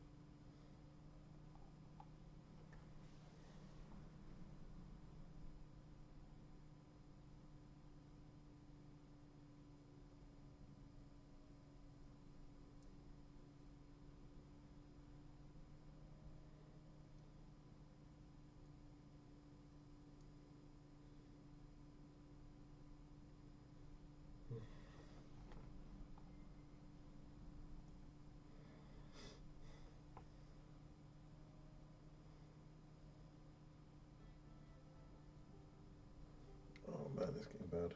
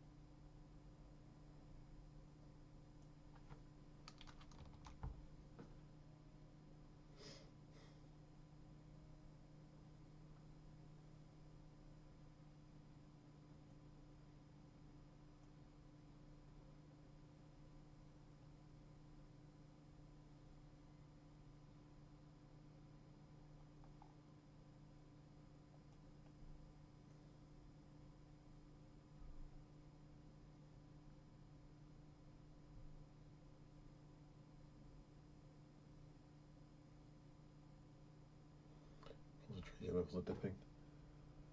I might need to take a break, a longer break. The food break was only half an hour. I was supposed to take an hour break, but I kind of thought I'd be alright.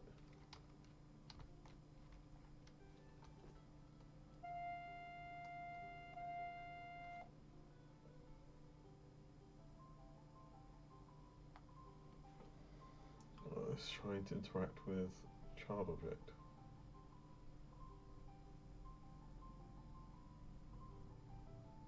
Why?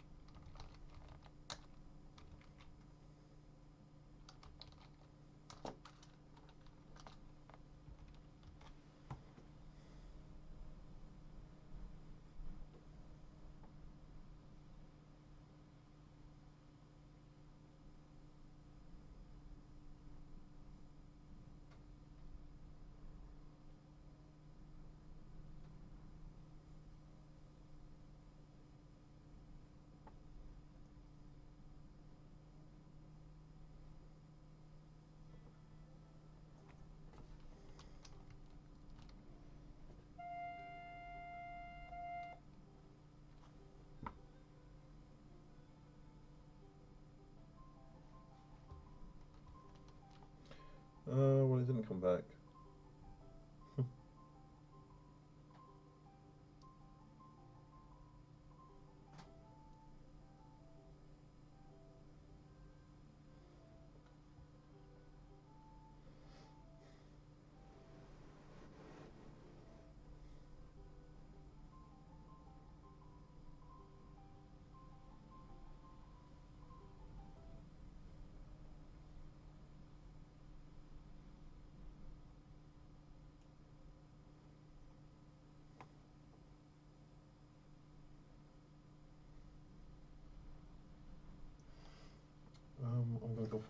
drops.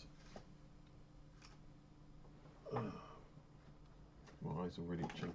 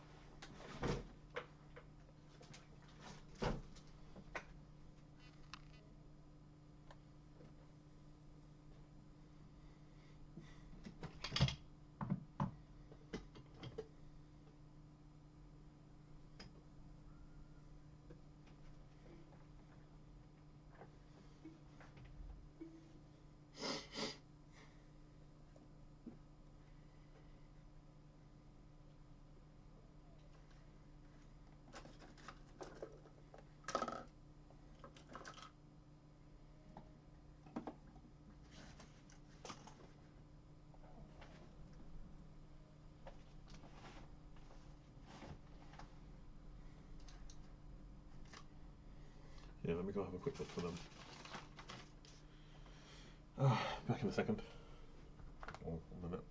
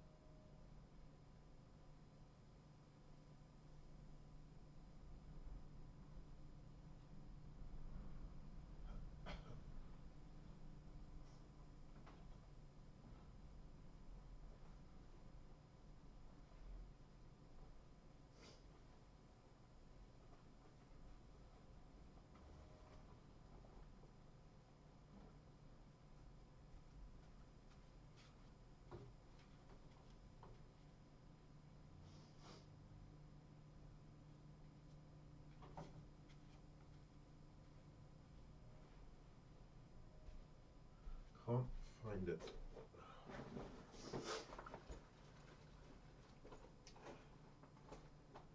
Like, I was having hay fever reactions this morning, but it is very clearly worse right now than it was this morning.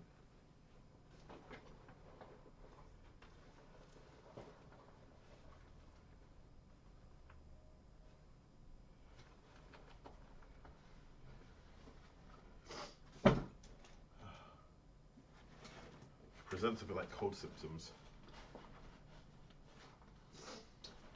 And it's like gives me sniffles.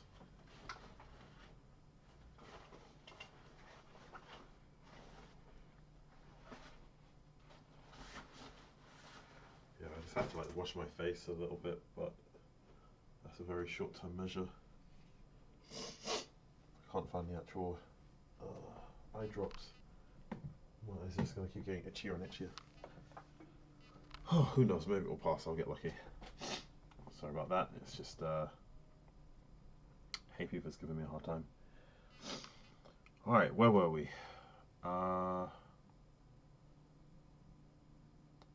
So the object disappears, but it doesn't reappear.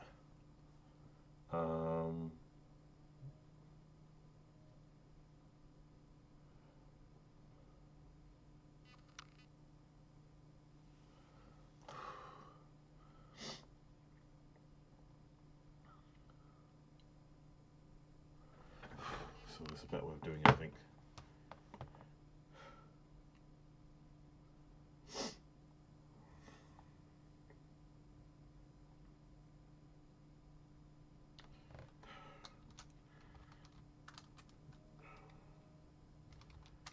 Transform dot get component mesh renderer dot set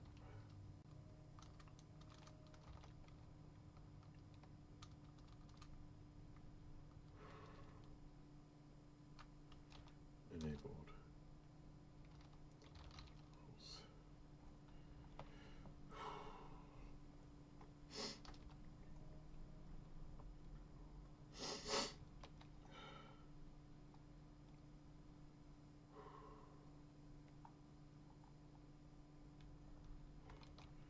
Set active.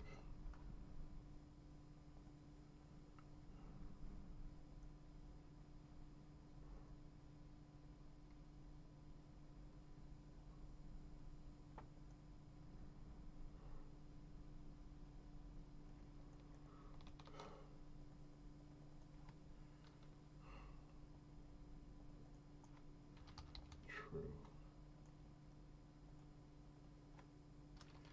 If this doesn't work, I'll just move on because it's not a priority feature. It's supposed to just be an easy implementation so that I can add artificial shadows when the natural shadows aren't strong enough.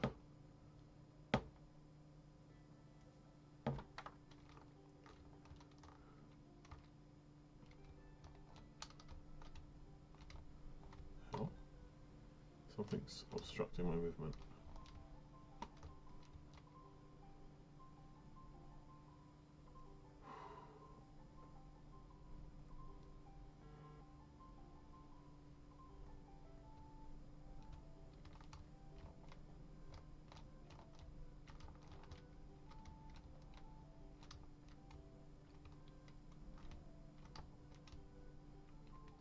I couldn't move forward for some reason. It's horrifically glitchy.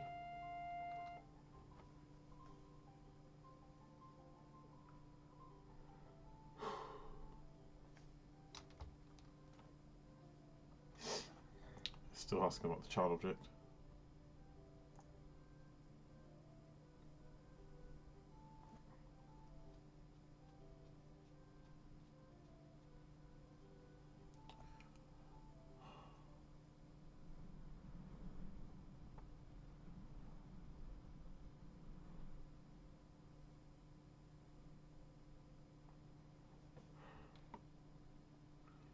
Can you be your own child object? Would that be sufficient?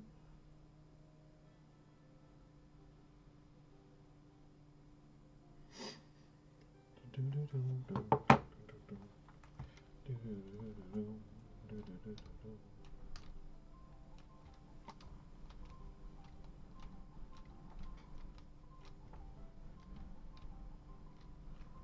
weird.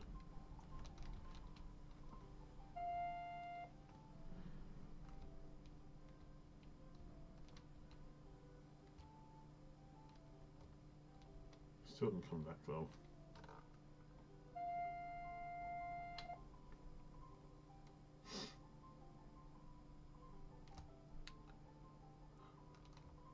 Alright, we'll just move on. Also, don't know why it suddenly started giving me that weird glitch where I couldn't move.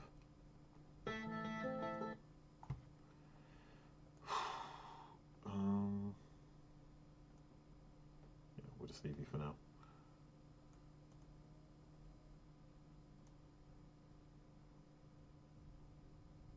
Is trigger. Is there a cube? Well, that's not supposed to be there. I created that by accident. Must have.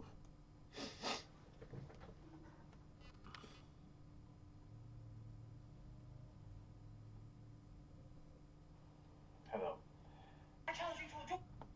Hello.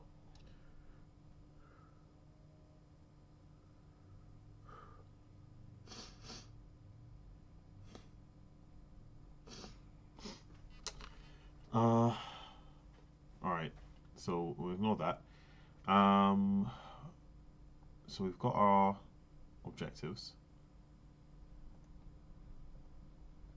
So our first step is to place them around. So there'll be one here, right at the start.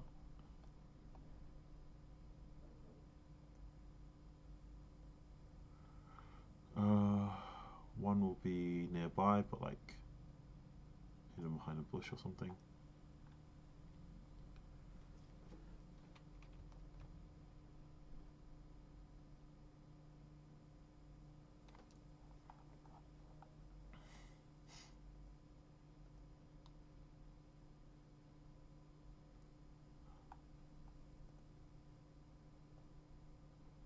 One will be over here.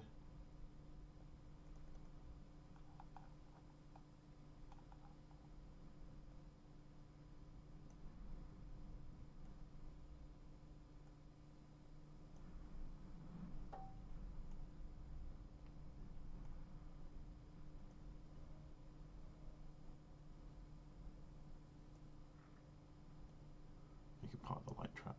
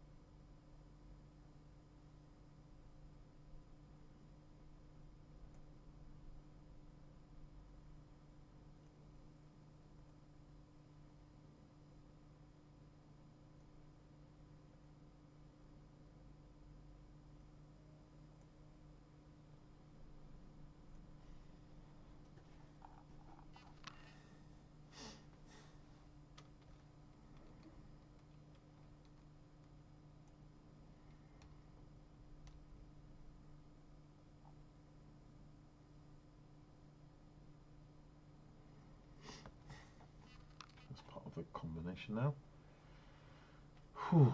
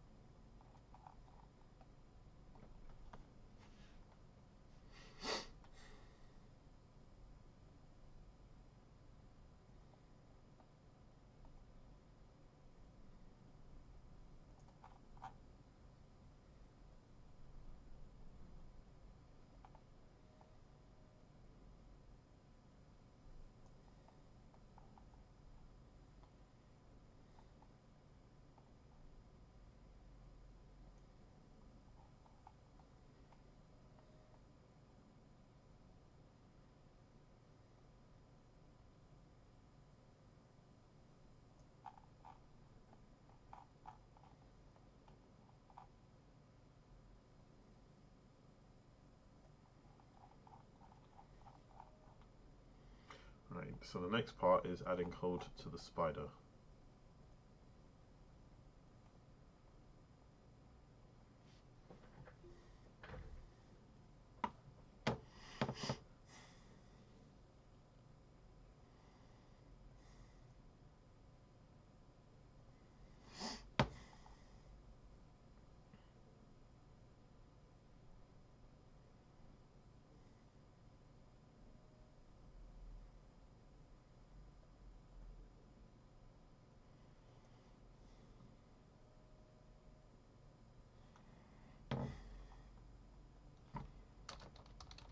Public game object, target object. If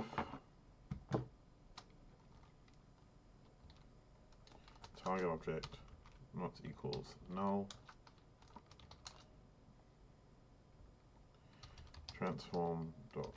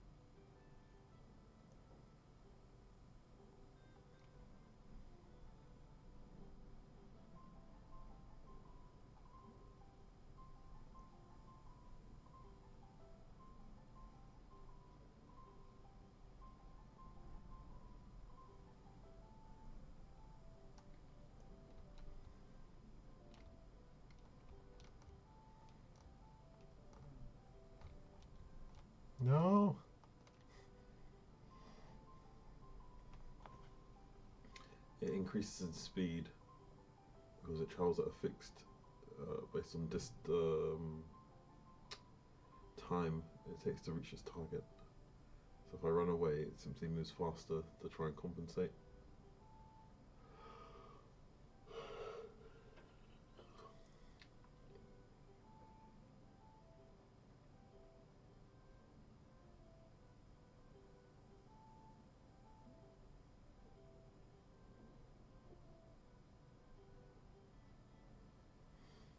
Hmm.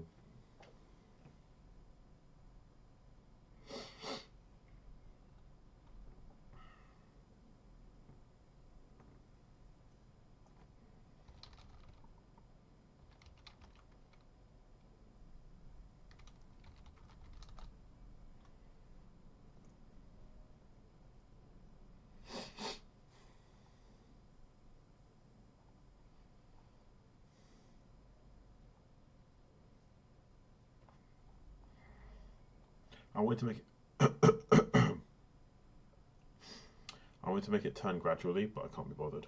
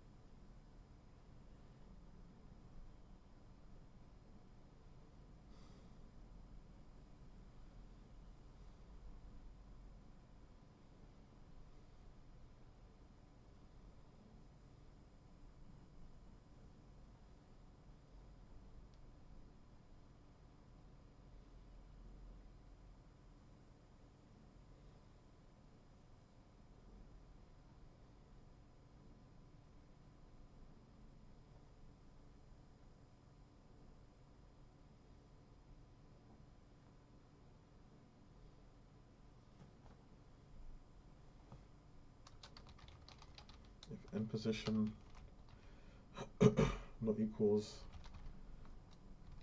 target object dot position,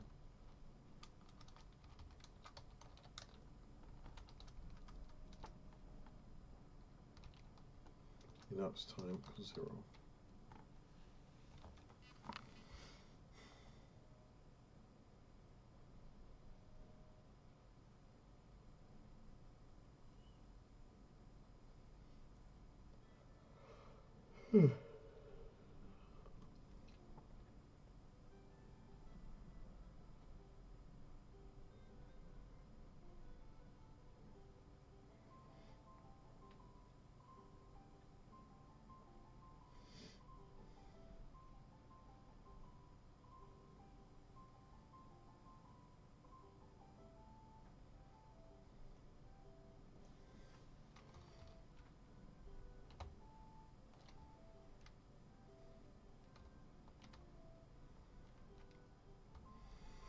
So while I'm moving, it will move.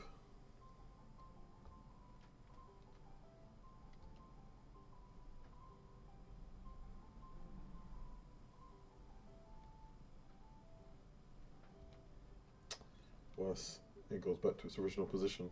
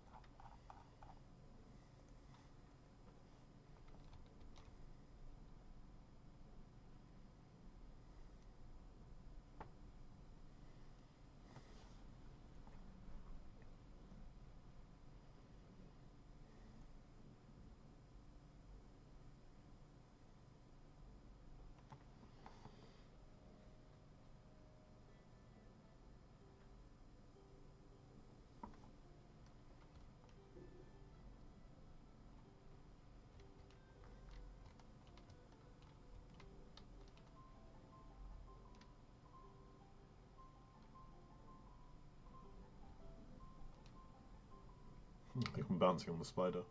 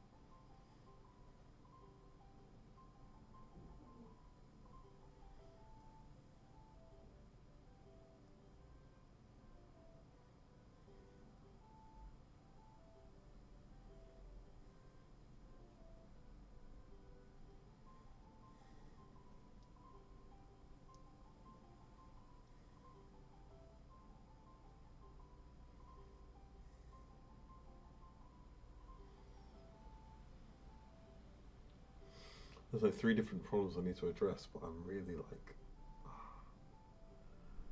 starting to feel tired.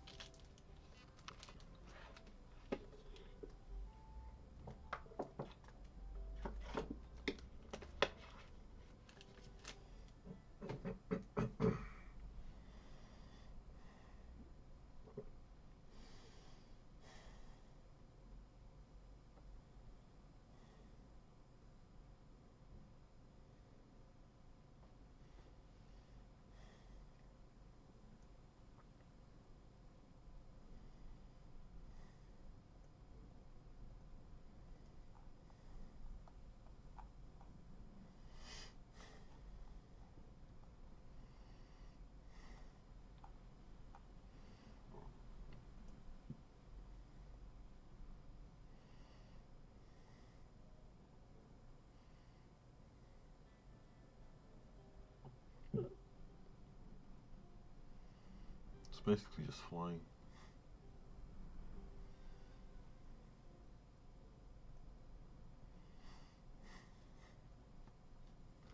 Which in itself is a little scary.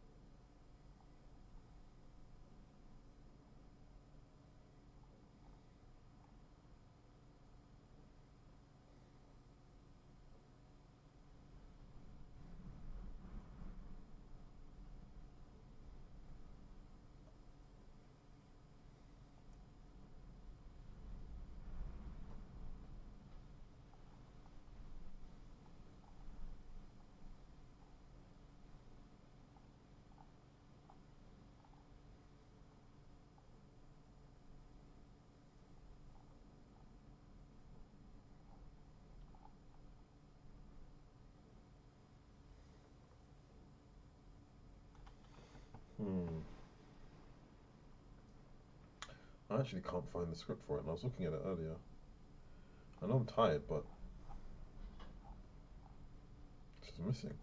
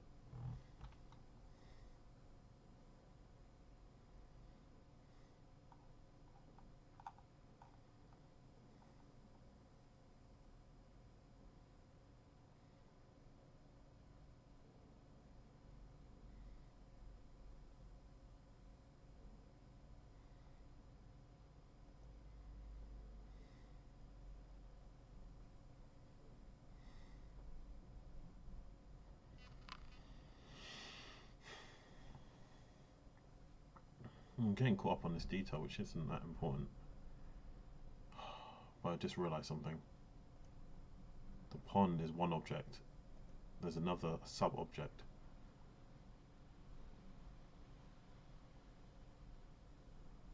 Called deep water.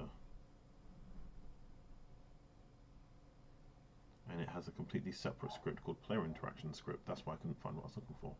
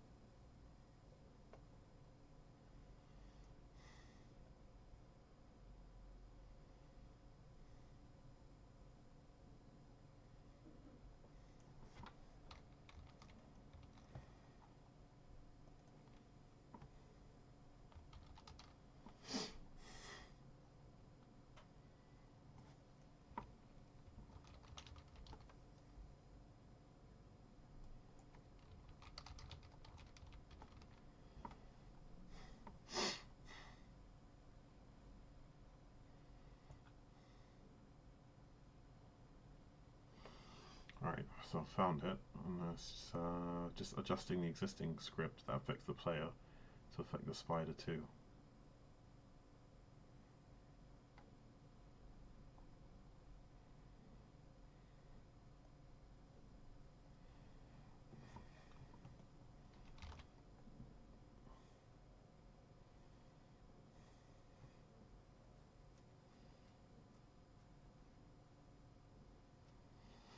Problem is, the spider lurps towards you. I need it to move.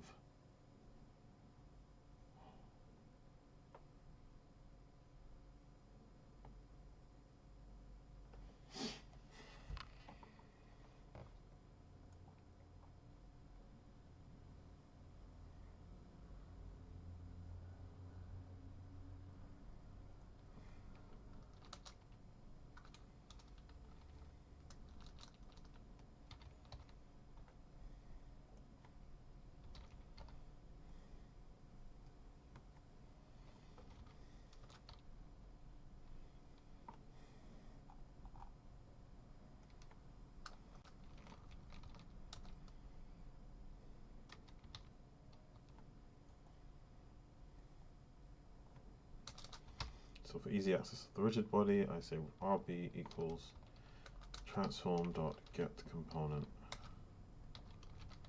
rigid body.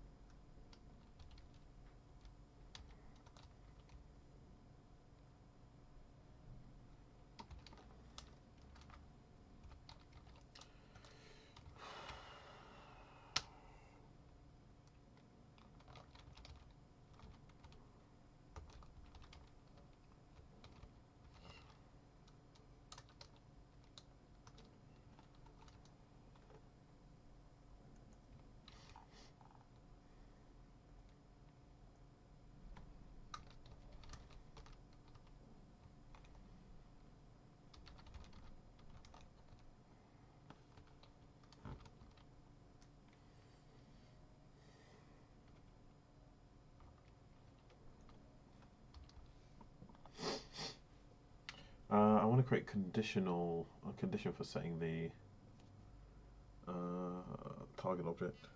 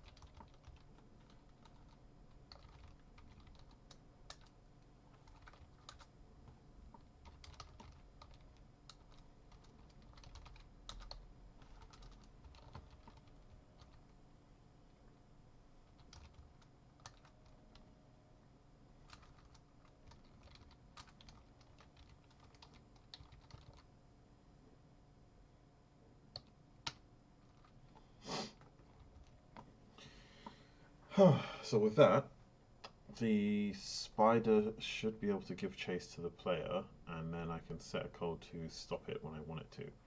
I need to check the movement speed to make sure it's not unreasonable. The condition for triggering the spider, I want it to be the web. So what does the archway, the web itself?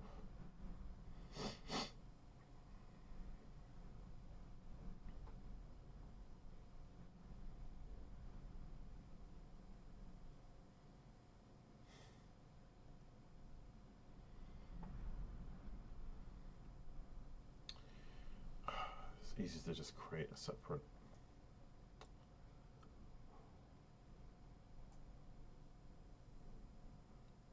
So I take the spider and I say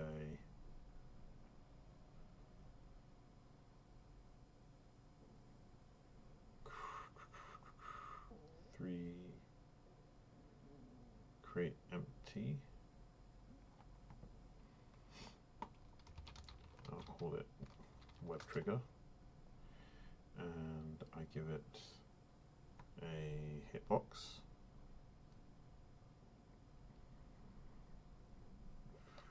Sphere collider will do.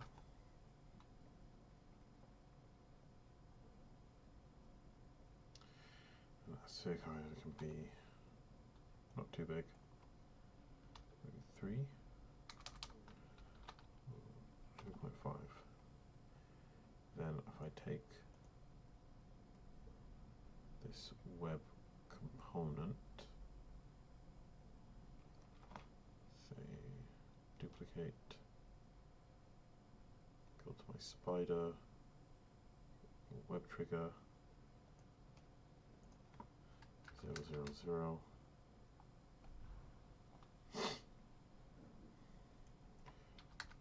Leave that 0, but rotation.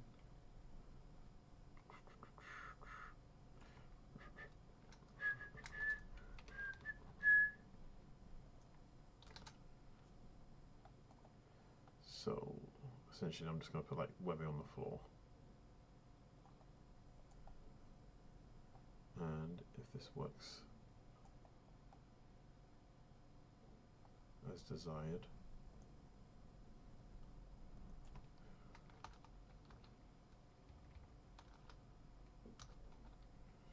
and what will happen is if you stuck on the web, the spider will start chasing you.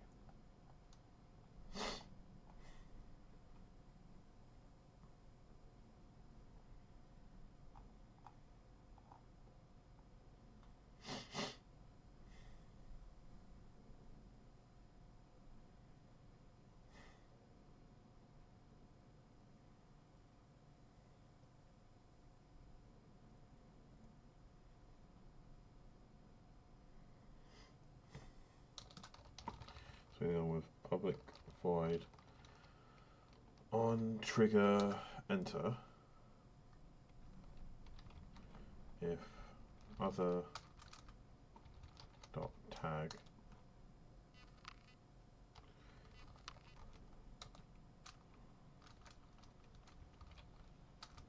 player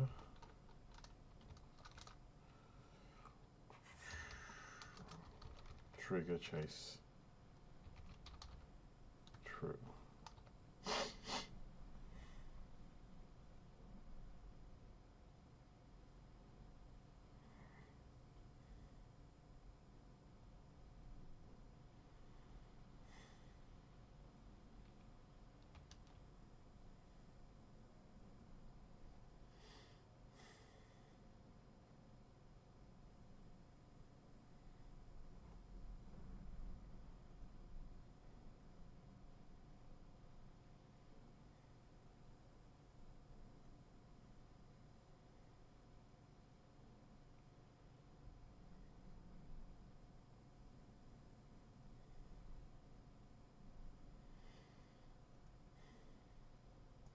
Right, let's see if I've missed out on anything.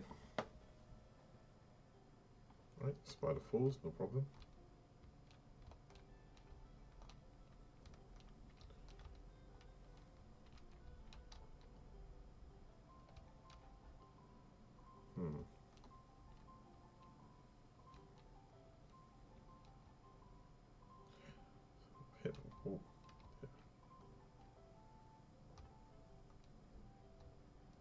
interesting.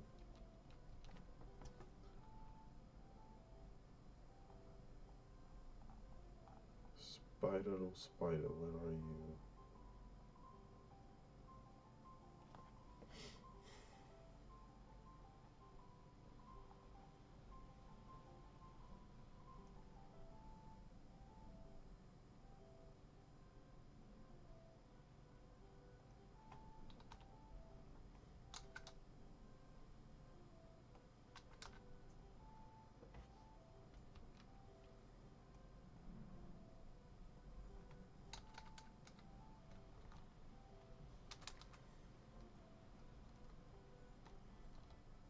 And it went in the wrong direction.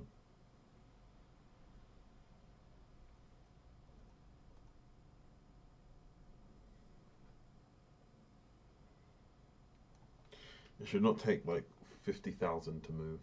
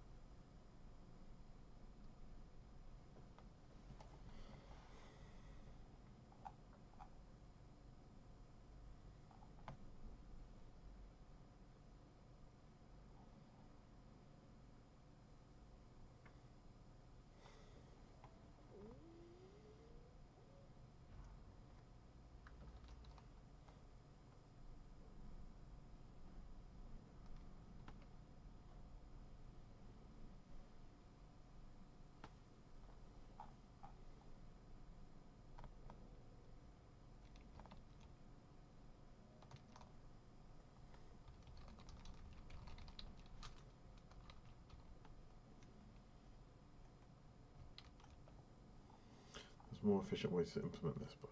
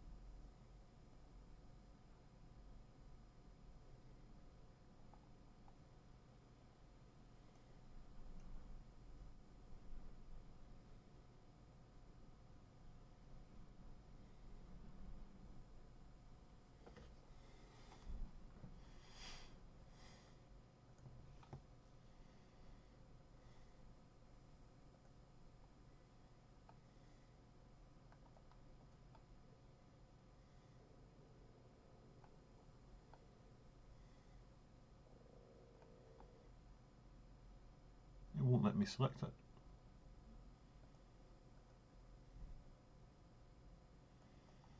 Was I pressing the wrong thing? Oh, that's why I was pressing the wrong thing.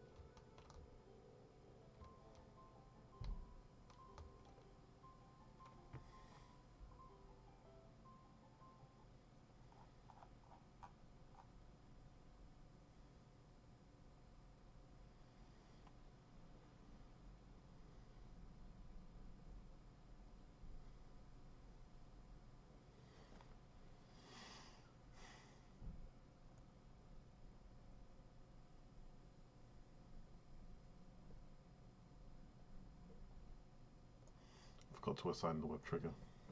That's why it wasn't working.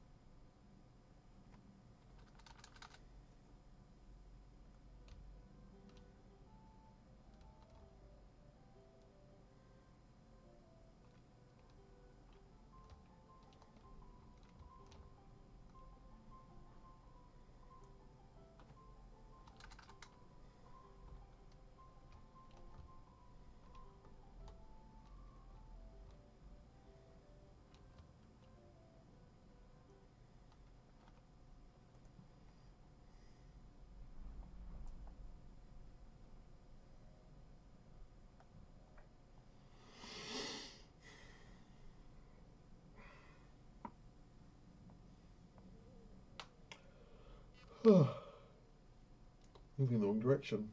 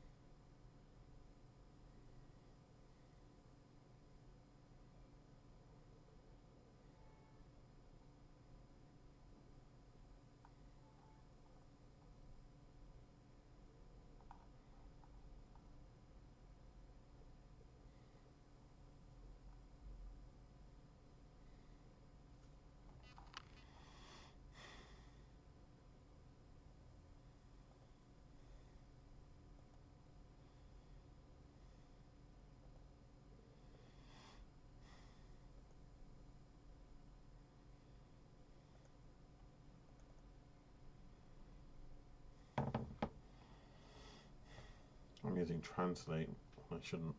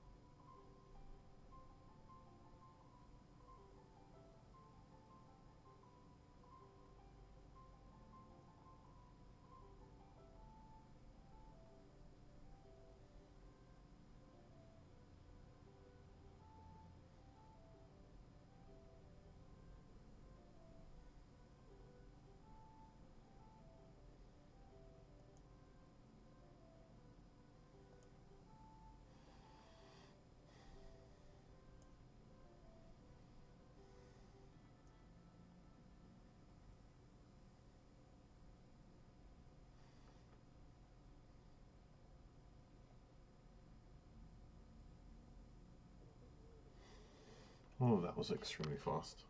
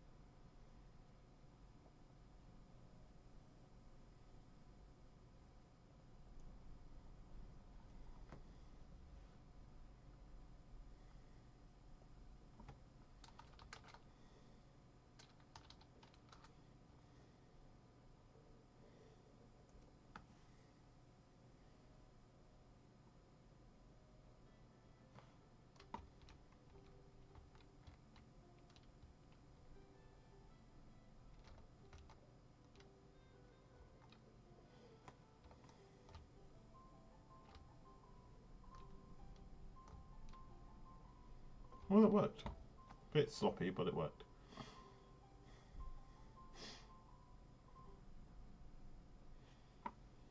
So what I want is for it to stop chasing if there's water in the way.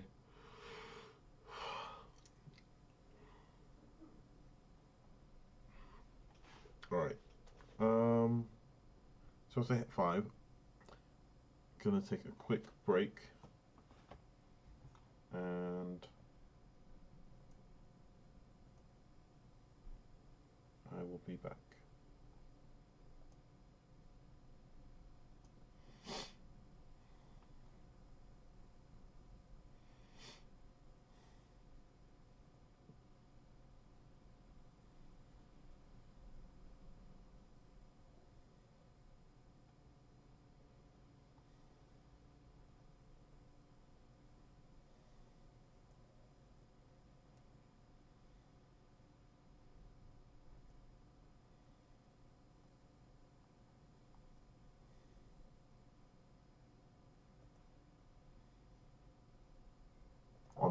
yesterday is we were having a look at storytelling best practices. After some of my workshops, and I was talking about game design, a big part of that is always mentioning the plot. And something that came up a few times was just narrative design and some of the storytelling elements, which I found was a little bit of how to put it, a rabbit hole of different information that I could cover, from story structure to character development, bad practices, best practices, presentation of information, and so on. So I thought, let me just put all of this down into a slideshow that I can refer to next time I want to go over this content with someone. We went over each of these parts. We talked about the story structure, beginning, middle, and end, those core components of what kind of defines those areas within a story. We talked about the Sanderson's 3 laws of basically magic systems and world building, and how that applies to even just general storytelling, regardless of whether magic is involved. It's just a best practice when it comes to progressing your stories. Talked about immersion and the importance of not breaking it, the importance of or the significance of suspension of disbelief, and the way in which you use stories as a form of escapism, and how the breaking of immersion is essentially the loss of that escapism. So any story that you're writing, your goal should be, ideally, in no situation should the audience be aware that they are reading a story or engaging in a medium. They should completely forget, essentially, the real world until you want them to. If this happens unintentionally, at any point, you as a writer have made a mistake. And then we just went over some core bad practices that generally I think a lot of people should know about if they're going to writing. After about 2 hours, I decided to give it a break, so we're going to come back now to go over more details about the good practices, presentation of information, and we're going to talk about the character arcs, which essentially follows a similar structure to any story arc, but then you just personalize it to different characters and their archetypes. So from there, I would say let's begin. So, a quick recap on what we were doing yesterday is we were having a look at storytelling best practices. After some of my workshops, and I was talking about game design, a big part of that is always mentioning the plot. And something that came up a few times was just narrative design and some of the storytelling elements, which I found was a little bit of how to put it, a rabbit hole of different information that I could cover, from story structure to character development, bad practices, best practices, presentation of information, and so on. So I thought, let me just put all of this down into a slideshow that I can refer to next time I want to go over this content with someone. We went over each of these parts. So we talked about the story structure, beginning, middle, and end, those core components of what kind of defines those areas within a story. We talked about the Sanderson's 3 laws of basically magic systems and world building, and how that applies to even just general storytelling, regardless of whether magic is involved. It's just a best practice when it comes to progressing your stories. Talked about immersion and the importance of not breaking it, the importance of or the significance of suspension of disbelief, and the way in which you use stories as a form of escapism, and how the breaking of immersion is essentially the loss of that escapism. So any story that you're writing, your goal should be, ideally, in no situation should the audience be aware that they are reading a story or engaging in a medium. They should completely forget, essentially, the real world until you want them to. If this happens unintentionally, at any point, you as a writer have made a mistake. And then we just went over some core bad practices that generally I think a lot of people should know about if they're going to writing. After about 2 hours, I decided to give it a break, so we're going to come back now to go over more details about the good practices, presentation of information, and we're going to talk about the character arcs, which essentially follows a similar structure to any story arc, but then you just personalize it to different characters and their archetypes. So from there, I would say let's begin. So, a quick recap on what we were doing yesterday is we were having a look at storytelling best practices. After some of my workshops, and I was talking about game design, a big part of that is always mentioning the plot. And something that came up a few times was just narrative design and some of the storytelling elements, which I found was a little bit of how to put it, a rabbit hole of different information that I could cover, from story structure to character development, bad practices, best practices, presentation of information, and so on. So I thought, let me just put all of this down into a slideshow that I can refer to next time I want to go over this content with someone. We went over each of these parts. So we talked about the story structure, beginning, middle, and end, those core components of what kind of defines those areas within a story. We talked about the Sanderson's three laws of basically like magic systems and world building, and how that applies to even just general storytelling, regardless of whether magic is involved. It's just a best practice when it comes to progressing your stories. Talked about immersion and the importance of not breaking it, the importance of or the significance of suspension of disbelief, and the way in which you use stories as a form of escapism, and how the breaking of immersion is essentially the loss of that escapism. So any story that you're writing, your goal should be, ideally, in no situation should the audience be aware that they are reading a story or engaging in a medium. They should completely forget, essentially, the real world until you want them to. If this happens unintentionally, at any point, you as a writer have made a mistake. And then we just went over some core bad practices that generally I think a lot of people should know about if they're going to writing. After about 2 hours, I decided to give it a break, so we're going to come back now to go over more details about the good practices, presentation of information, and we're going to talk about the character arcs, which essentially follows a similar structure to any story arc, but then you just personalize it to different characters and their archetypes. So from there, I would say let's begin. So, a quick recap on what we were doing yesterday is we were having a look at storytelling best practices. After some of my workshops, and I was talking about game design, a big part of that is always mentioning the plot. And something that came up a few times was just narrative design and some of the storytelling elements, which I found was a little bit of how to put it, a rabbit hole of different information that I could cover, from story structure to character development, bad practices, best practices, presentation of information, and so on. So I thought, let me just put all of this down into a slideshow that I can refer to next time I want to go over this content with someone. We went over each of these parts. So we talked about the story structure, beginning, middle, and end, those core components and what kind of defines those areas within a story. We talked about the Sanderson's three laws of basically like magic systems and world building, and how that applies to even just general storytelling, regardless of whether magic is involved. It's just a best practice when it comes to progressing your stories. Talked about immersion and the importance of not breaking it, the importance of or the significance of suspension of disbelief, and the way in which you use stories as a form of escapism, and how the breaking of immersion is essentially the loss of that escapism. So any story that you're writing, your goal should be, ideally, in no situation should the audience be aware that they are reading a story or engaging in a medium. They should completely forget, essentially, the real world until you want them to. If this happens unintentionally, at any point, you as a writer have made a mistake. And then we just went over some core bad practices that generally I think a lot of people should know about if they're going to writing. After about 2 hours, I decided to give it a break, so we're going to come back now to go over more details about the good practices, presentation of information, and we're going to talk about the character arcs, which essentially follows a similar structure to any story arc, but then you just personalize it to different characters and their archetypes. So from there, I would say let's begin. So, a quick recap on what we were doing yesterday is we were having a look at storytelling best practices.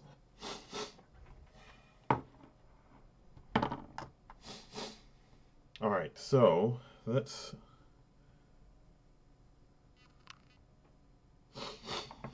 review our objectives, because there's certain things we want to get in here. Whew. All right, so we have the spider does move now.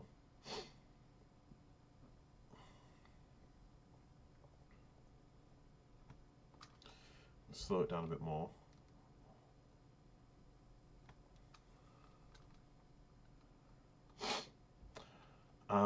The other point, it's annoying because the web trigger hitbox.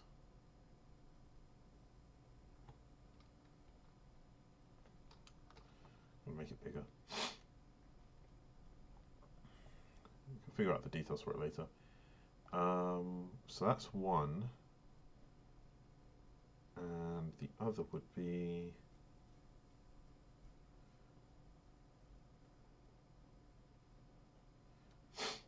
I've got a better idea.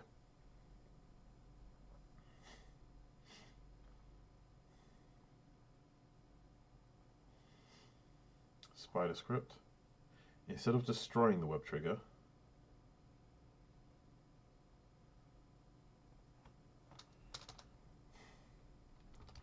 trigger object dot transform dot position equals transform dot position, meaning it can be triggered if you touch the web, the spider will come after you. But if you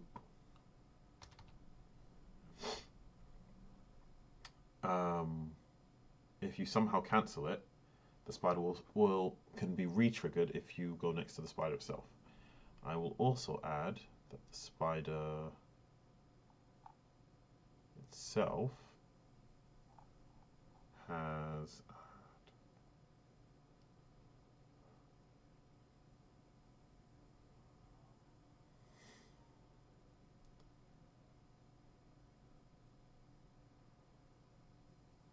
sphere collider. That is a trigger.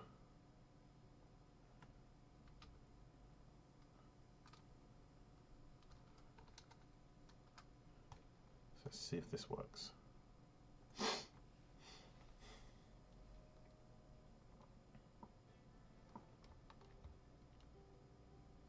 Okay, so that's going to not work for a few reasons. Too many reasons it's not worth trying to fix.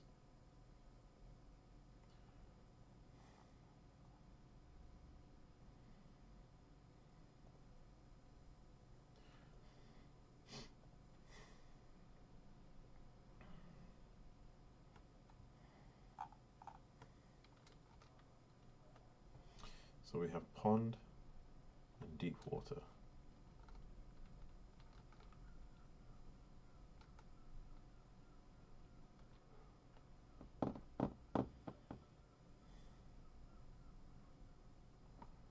So if I say you're a threat,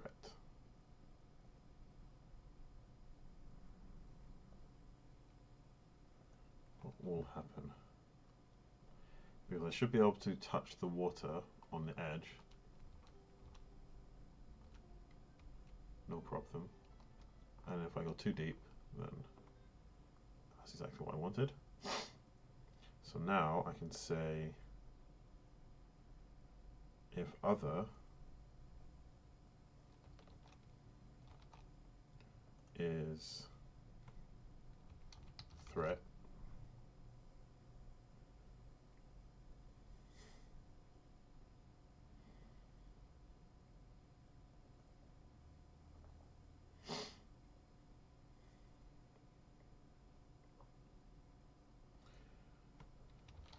it's false.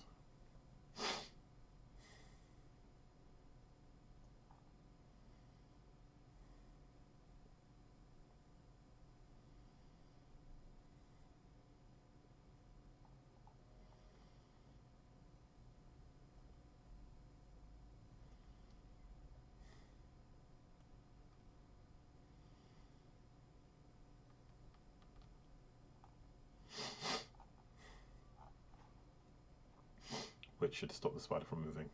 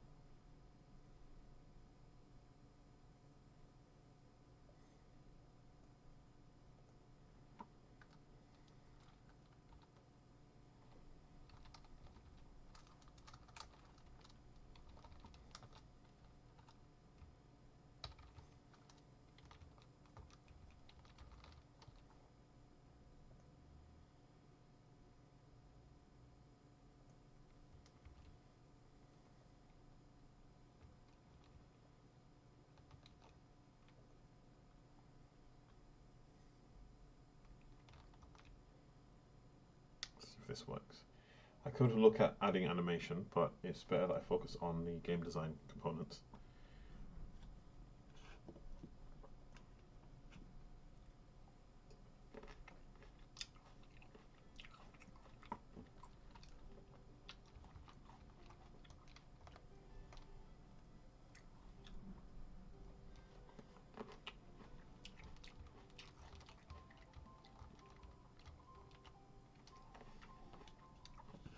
It stopped because of the water.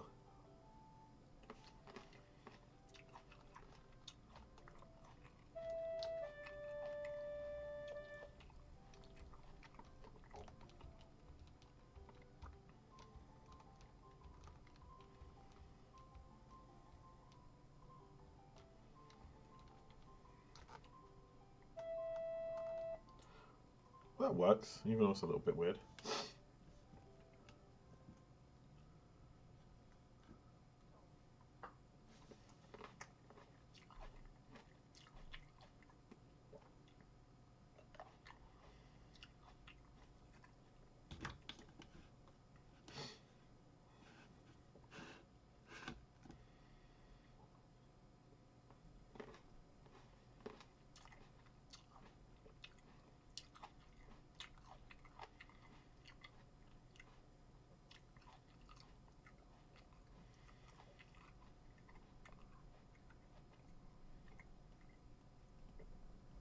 I don't know why it starts spinning, to be honest.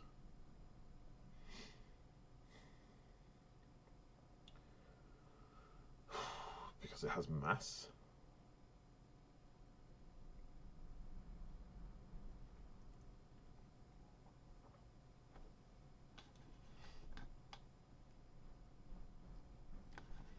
Why does the web need mass?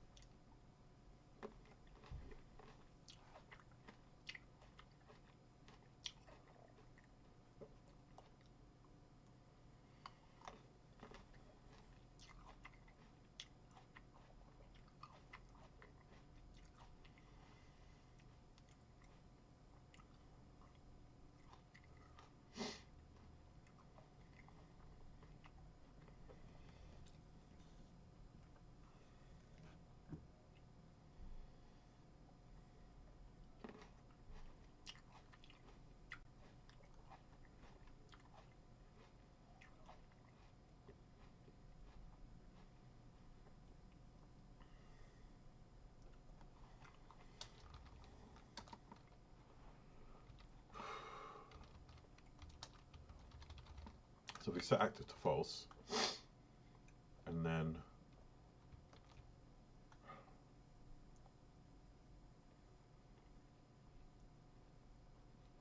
here,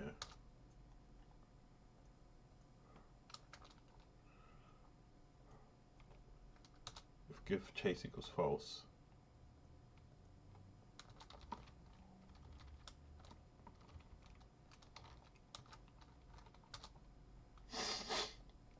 then we reactivate the object.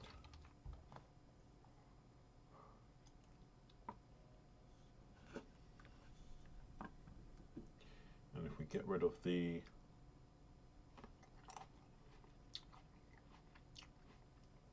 mass,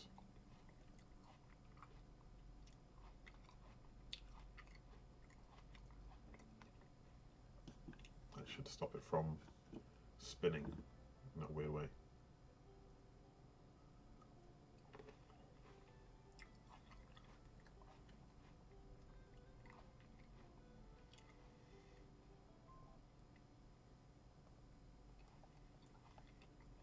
Oh.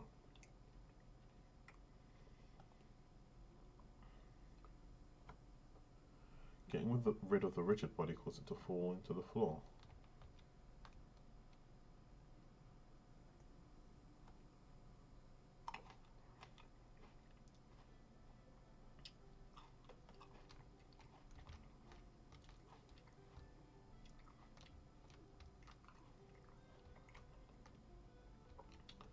It didn't deactivate, did it?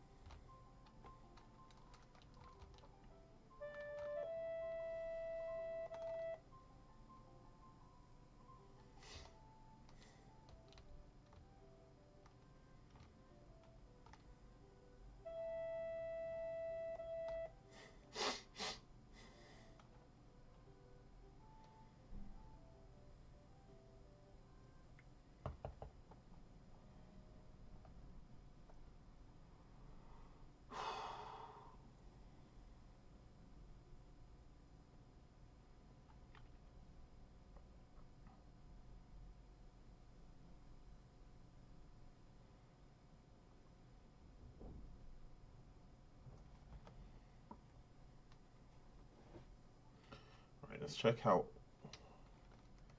why it's spinning. See if I can disable that.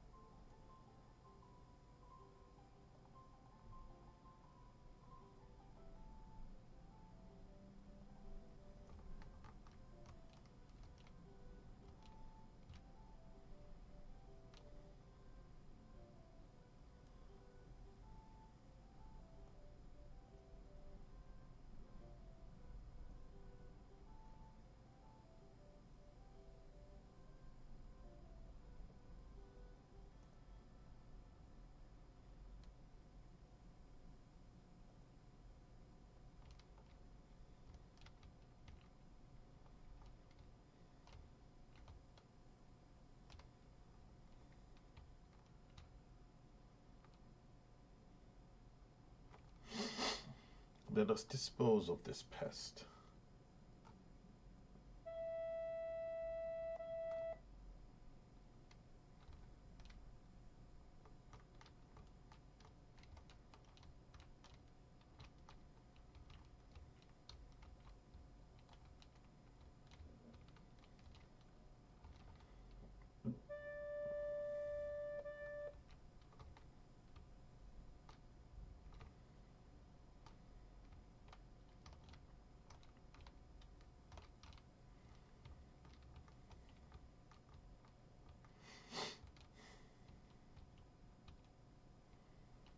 And there we go.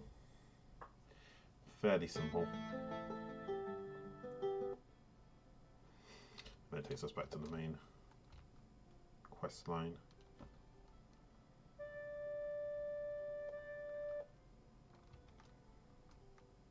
The absurdly slow movement speed.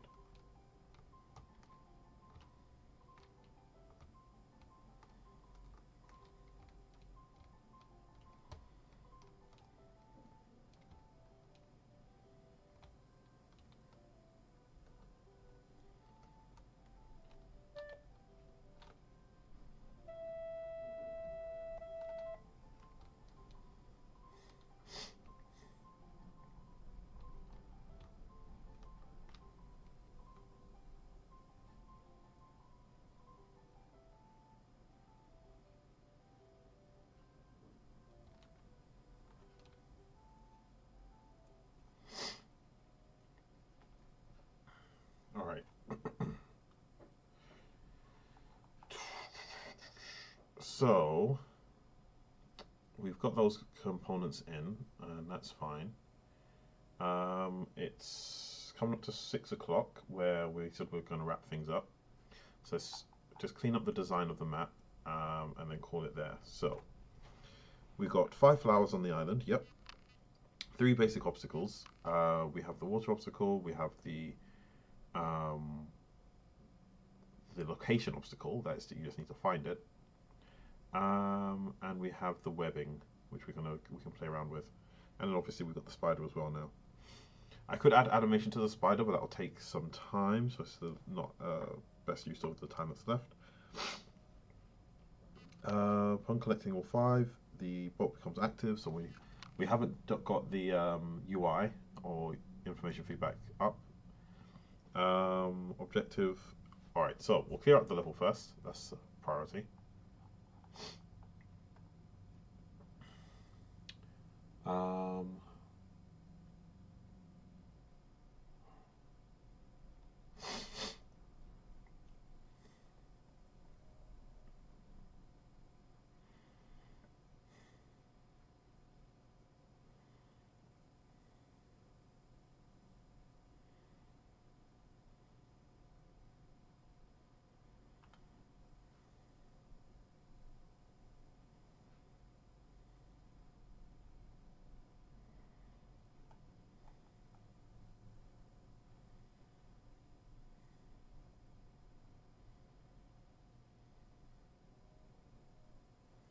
So we actually have 2 ponds, don't we? That was just for a test.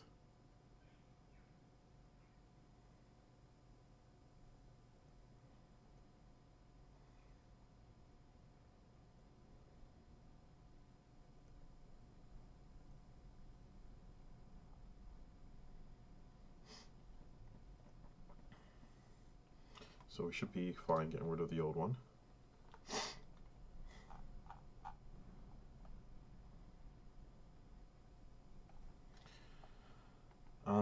So you start on the edge of the water. I'm going to give this, it's already got a mesh collider.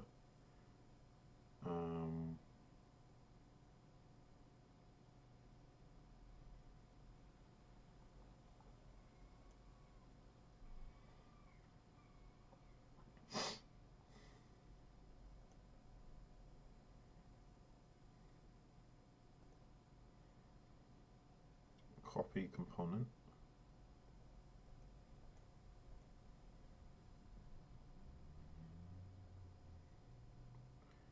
Paste component as new. Let's see if it just works off the bat.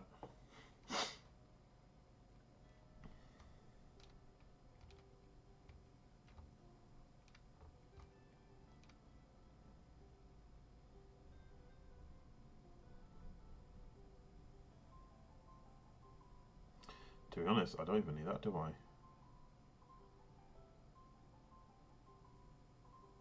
All I need to do is say that's all that's needed. Just say it's not got collision.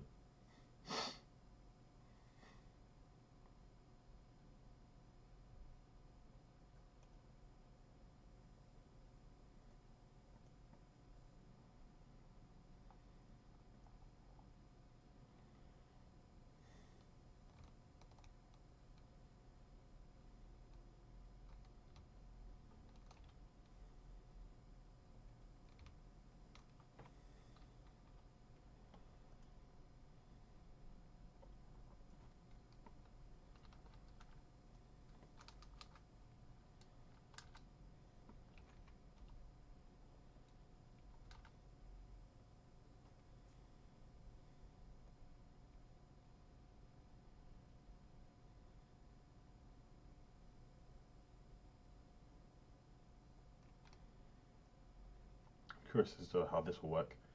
Looks like a Pac-Man island. Oops. I can understand why you would say that. Let me fix this quickly. Remove component. There we go. Try that again. It's supposed to be. I literally, it was annoying me all day earlier. I forgot the name for it. Enclave? No. Where it's like the beach goes inwards, and then I should be able to walk out. And then if I go too deep, yeah, that's what I wanted. That's fine. And then it takes back to this level, so that works. It also kind of looks like a yellow fish, because that's like the mouth and that's like the fin. But it's just demonstrating like really, really basic 3D modeling to make the island. So I didn't put in that much effort into its design. So our first obstacle is simply directly in front of us. All we have to do is walk to it. The second one is hidden behind the tree, so you have to walk around the tree to see it. That's fine. By the time you get here, you should be able to see the next one, but it's hidden in shadow by more trees. So what we do is we rotate this, just so that it's less obvious that it's there. A way to make the shadow better, like more effective, maybe I can if I direction light.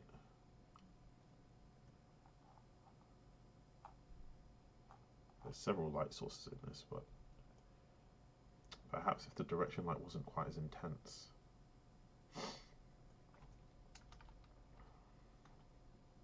How does that look?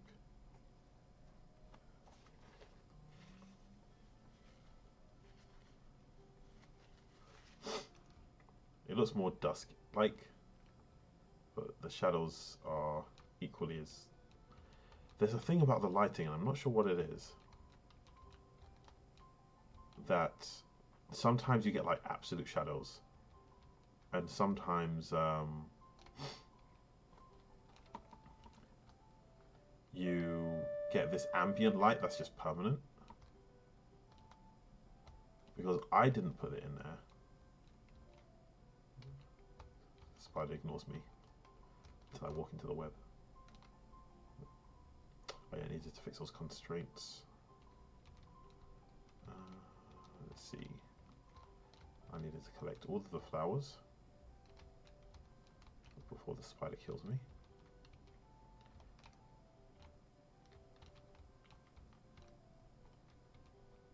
And then I think that was it.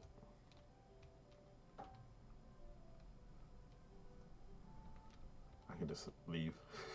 The spider's not fast enough to be a threat. I can just leave. Maybe I need to make the spider move faster. I don't know. Or make more of them.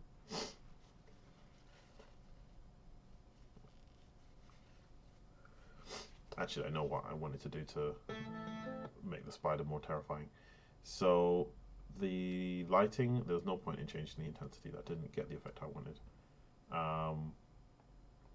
I did have a shadow cone.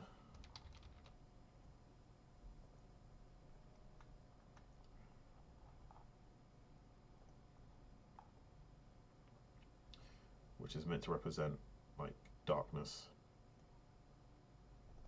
which you can make disappear when you use light. If I had better graphics for it, I can obviously make it look better, but let's see. We're using black. So if I open black, instead of opaque, we go with trans. Technically we want translucent, not transparent, but fine. And then we can make it so it's not completely pitch black.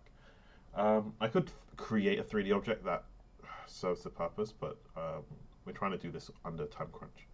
So let's just leave it how it is for now.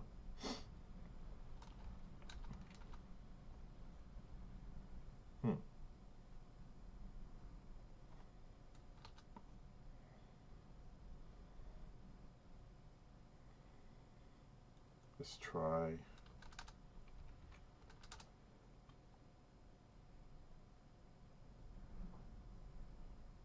Not ideal, but I'm trying to create an effect where it's like it's so dark you can't really see what's beyond that point.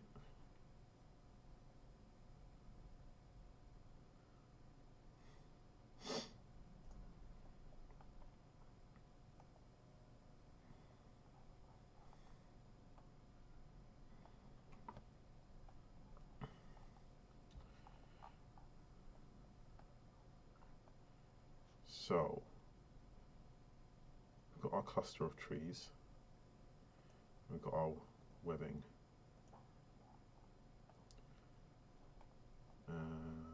This web we're going to move. I'll put it somewhere more interesting. And where do we want to put the spider? Thing is, I want the spider to start following you if you get too close. I want it to have more than one trigger.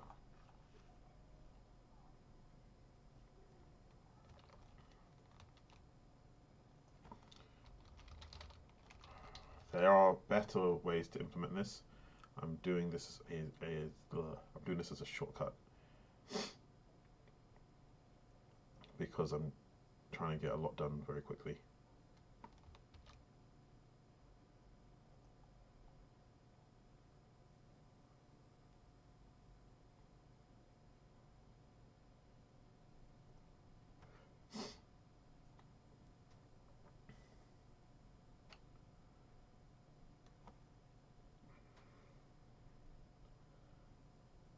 But it's not saved, so it won't work yet.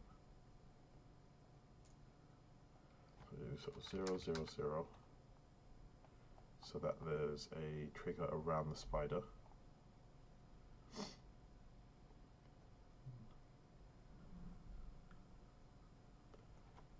0.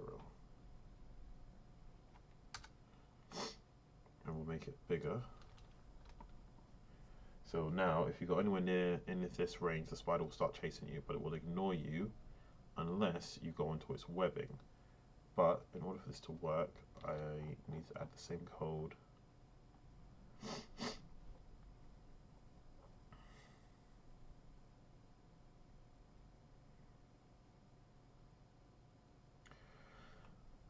On trigger enter, if other is player,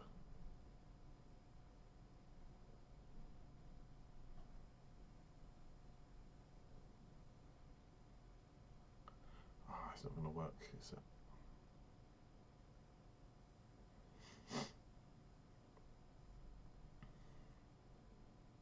The problem is this stops it from getting caught in water. But to be honest, it's fine. If threat stop. Alright, let's just see if this works.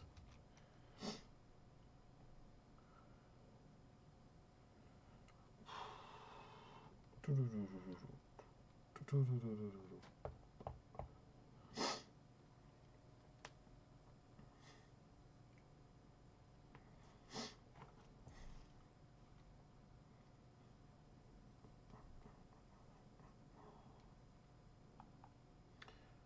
was like waiting for it to load and it already finished.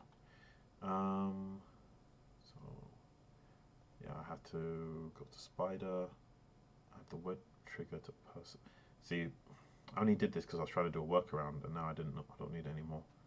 But as I said, I'm just doing it quickly for the sake of like demonstration.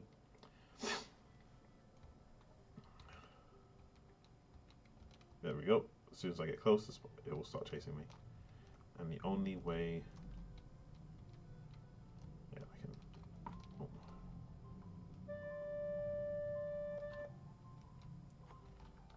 There we go. Click. It was a spider.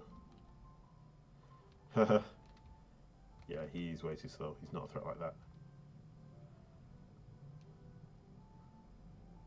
Earlier he was way too fast. So I will literally double your speed.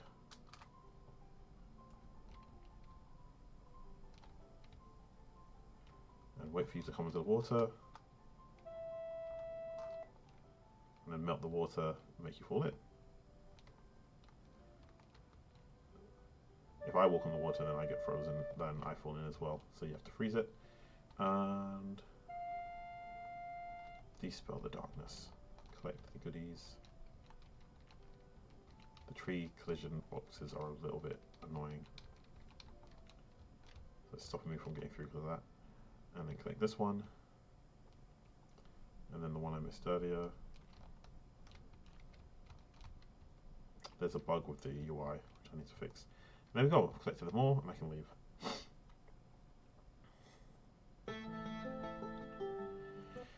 Alright, so spider. Any changes you make while the game is running, do not save. So I need to implement them a second time, now that I know what I want it to do. So we're going to lower this flower, because it's floating at the moment. We're going to get the spider, and we're going to change its base movement speed. I'm going to say 7.5. 3 times faster than what it currently is.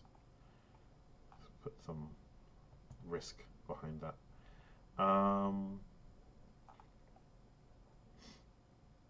So now we want to make the forest a little bit more dense.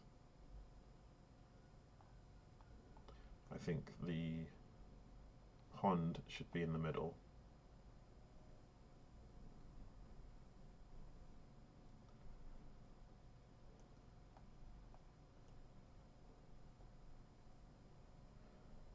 This doesn't actually matter. It's just there for general decoration.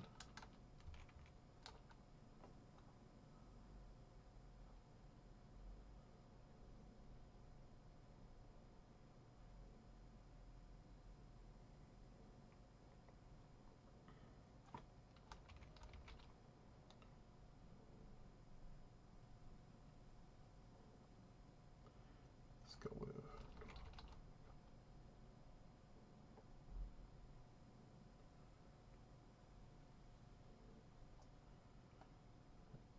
kind of makes you think there's something hidden on the other side. Mesh renderer. I don't think it's actually got a collider, so we want to say mesh collider. We don't need convex.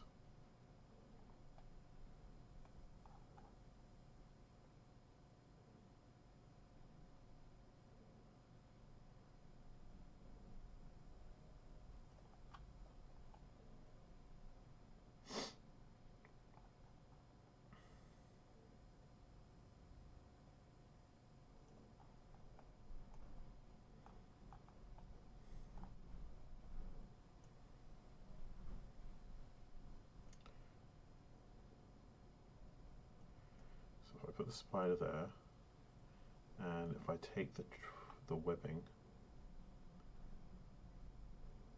and what I want to do is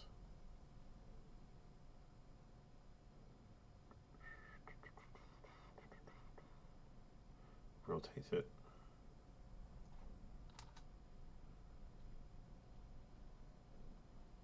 Let's look at it from above.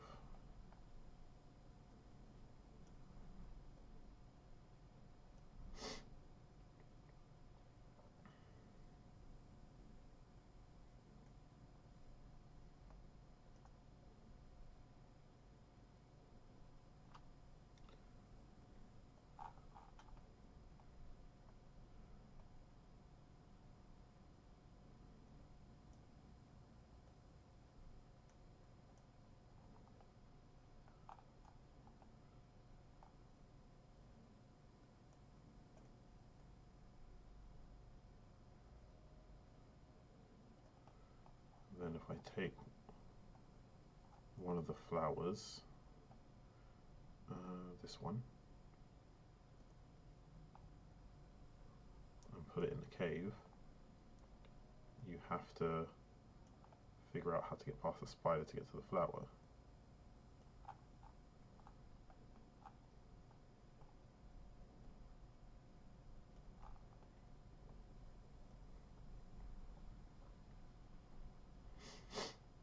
Assuming you can fit in the cave, so I'll need to check the collision settings there.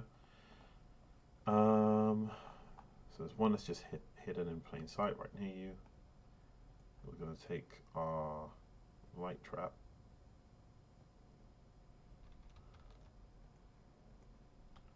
and take our shadow, put it as part of the light trap.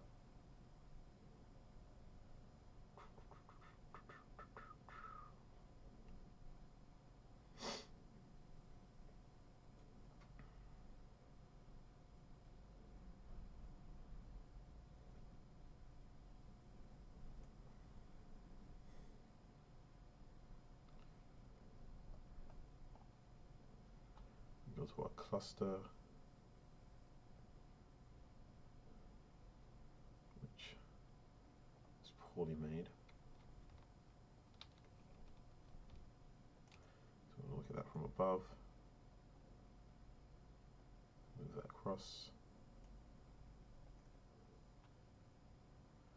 Alright, the center and the objects are completely off. So if I create a 3D object, that's where the center is. And then I move these with that in mind. And I get rid of the object that's acting as the center. And it just aligns up the objects better. So when you're using an empty and you end up like not being centered properly, use an object to put that in the dead center, and that helps orientate it, as I just did.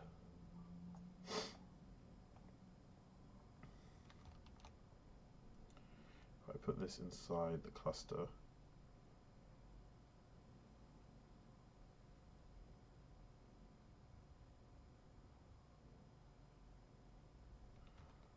and then duplicate,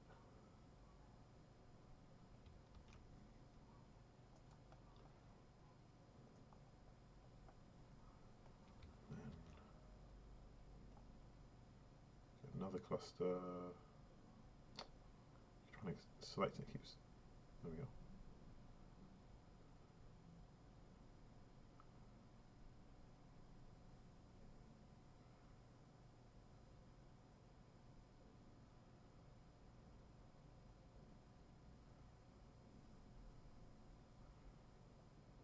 this over here so that they're separated.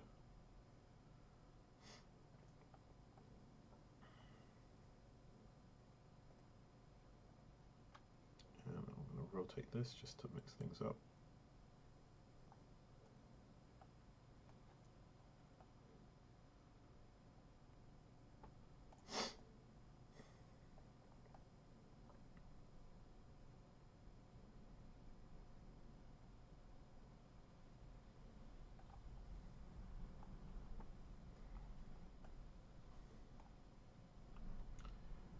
Take the web trigger, just lower that a bit.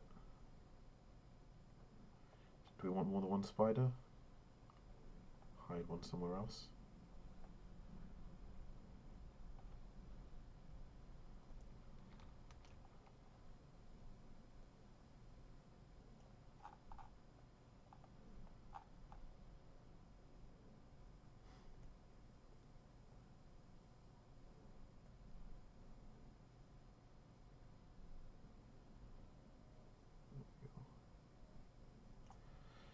So you walk blindly into the dark, you get unleashed upon.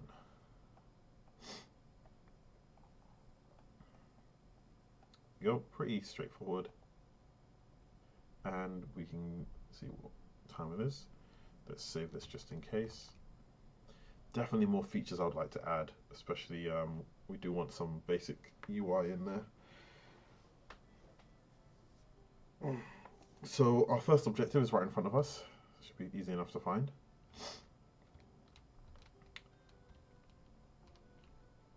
We're surrounded by darkness,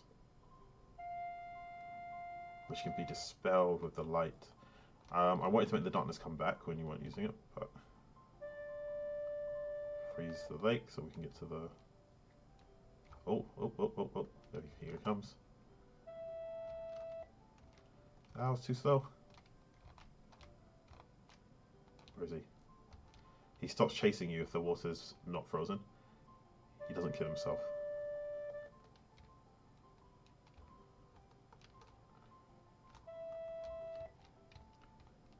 Yeah, this movement speed makes it harder. Did I get him? I don't even know. You can't look at him and run from him at the same time. He might still be here somewhere, hiding.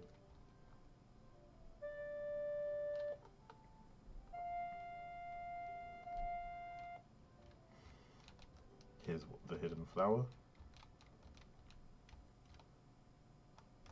And there was one more over here that I purposely put it there and I missed it. And like, last one. Oh, here he comes. I don't know if it's frozen. Crap. Where is he?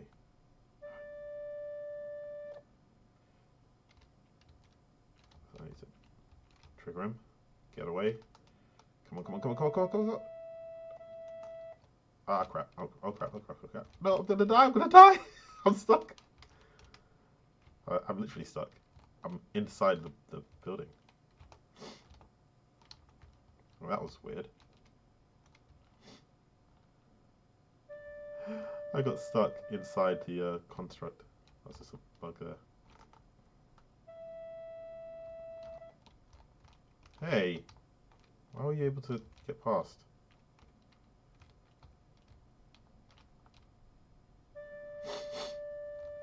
Alright, we'll try again.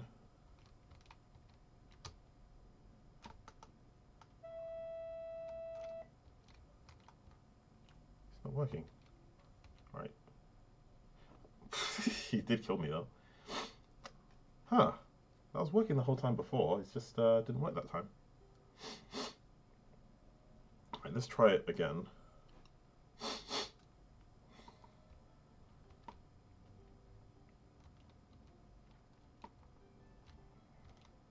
Alright, so the first thing I need to do is make sure the lake is frozen. Look, he's already trying to get out.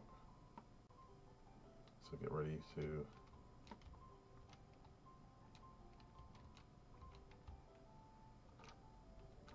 Oh, that's too slow.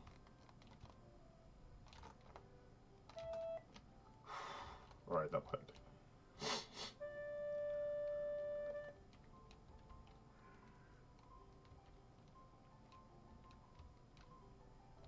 Yeah, here comes. Not yet. Not yet.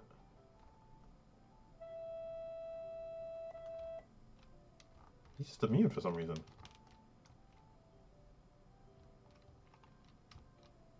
Oh, I got the flower.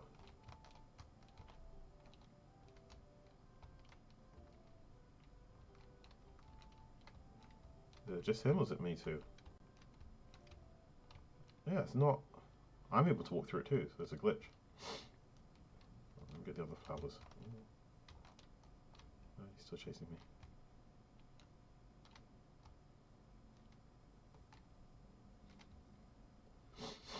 Is there another way I can get rid of him?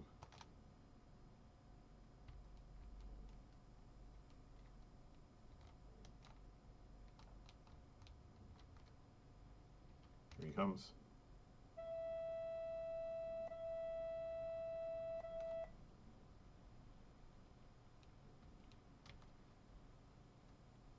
Huh. Alright, let's just ignore that for now. I have to keep my eye on him.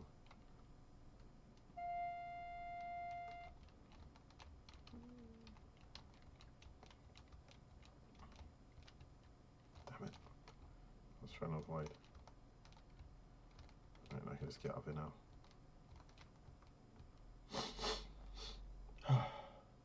Alright. So yeah, there's some bugs that obviously need to be addressed.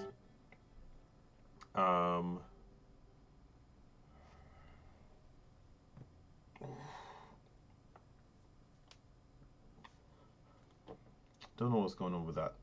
This object's collision is a bit iffy. One of the spiders worked fine, and then it's like the lake didn't unfreeze correctly.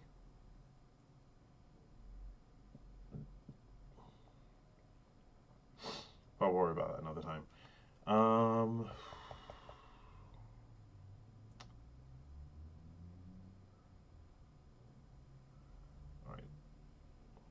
I was going to do like little thought, like text bubbles that come up.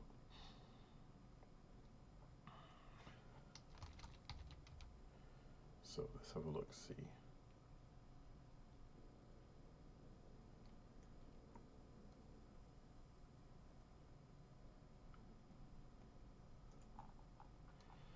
So what we want to do quickly, I want a thought bubble. So I might as well demonstrate it very quickly. I know that we're meant to move on from now, but I'm just going to do it, see how fast I can throw this together. What I want is the pencil tool. They recently did an update, so let me see if I can. They've moved stuff around.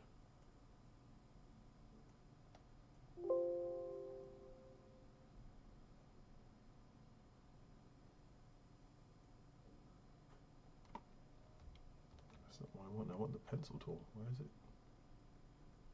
There we go. For some reason, it's also working. Alright, so very simple. Just do like boom. And we have like this ugly looking thought bubble. You can modify the anchors, the vertexes, similar to when we were doing the 3D modeling earlier, and you can like manipulate the exact shape. You can also use the pen tool to remove any that you don't need, like if the shape isn't quite working out, and then the white arrow tool to then manipulate the angles, so you can see we can get better shape like that. If we make it black on the outside, and instead of white, we'll give it like a something like beigeish,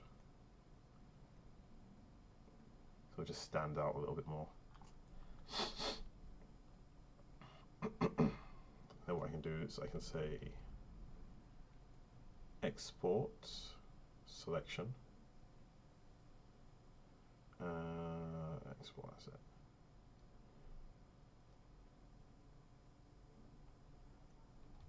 I was going to do a little storyboarding. Right,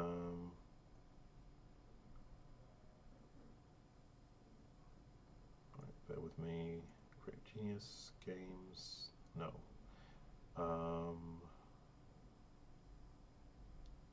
Yes, actually. games, Silent Symphony.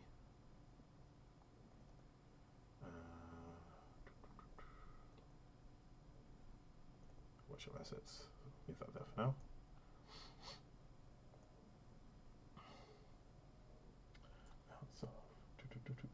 Alright, so now we can take. Did that? Yeah, I thought it opened up in a separate screen, but it didn't. Silent Symphony, implementation, workshop assets, storyboard. Where's the asset I literally just created? Try that again. Export selection. Where did you send it?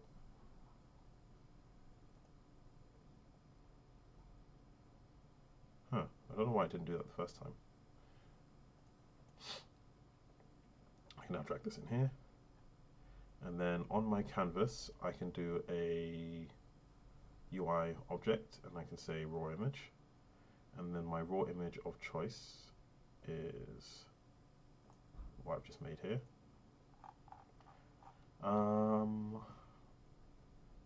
It didn't make the background translucent, which is weird. It usually would. It's very weird. Because it's a cutout. There literally isn't a background. See? It's not got a background. Let me see. I'm going to try one more time.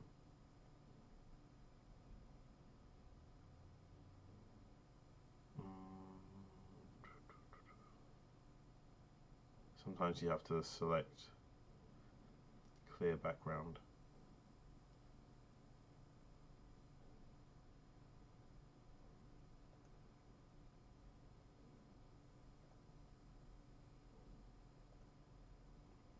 Huh.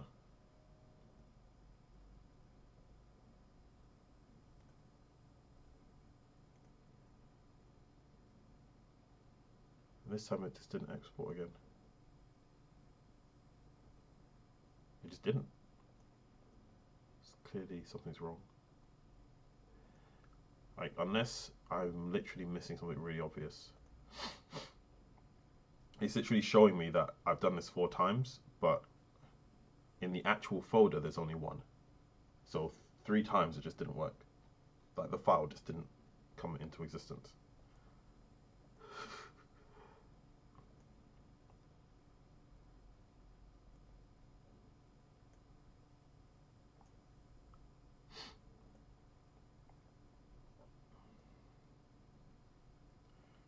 Same. Oh, see, yeah, that was weird. Anyway, I got there eventually. And then we'll scale it up. Well, not necessarily scale, we can literally just make it bigger. Let's say 400 by 400.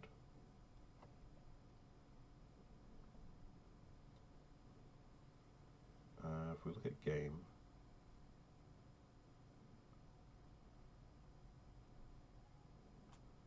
so what if I invert it?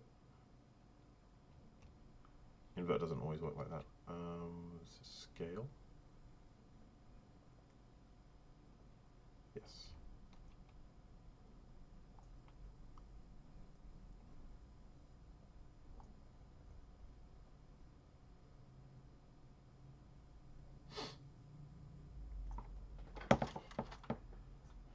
And then in the game it will look something like this. And then I can add text. I can say create UI Rod TextMesh Pro. Huh. Sure, I've been using text. Oh, maybe I haven't. Maybe this is like really old. No, I updated this before. I remember there was a bug. I updated a lot of stuff in the project and then it like reverted to an old version. I still don't know why it did that, but I lost a lot of data when it happened the first time. I have to wait for it to finish importing.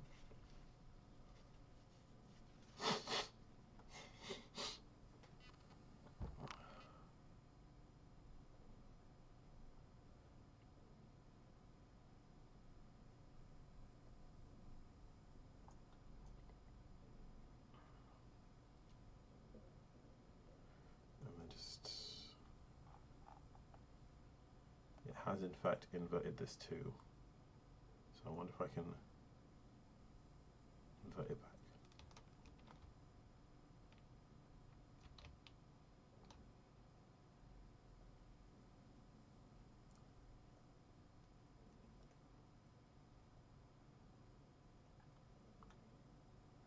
I think black might be better than white here. Yeah.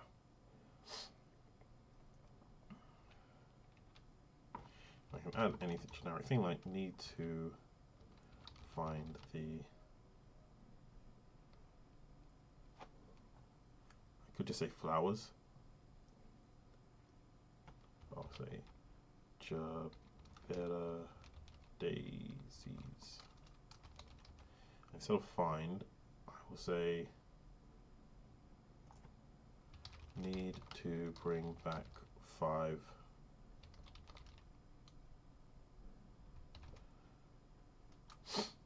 Jabera daisies, and if we, that's what I wanted to do.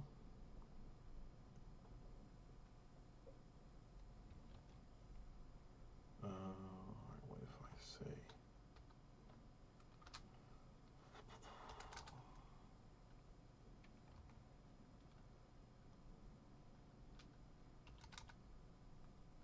nope, do that 100.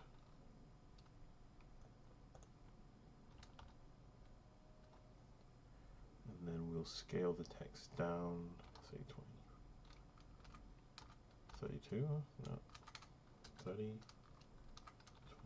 20, 28. And then that will look something like this. Need to bring back 5 Jabera daisies. Then I'll add a script. I'll call it, let's call it speech bubble.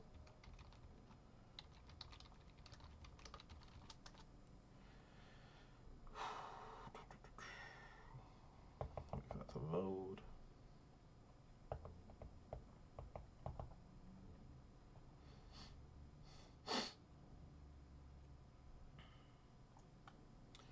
And then we'll open that up. And we want to say using TM Pro. I'm going to be lazy here and just say public TM Pro underscore no and pre.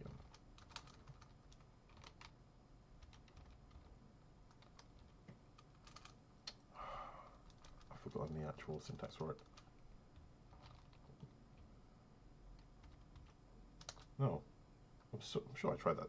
Anyway, I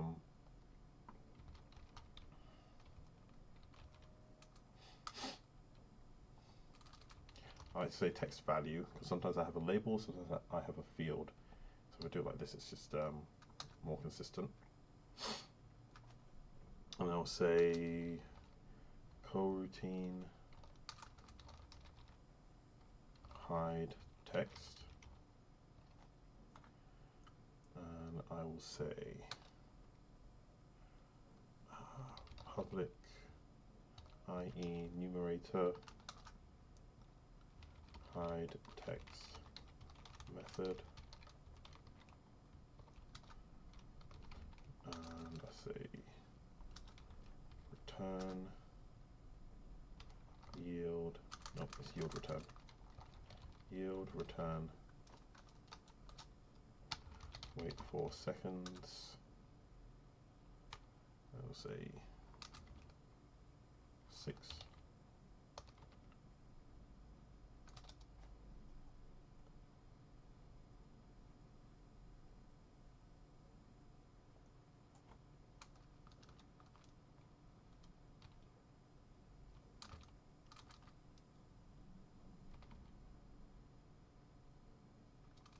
Oh.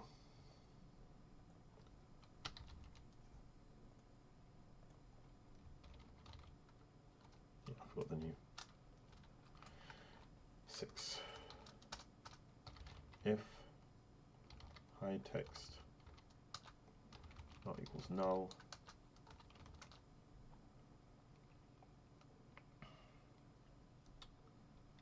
transform dot game object dot set active equals false. Hide text equals null. We do that so that we don't keep running it in the background when we no longer using it.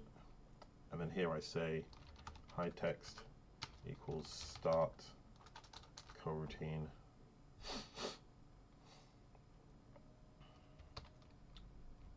hide text, oops, hide text method.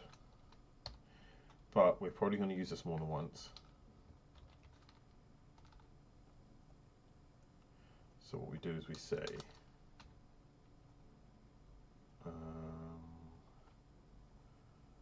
string default text.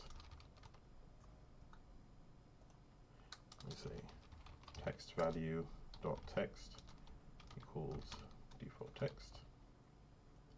Okay, quick method public void new bark string message.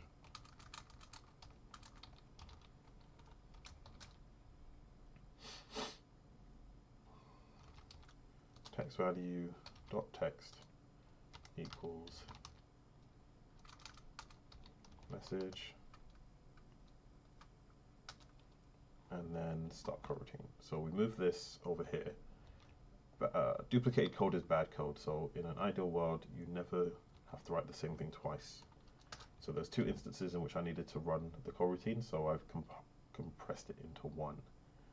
And then I don't need that anymore because I can just use this to achieve the same thing. It sets the default text, and then I can now also manually override this for new text when I want it, and every time it does that, it will disappear after 6 seconds. We don't need an update, and that should do it.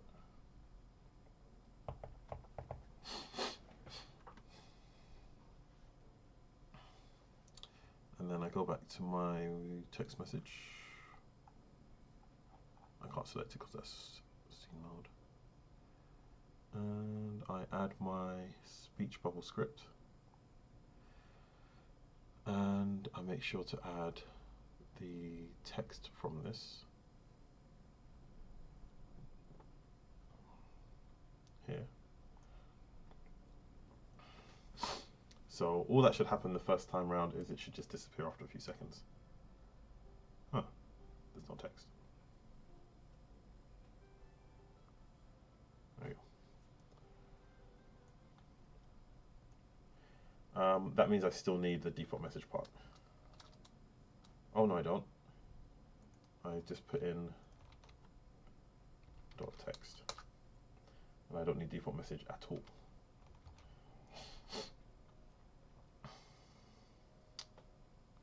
The next thing that I want to do is, let me see if I've already got it in here somewhere. Nope. I'm going to be really lazy, and I'm going to just be like, create I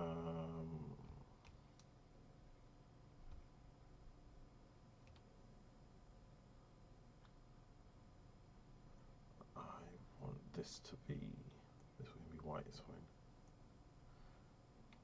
And then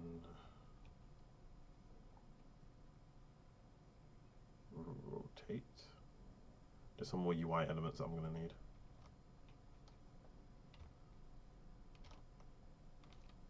Huh. Doesn't let you... Normally you can duplicate when you rotate, but I have to use the tool. I can't do the shortcut like I just did.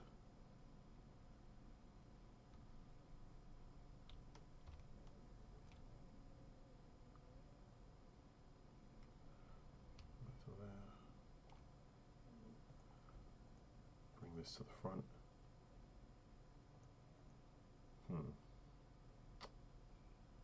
Fine.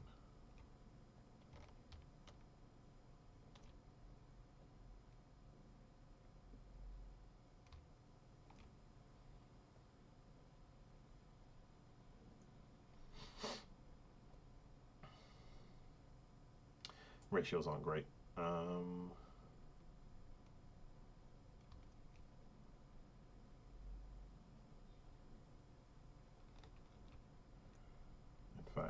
it just made more sense to do it like this in the first place.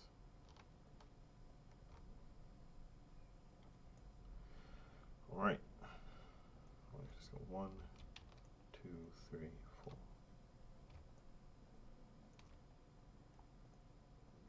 Don't need that at all.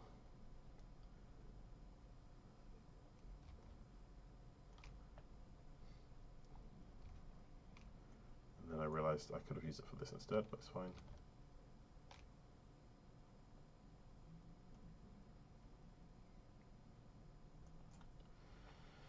And what we want is I'll just create a really simple triangle. So if you make, there are multiple ways of doing it, but I find if you just create a square and then use the pen tool, you can delete one, and that's now a triangle. And we rotate it.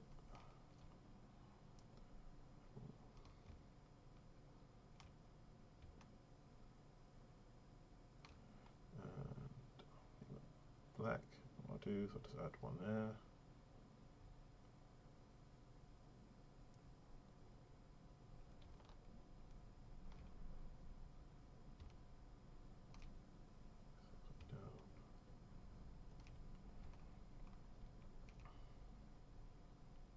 So this is just like really, really simple.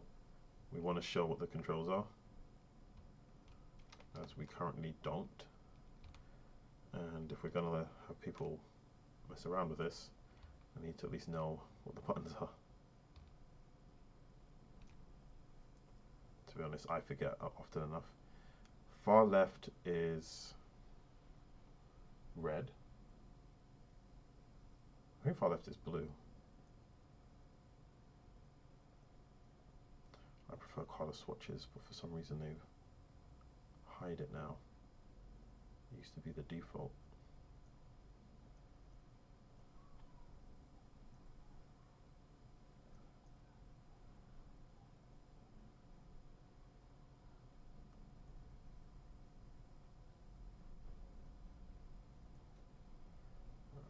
For now, we just need it to make sense.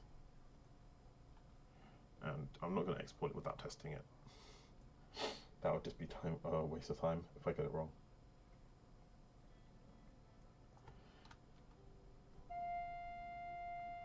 So that's yellow, and left is blue. Alright, that's fine. Left is blue, down it space is jump. Question is, do I need to say that space is jump, or do I just say jump?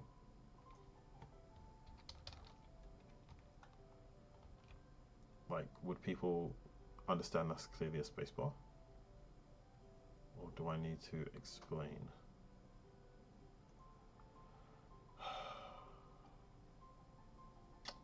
I hate the new layout because it's like so many things are hidden which weren't hidden before. So I used to be able to just quickly add color, quickly add text. Now it's like it's all buried under these different drop downs. No, I don't want font, I want spacing or formats. No, neither are there.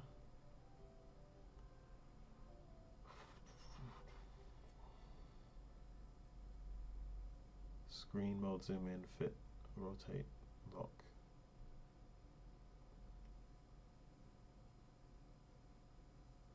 None of this is, right, let's try window.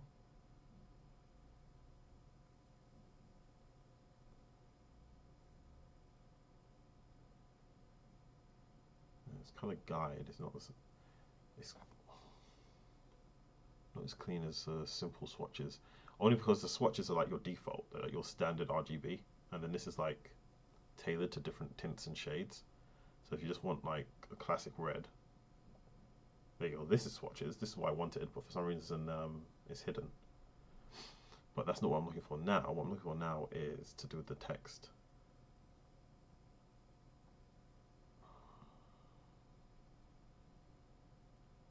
Layers, info.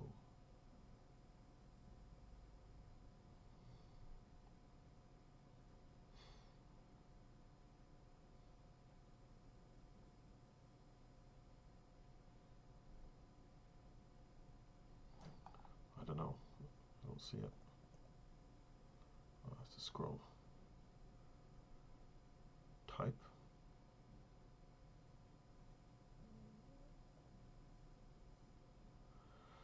What I wanted to do is just center the text. One of those default and standard things that you can do with text, and it's completely been hidden as a feature. I know you can. It's just, why do I have to look for it? Why is it hidden?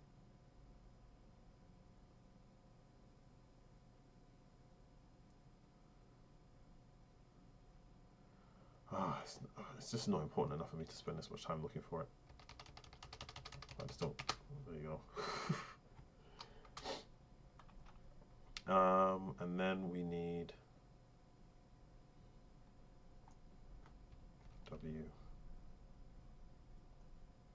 Again, this would look cleaner if it was centered, but it's not going to let me center it, so I'm just going to have to do it manually.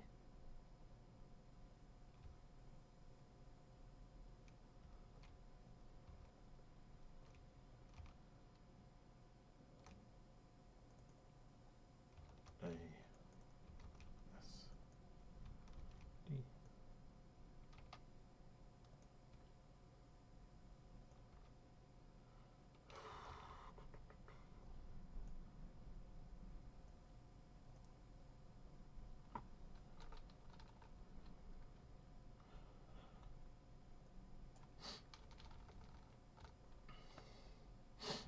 So what I want to do here is I'm just going to say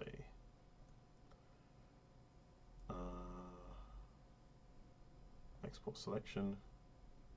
We want PNG. It worked. Right, it worked that time. So we know this is going to be really ugly, but I always say this is not my job. This is just me fulfilling the role on a needs basis. And I think anyone who wants to be a games designer needs to be able to do like at least this much, because even just to have it as a placeholder so that someone else can clean it up later, it really helps. Alright, so let's close that.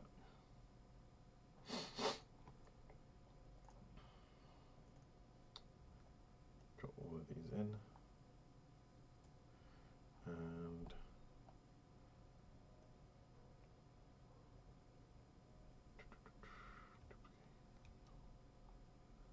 I want to go canvas, create raw image.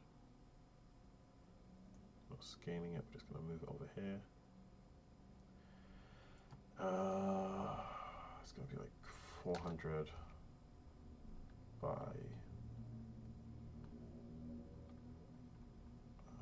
600, I think. No? Let's see what happens when I actually drag the image in. Probably the other way around. It's probably 600 by 400. Yeah.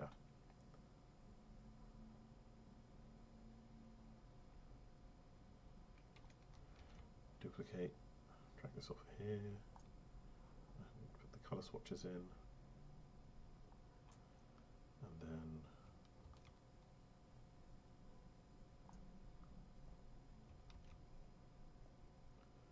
throw this here. This one can just be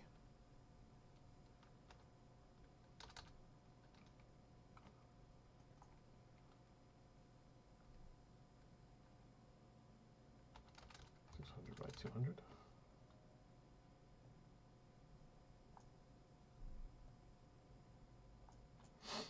And then we take all three and we add our same script as before. If we add the same script, it's gonna. Alright, I can fix that though. Shadow script speech bubble. All I need to do is change in our script here.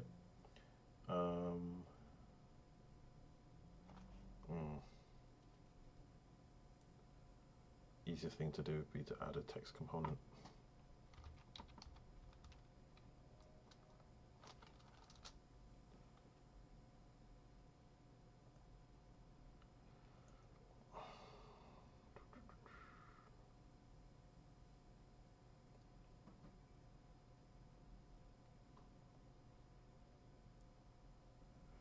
just gonna add an empty text field.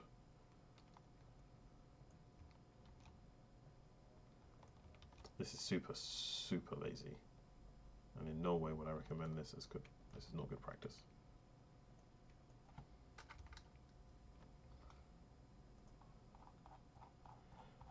But it implements the effect quickly. So each of these.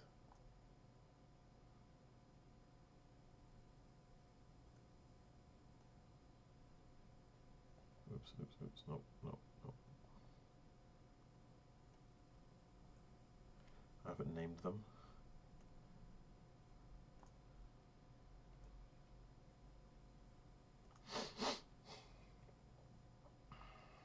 So now they'll all automatically hide after a few seconds. So when the game starts, it will just give you a quick rundown of what the controls are. And on top of that,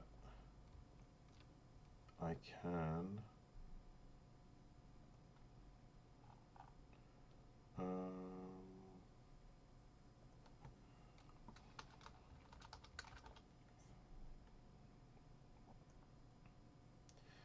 yeah, I think that's better, to be honest.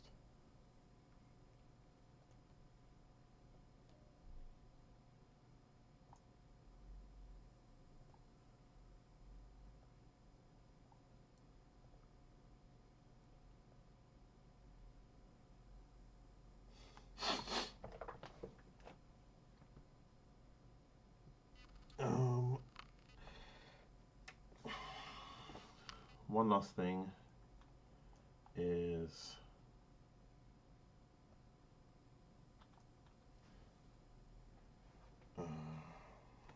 find the collectible.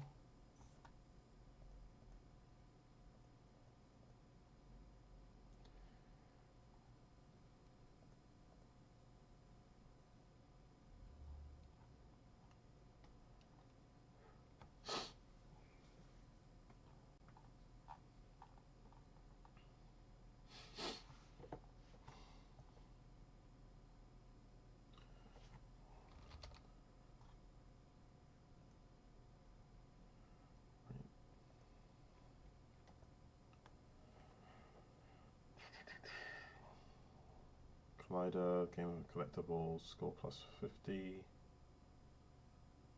If the goal script, we say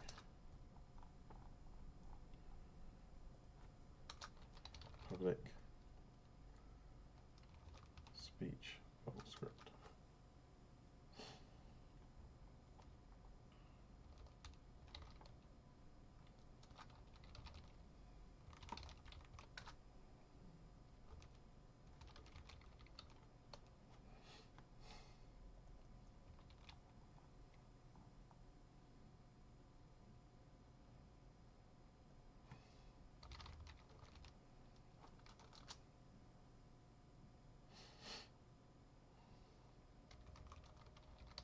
If the speech bubble exists, then speech dot, I forgot what I called it, new bark. And we just add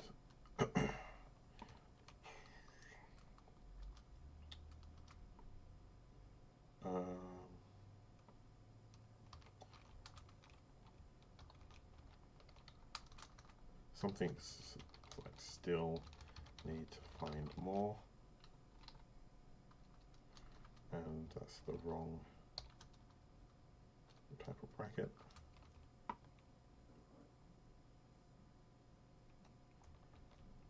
And I can do the same thing here, except I say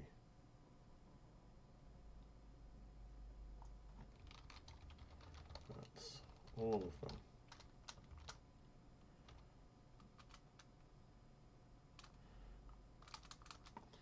Time to head back to the boat.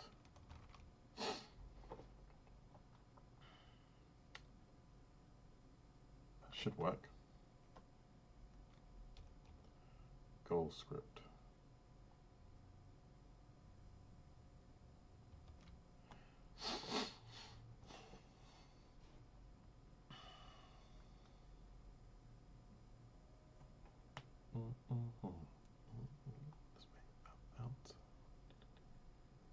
So I find Tago Nipstro.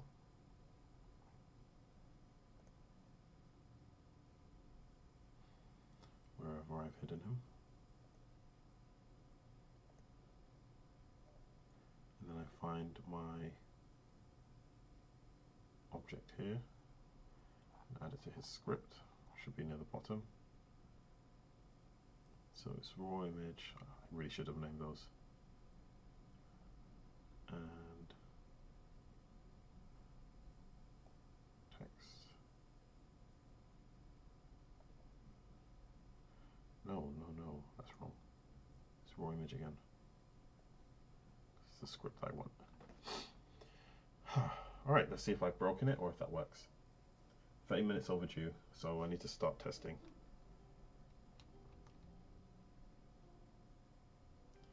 After 8 seconds, or 6, yep, there you go, that disappears, and then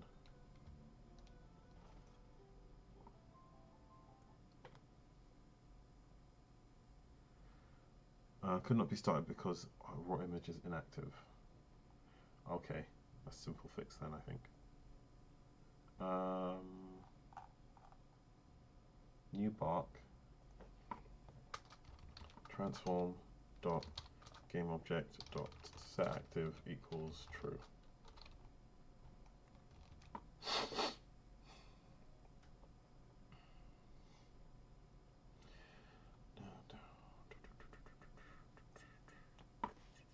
One thing that I do tend to skip out on is basic instructions for games. So even though this isn't ideal, it's still better than nothing. Still need to find more. There we go. One more thing. That score thing has a glitch on it.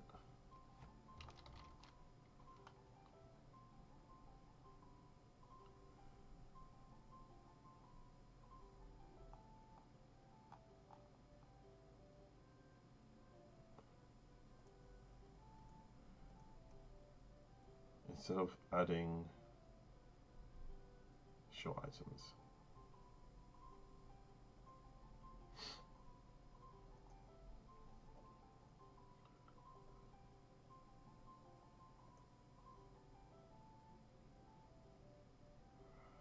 It shows them all every time instead of just one. Which isn't entirely wrong. If I wanted to add more items. For now I think I'll remove that feature though. Because I think it's more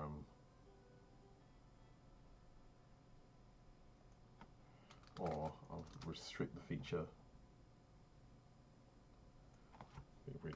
Be really lazy with it. Counter int counter equals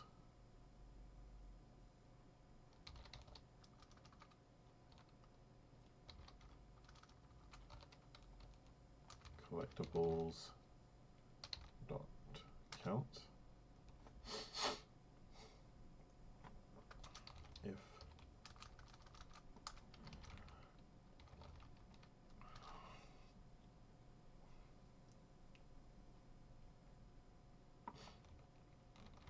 equals 0,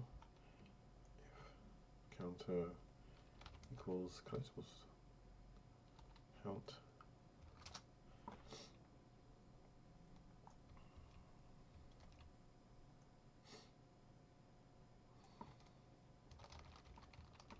counter plus plus.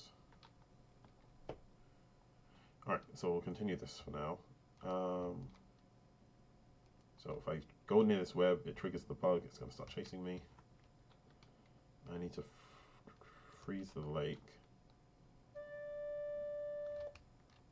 It's still going to be chasing me though. And there's 2 of them.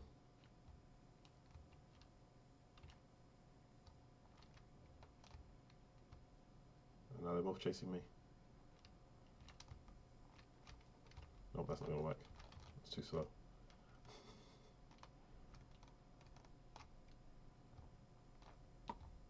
Can I make it? Let's go. Let's go! Alright, need to get the flower.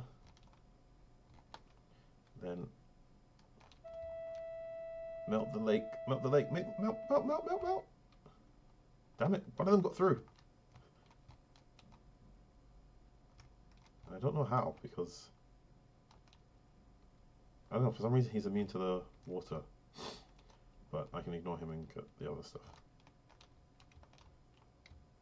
There's one flower hidden here. He won't chase me through water because he's not completely stupid. If you can't see very well, that feature is a little bit buggy, but it does work, so it's good enough. Still need to find more.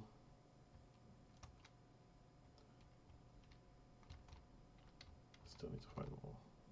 Do I? Or was that a glitch? Because I think that's all of them. If that is all of them, then I can go to the boat and it will take me away. Yeah. And then that's it. Game completed.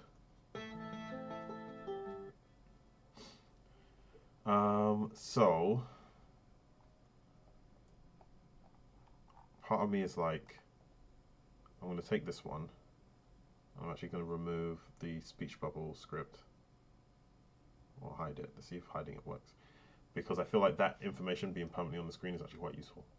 The second thing I want to do is just have a look at what the hell. One of the same object. They're literally copy pasted. But for some reason, one of the spiders is immune to the water and the other one isn't.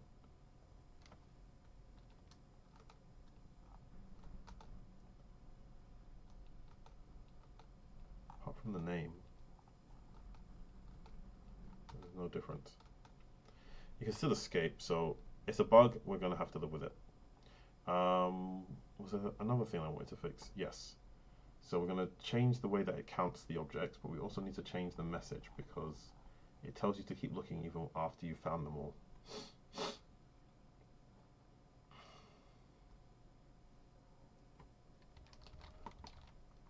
Still need to find more. So,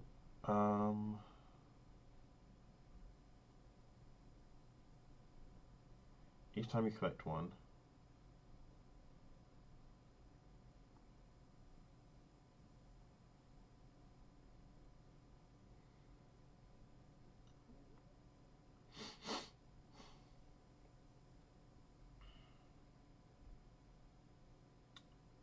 it will check the list. If the list comes back,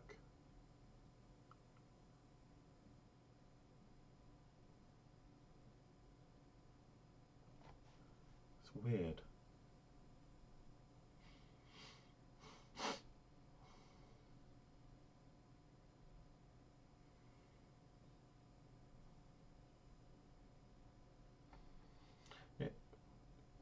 It shouldn't say that you still need to find more.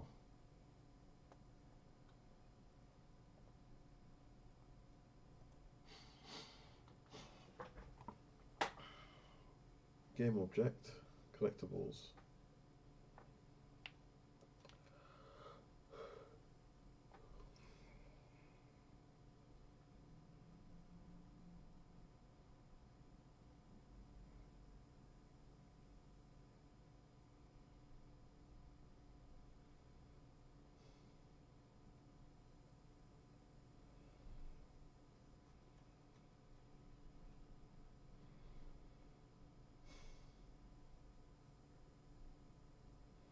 Alright, I'm just going to change it to a...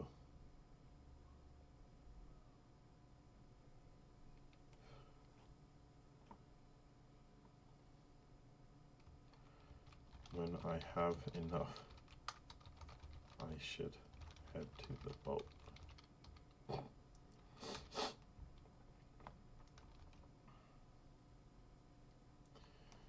Change it to that phrase. And then we're going to look at... If I didn't get really tired earlier, I would have been right on schedule.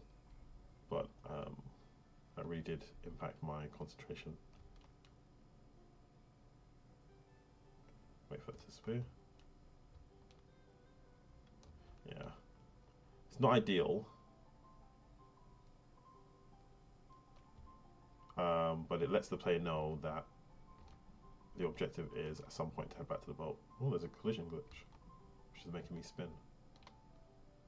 That's weird.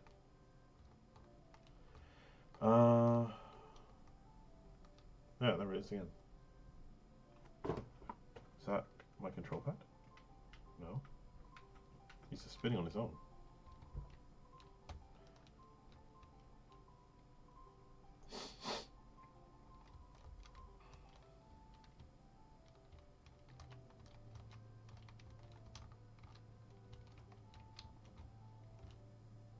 Yeah, there's lots of ways that this can be worked on and improved, and lots of collision issues that need to be resolved. But yeah, we're gonna move on because that was our deadline. Objective, goal, shadow objects, thought bubbles. We covered 2D graphics, 3D graphics, programming, game design, level design. We pretty much covered everything, I think. So the next part is the release process. When you complete the level, it will automatically send you to the either game over or game complete screen, which is fine, but we'll need to save this. Game over, so we need to go to, we need to find our scene controller. Oh, do I not have a controller for this one? No, I don't. Tago.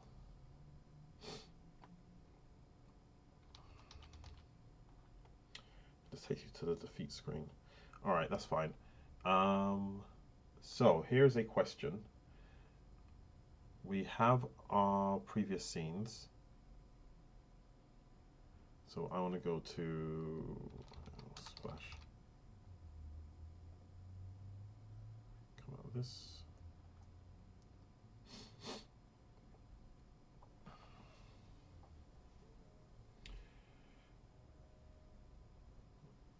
This is really basic splash screen. I can't remember if that's the trailer. I don't think it's the trailer. I think it's just static image. And it goes straight into this. Alright.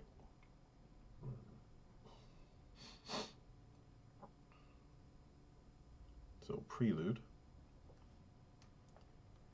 Oh, that's not the one we want. Silent Symphony level 1.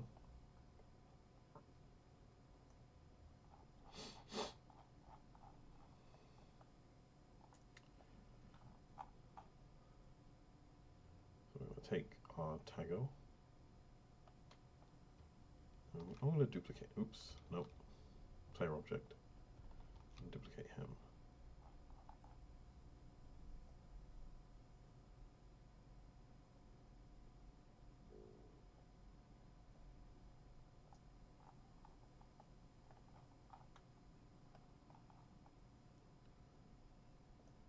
We're going to go to both of the Tago objects.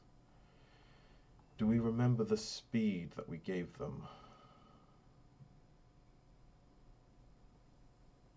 I don't.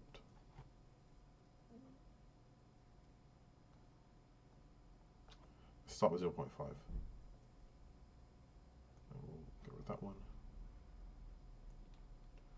Get rid of the... No, we'll get rid of the tiger and the crane. And the spider for now.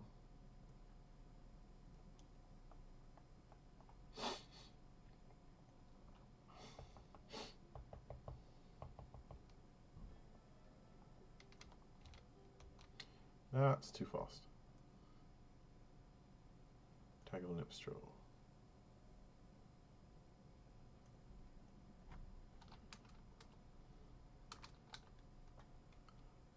Right, 2.5.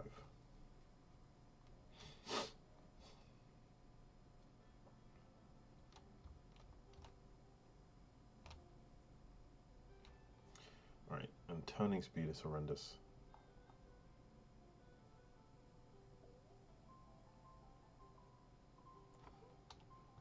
Straight up.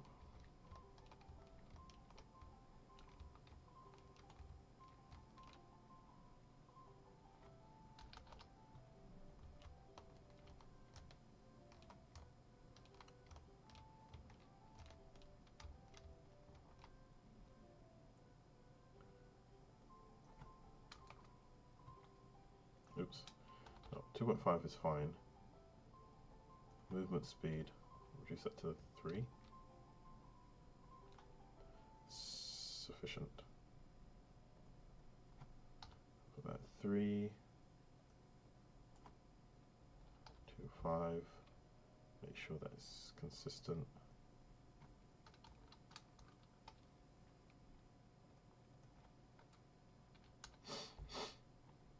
Alright, so that's the original level, and we can leave it how it is. But for the sake of the release, we're going to mix things up. So, what's the best way to do this? Has this thing got a controller? I don't think it does. I normally have a controller for controlling which level comes next, but I built this in a rush, so I kind of took a few shortcuts.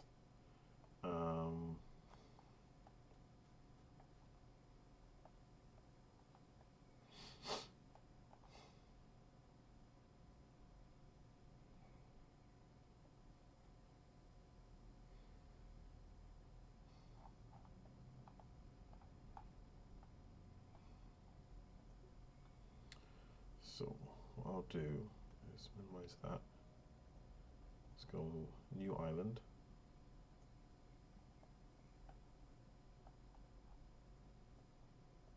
All these trees.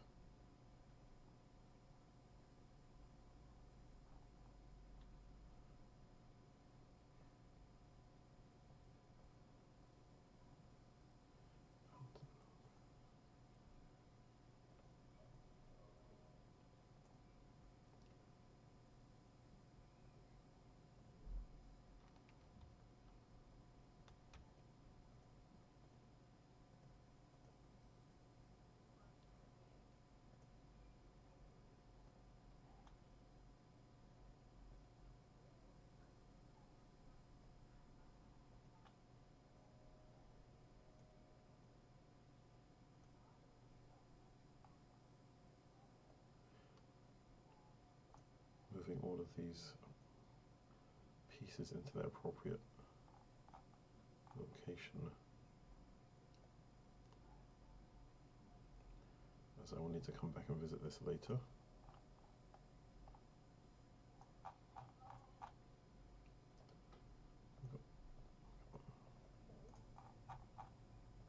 So let me select it. There we go.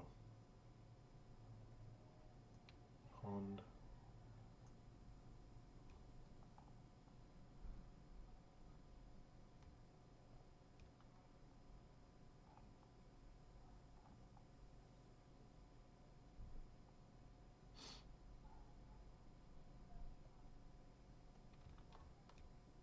What you want to do is drag that to the new island. So when we hide it, all disappears together.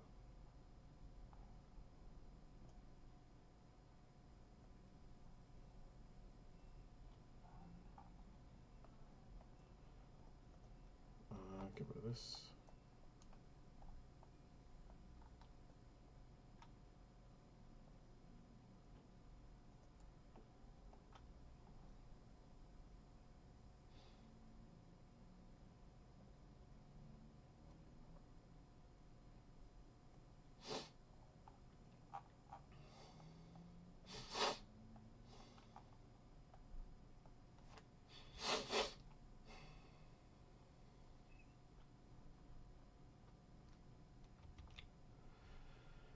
Alright, now if we go to build settings,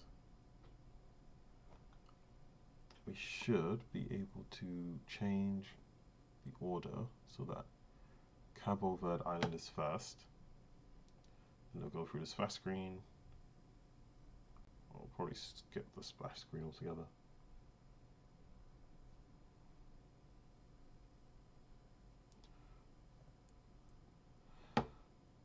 Title screen, level 1. Alright, let's give this a try. See what happens if we build this.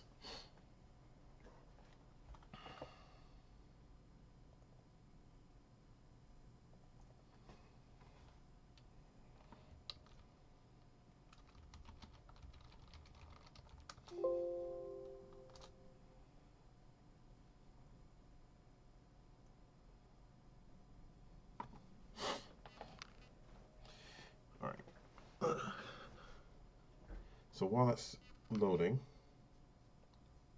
I can't move that. Where is my Trello board?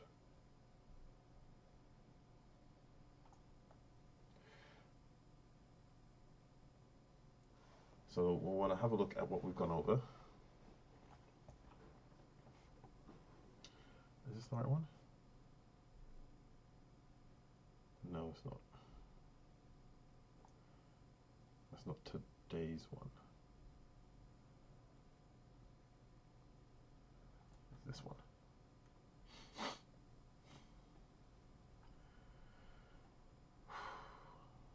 All right.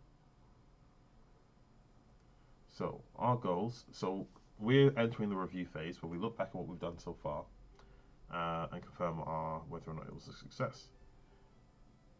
This is the build of the game now. Let's see if it runs. Character's a little bit slower, I think.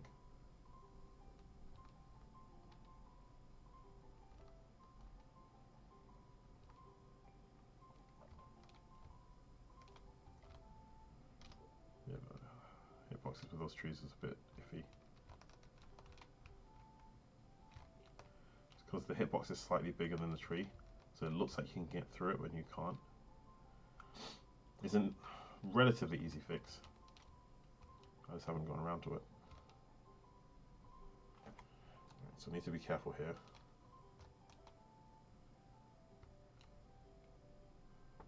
The speed in which I turn makes it easy for those spiders to get near me.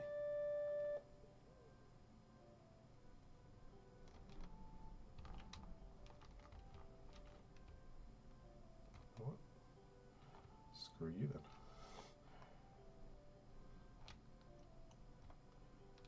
There's one more flower over there, but I need to get this one.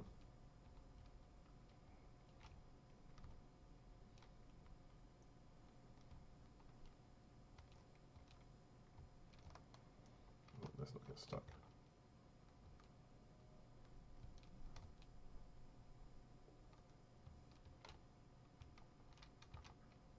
Oh, it's taking way too long to turn around.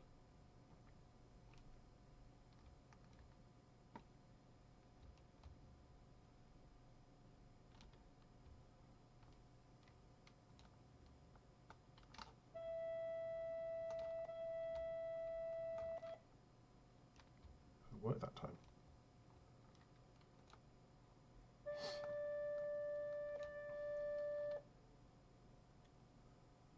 There we go. Need better texture so you can actually tell when you've transformed the thing. Yeah, the movement speed is lower, unfortunately, in build than it is in test mode.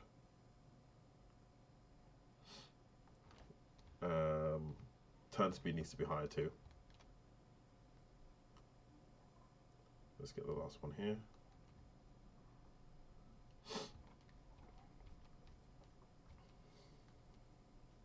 I'm curious as to see how the other scene will load.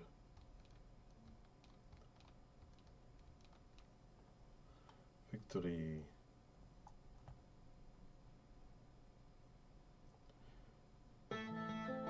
Which loads up this scene. Let's drop a strain here. Look, I'm turning slower now. That before I was turning so fast I could barely like keep up with it. And now that I've put it into build, the turning has gotten significantly slower. That is almost unplayable. Like, that is actually ridiculous.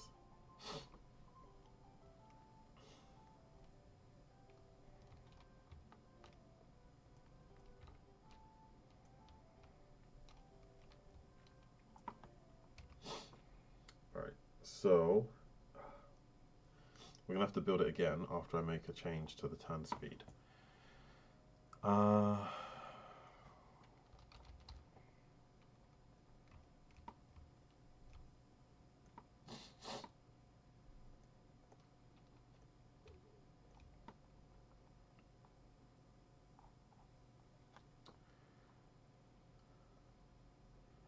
It was way too fast at double that speed, but in this mode it was completely unplayable. So I don't know if there's a way to actually get that reasonable. Let's go to this one. Funny enough, it's because the scene is larger. That's why the turn speed was struggling more. Larger scene means it eats more processing power. There are ways to optimize it, but because I built this on like speed run mode, I clearly didn't use the best implementation techniques. So optimization could be something that we looked at in the future. To be fair. See here, turn speed is already 1. All right. Default speed. We'll go up to 5. And then we'll go back to SS1. Player object. And let's not be afraid to make sure it's playable. So if, considering how insanely slow it was before, I think 1.5 makes sense. And then I'll say build again.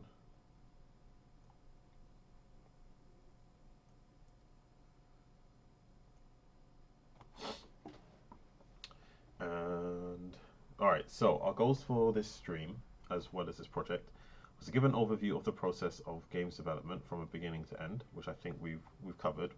Like, we've built a game, and it works, and there we go, we can move around. I think I should be able to just commit suicide right at the start, and that will take me out of this, and we'll load up the main game. And here you can see movement is a lot more smooth. It's smooth at like 3 or 4 times the speed it should need to be, but yeah, if that's what it takes, that's what it takes. So yeah, we've got our game and we've launched that. That's good. Inside of each role, so I think we have covered. I did show some 3D modeling when we were building the scene. I think the boat was a better example of the 3D modeling. Obviously, we've done a bit of programming here and there, and we've done a lot of like design concepts and level design concepts, which we covered throughout the stream. We want to have a product at the end that can showcase. It's not perfect, but it's there. You know, it's something that we can show as a product that is was made through this stream over the space of 8 hours. So we take a look at game name, Silent Symphony, theme, environment, and target. So we're going to be, oh, one of those didn't click. So, meanwhile, while I'm going through this, I'm going to go back over here, and I'm going to go to WebGL, development build. I can't remember if I want development build or not. Use development builds for faster iteration speed. Note that development builds are much larger than release builds and should not be published. Right. So, I'm going to do a development build. Alright, setting. Location, Cabo Verde, which I think, you know, we got, you know, it's not great, but we got the gist of it. Beach-based, so we did add a little bit of rocks, not that we did much with it. We didn't get into the music or cuisine, but we incorporated this like as part of the story and plot. Yeah, the water to your back. You want to learn a musical skill, but you need to collect the flower to bring it back safely. So we didn't go into the depths of the story, but we did introduce that. We've got basic obstacles. There's more that we could have added, but we mostly focused on the water and wild animals. Flowers are found around the sand, so that's all fine. Premise. So this game being built. So this is all just stuff to kind of we can tick off. Is the game fun? I think the game mechanics are still clunky, and that's going to be a big impact on whether or not it's fun. It's also super simple because we haven't had time. When you have clunky mechanics, that breaks the immersion, and when you break the immersion, you break the escapism.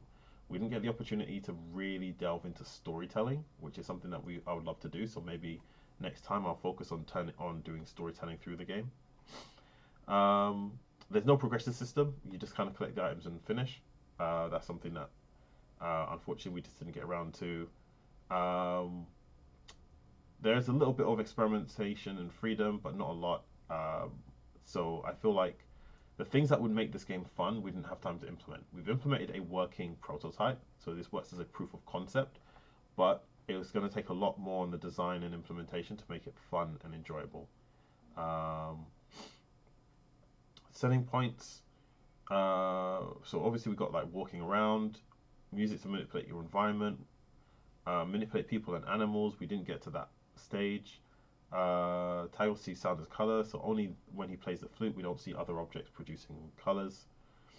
We don't get to go through the multiple. For considering how we've done this in like a single day, it would be unrealistic to get all of these features in. But we've got the core, the best setting, the unique selling point is in. So what we would say is this is the must requirements were done. The should requirements were not done. We would have at least wanted to get in one more of these. And we would have wanted to get in the fun components. So this is like, we've got a proof of concept, but it's not very good. I'm just being blunt, right? But this was kind of for speed more than quality. Went through the day plan, so we've got environment, we've got our goal, we've got obstacles, we got the spider in, not the sea urchin because I decided it wasn't worth the effort. We have win condition, we have lose condition. The game does reset, though that definitely could use some work. The UI, we got basic UI, but I do have a template which has a lot of the stuff I've done, which I could have implemented. That'll be for another time. So development. So yeah, unique selling point and core functionality are in. Best selling points, secondary selling point we didn't get around to. Create game objects, yes. Create environmental objects, yes. Create UI for controls. Rush that at the end, but yes. Compare features to objectives. So the technical features, we got a lot of those in. There are still bugs with the movement and collisions, mostly to do with the layout of the objects, but also the quality of the movement mechanics causes the speed to vary depending on the project. There are ways to fix that, but it would take more time than we had. So we just have to accept that. These are things that we can come back to and look at in more detail. Now we ate into our marketing phase a little bit, but we are... Did it run? I don't know if it ran. Oh, all right. So we want to do WebGL build. All right, now it's gonna. So first we have to convert the project. Now we're exporting the new version.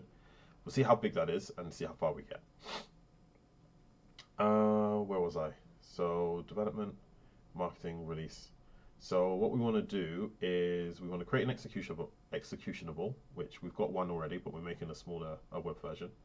Upload to itch. I'm going to try that in a bit, see if it works. It might not. The file might be too big, unfortunately. We'll find out soon. We want to take some screenshots. That I haven't done. What's the easiest way to take screenshots? Probably to record the video, record the session, and then I can pause that and take screenshots of the recording. I think that's a cleaner way than to like try and take snaps. Upload to social media, so we've got to go through some basic like tagging processes and sharing stuff. And that'll be fine. Create a video. It's already 7 p.m. I don't know if we've got time to get into that. And then look at feedback. So we still got an hour. So let's see how this process goes. It's almost done with the exportation. The upload might take a bit longer. But once that's done, then we'll play through it again and see how it goes.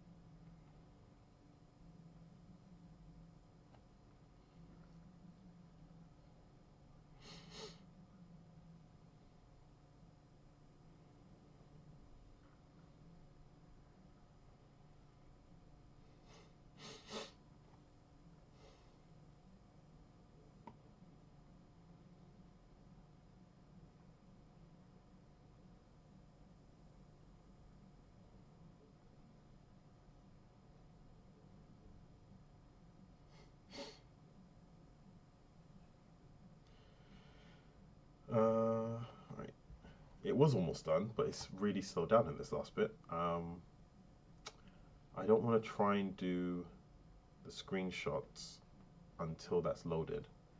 What I will do, however, is I'll get the other suitable screens up and minimize what we're not using right now.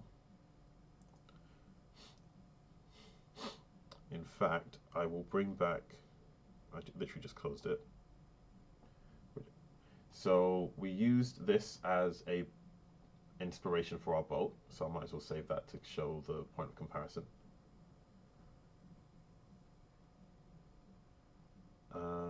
We have references for the images that we were using there as well, so I will close this.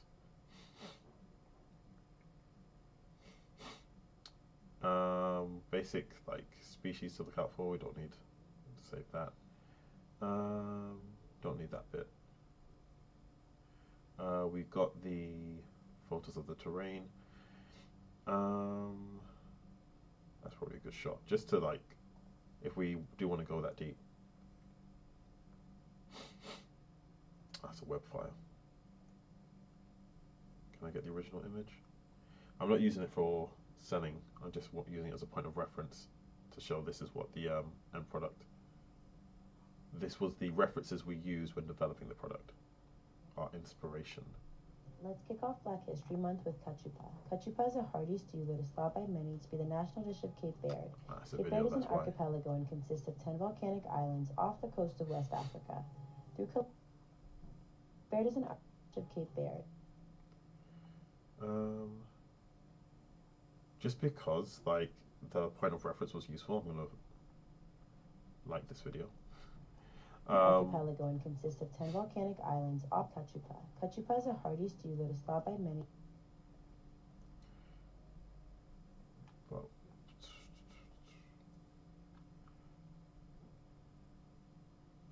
any of these? I've been told like you need to be very careful. You can't use any images like this for marketing. But we're not using it for marketing. We're just using it to say this is the type of food that we want to reference in the game.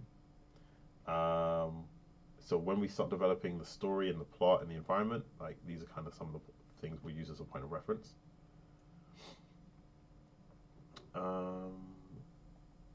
the flower if possible. Nope, that's also a web file. I was gonna like custom make some of these, but that would have been a lot of effort for fairly little reward. I'll get 2 different types of images for that one if that's alright. And close that. Get the flag. Yeah.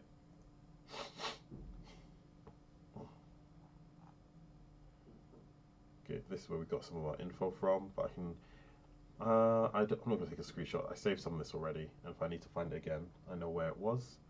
How to pronounce it, which is fine, and then random. We use random country generator. Yeah,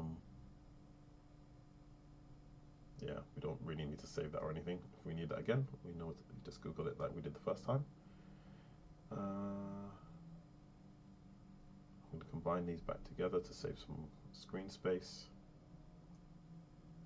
Oh, I think it's done. I think it's finished loading. Ah, nice. All right. So it's straight gone into a WebGL viewpoint. Full screen to get a proper view, unfortunately. So you can see that turning has slowed down again. Not unplayable slow, but definitely slow. Shadows are not visible from further away, so the view distance has been adjusted a bit.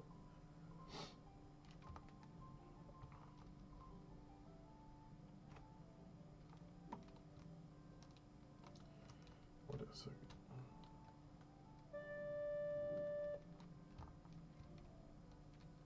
I went in too early, drowned.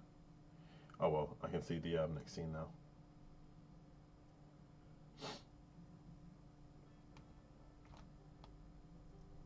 This is at 1.5 turning speed, where I originally had it at 0.1. because different modes, different speeds. The way that the shadows kind of fade in is kind of funny.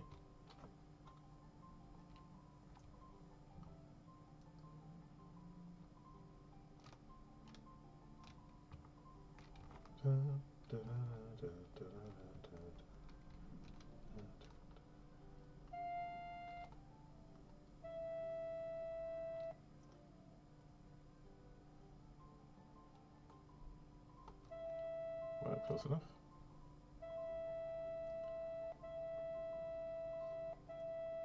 This does not working. Oh, there we go. Massive delay there. To get the scroll that's on the body of water, you must freeze the ice.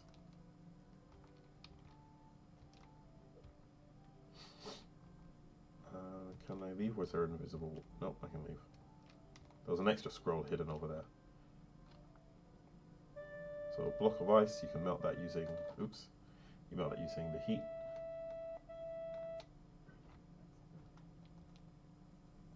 Click on this to activate it.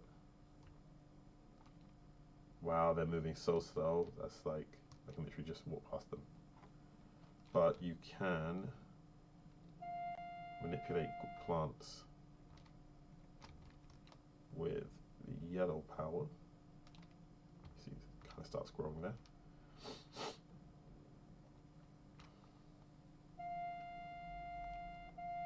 Considering how slow these things move, the chance of me getting hit by one is very low. But they are instant death. Ooh. Is he trapped?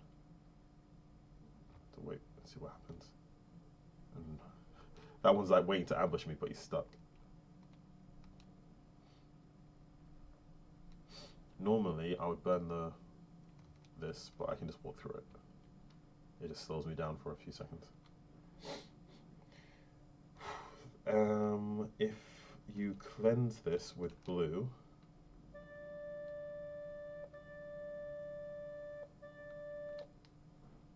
yeah, I think the lag is causing a delay with the effects. Because then what you're meant to do is use yellow, and that shines a high intensity beam through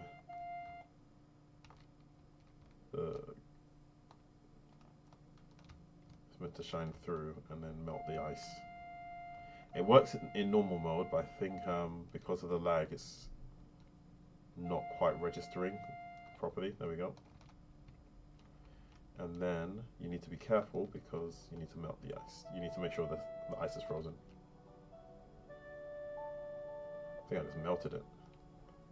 If any of these things touch you, you die. They get faster if you use the wrong ability on them. So this one's weak to... Alright, it should be alright. That's one down. This one will be taken up by red. They normally move really fast, but it's all like lagged.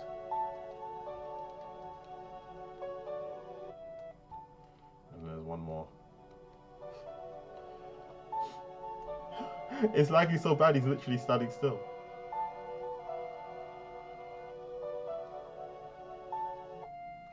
There we go. Normally that's actually quite difficult because defeating one makes the others stronger, so you have to like be careful of your positioning. And then this is basically it. This is the end. I haven't added any more after this. There's just a few bugs. The lighting shouldn't be this bright, it should be a lot darker. But the shading effect isn't working because of the, like you saw earlier, the shadows appear as you walk towards. So the lighting effects are bugged out a little bit. But that's fine, this is just like a little simple test mode. So we've got a playable game. And this is a file that will run on WebGL, and I should be able to upload this to Twitch. I say should because it's not Twitch, sorry, itch. But it depends on the file size. So let's have a look, see.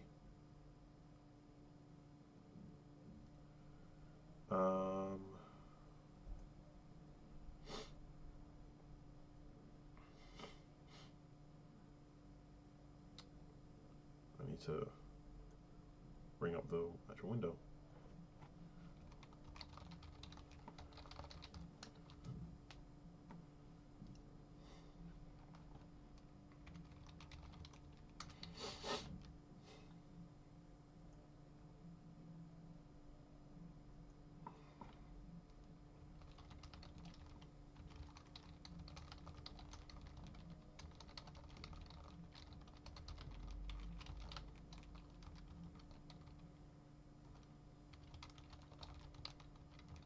So we talk about like taglines, right? So I might as well show you this process.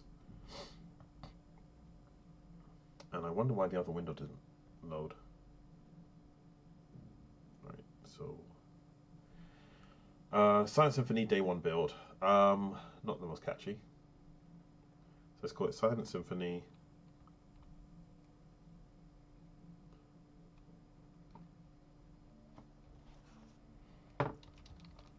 Cabo Verde.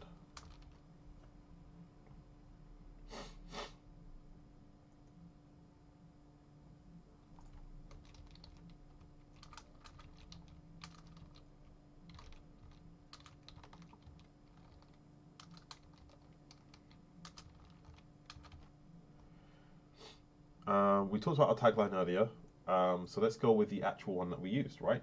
Not make up a new one on the spot. Multitasking, show and explorer. So what we had earlier was a premise, elevator pitch. So we had a tagline before, but let's go with our elevator pitch, right? Let's see if I can squeeze it into this segment. In Silent Symphony, you play as Tago, a boy who can see the color of sound in a world where music is magic and color is life. You are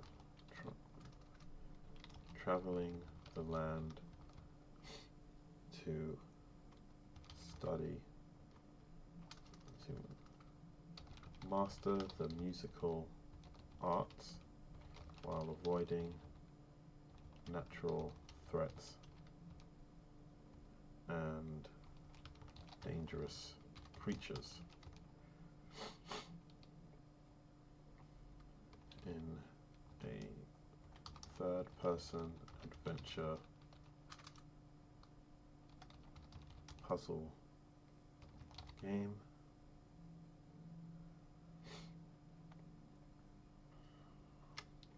where you can manipulate the environment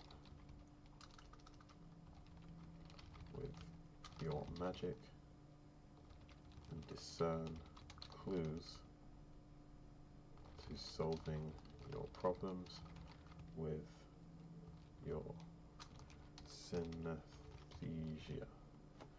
I swear I have never once spelled this word like the first try.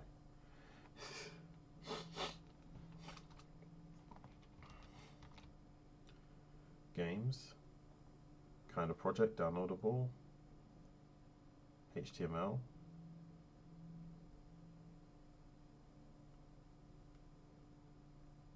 Unity file, release status in development,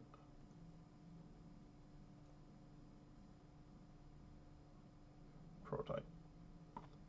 $0 or you can donate. Suggested donation $2.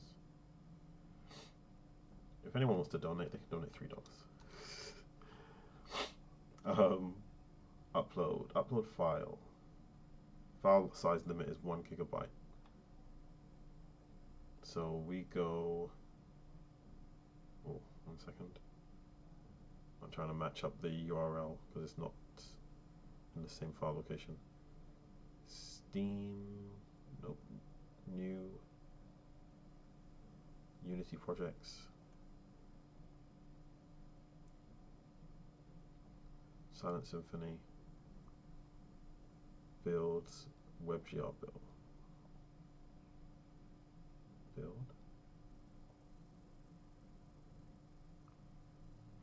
which is the actual file then. Any additional files you upload will be made available to download. You can apply a minimum price of... Use Butler to upload files. It only uploads what's changed, generates patches.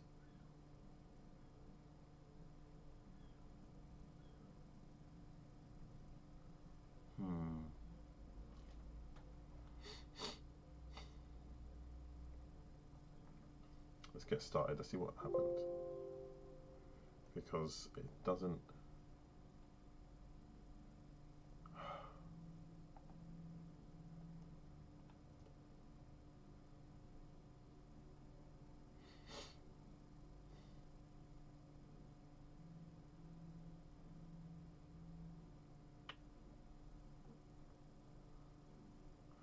Alright, maybe we'll come back to that. Will it let me upload? Do I want to...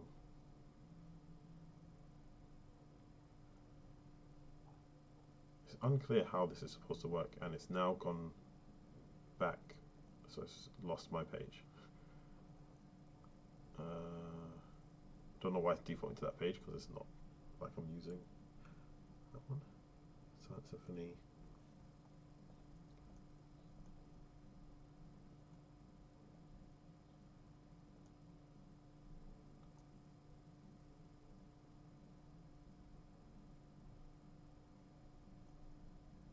Short description is too long.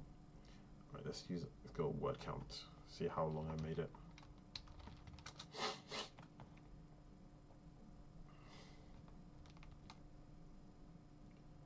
Wow.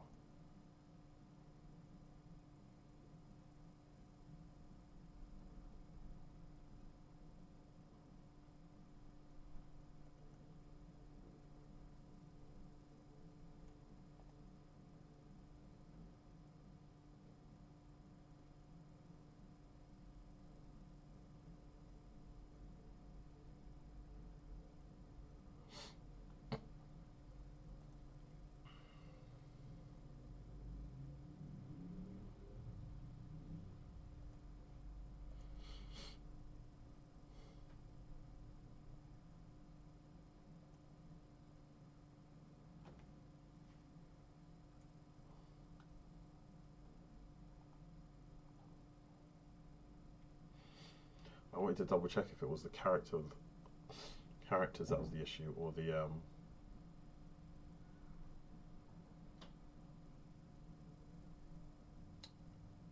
number of words.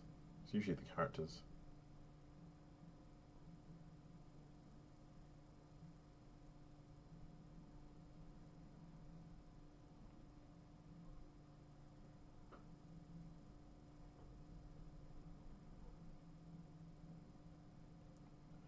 The format of the upload doesn't match the thing that they are asking for.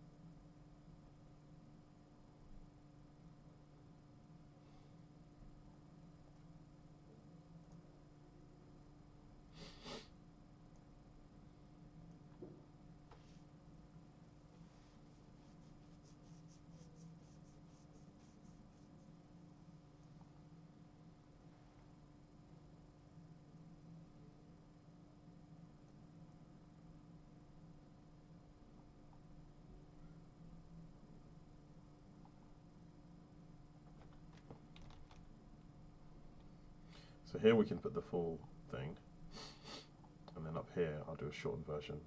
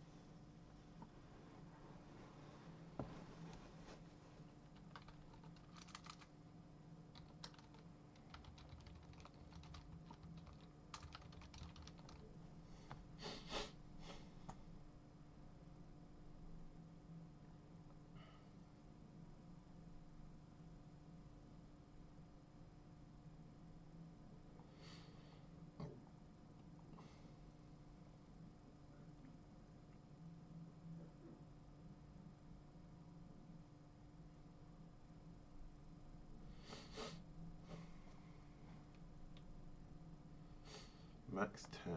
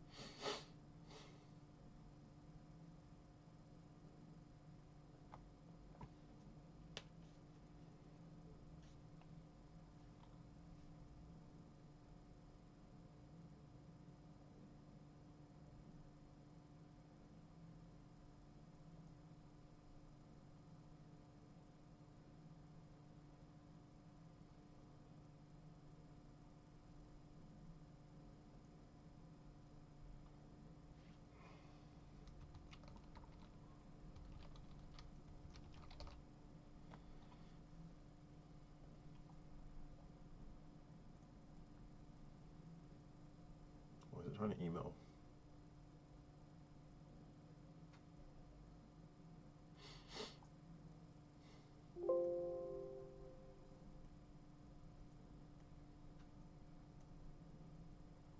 It's forcing me to send an email.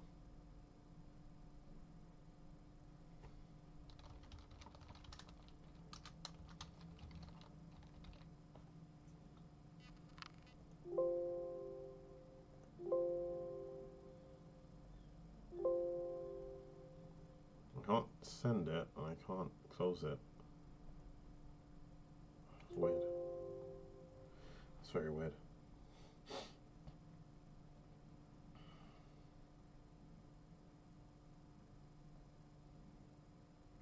I have no idea if this will work.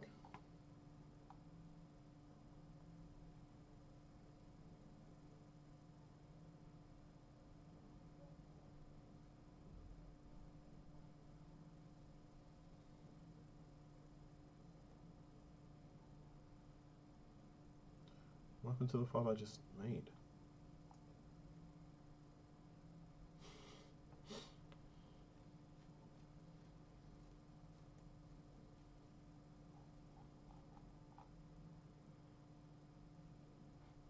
Files just... This happened earlier as well. It's like I was making files and they just didn't exist.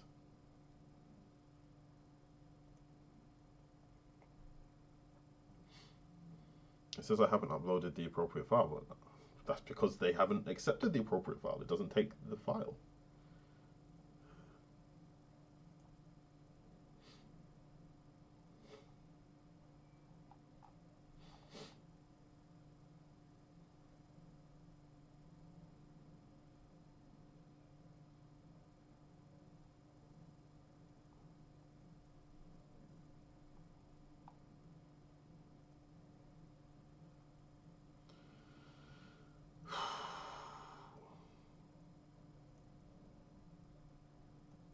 I literally just waited for it to make this export and then nothing happened.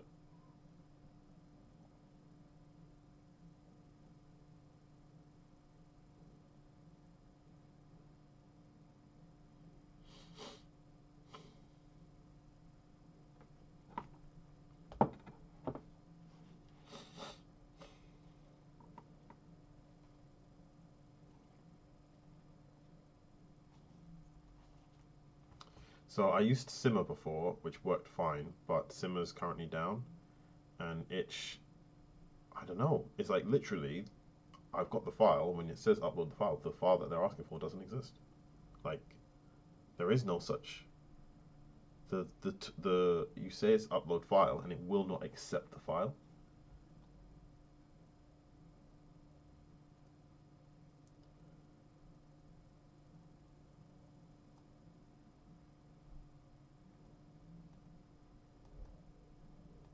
What the hell is going on?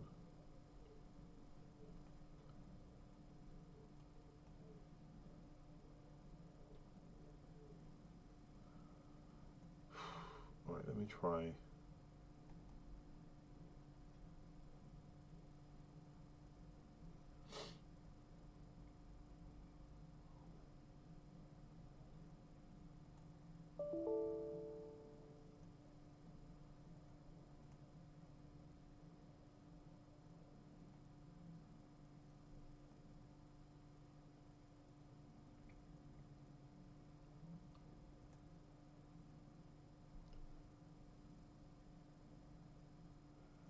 Let me try this then.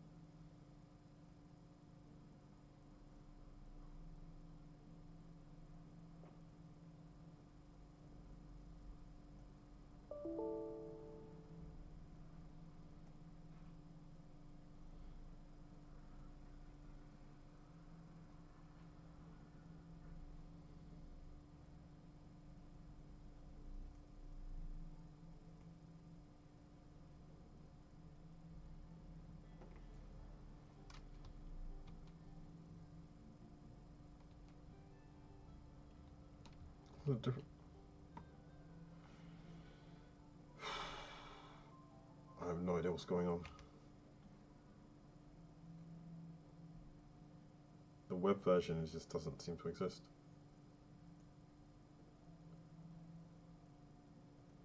So maybe that's why.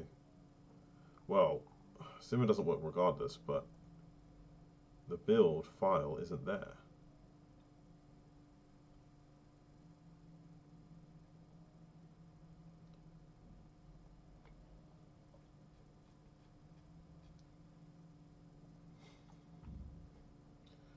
Build and run.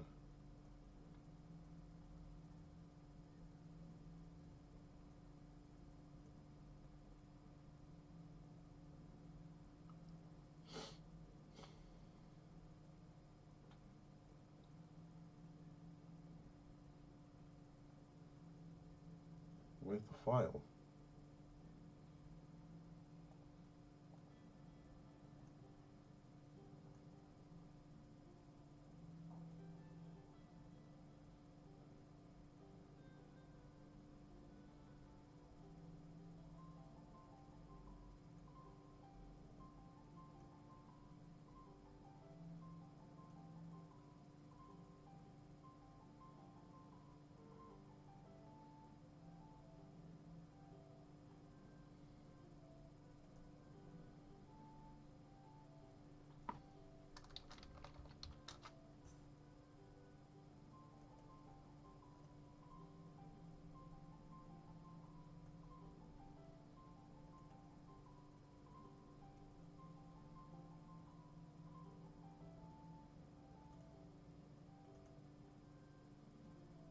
There's no executable file.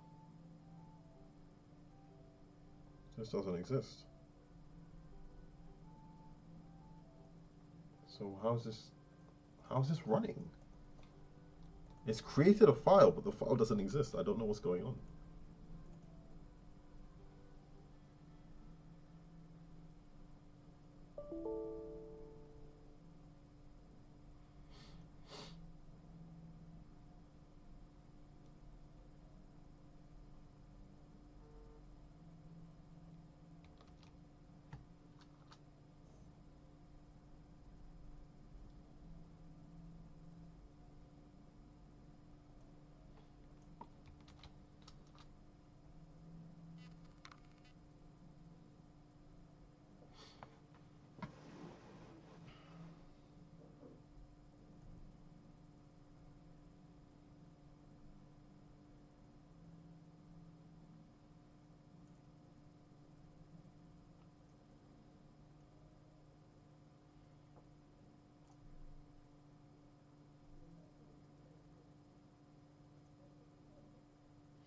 don't know why there isn't a file.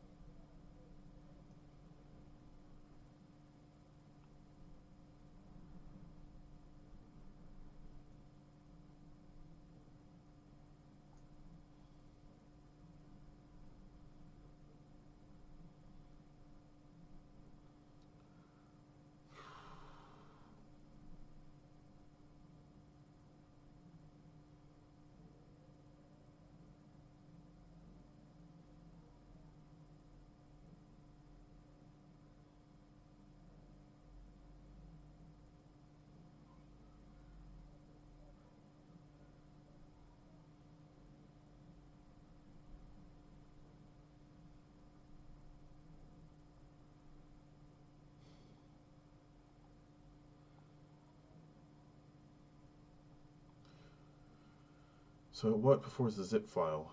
So let's try. Well, that is what I tried a couple of times. Every time I made the zip file, nothing happened.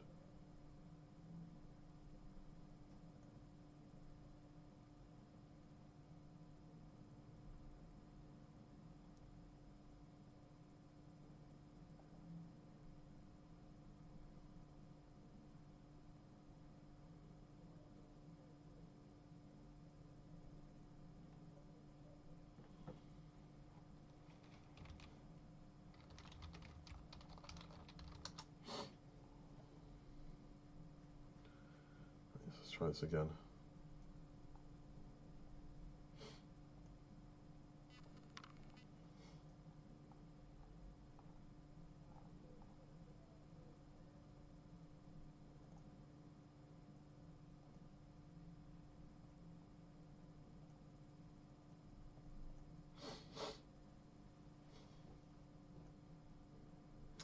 Sorry, the process, I had to say it again, but the process on Simmer was literally just so much more simple.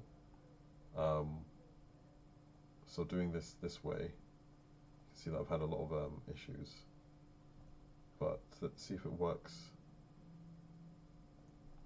doing it like so.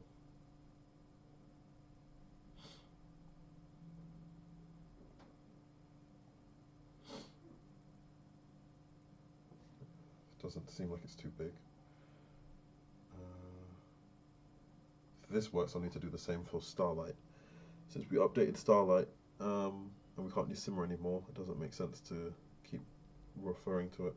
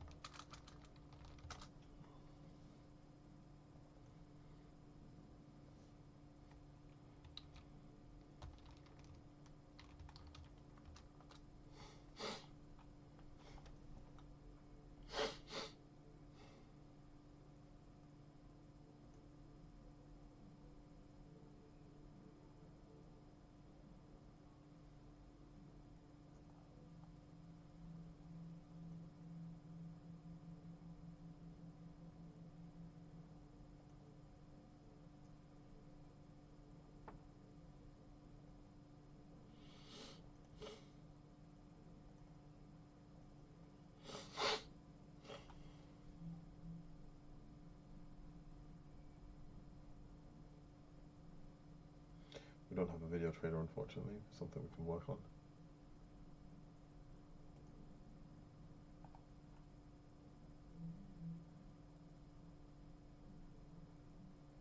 Yeah, it says it doesn't work. It says that's the wrong file. But it's the right file. Or it's the only file. It's literally the only file that you can do it with.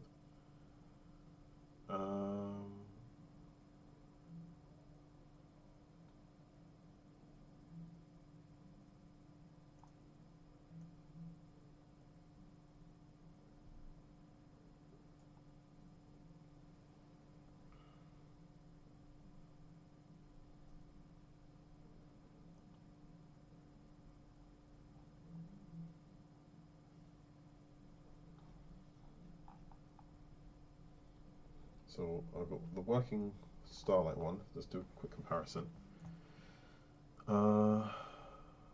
Classification.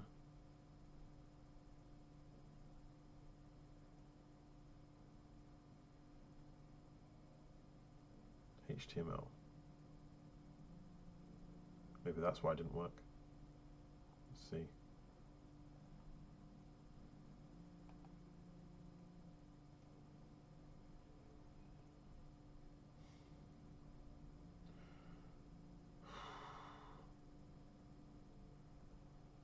Still same nonsense. Alright. Short tagline, classification, HTML, prototype.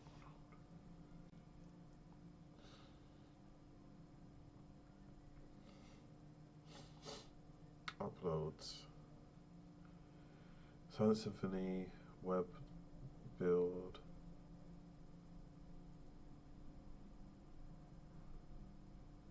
It's far smaller, which is already a little bit concerning.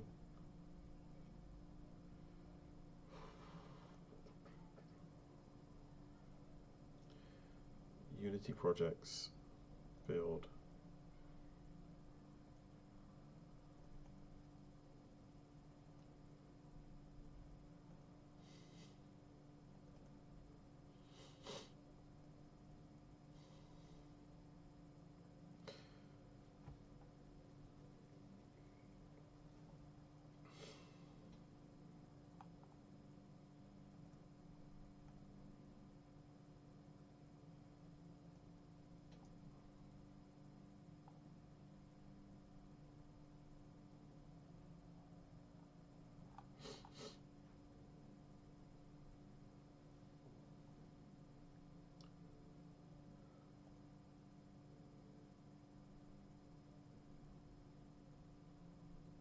No, there's a different option here. Source code, local document, video, mod.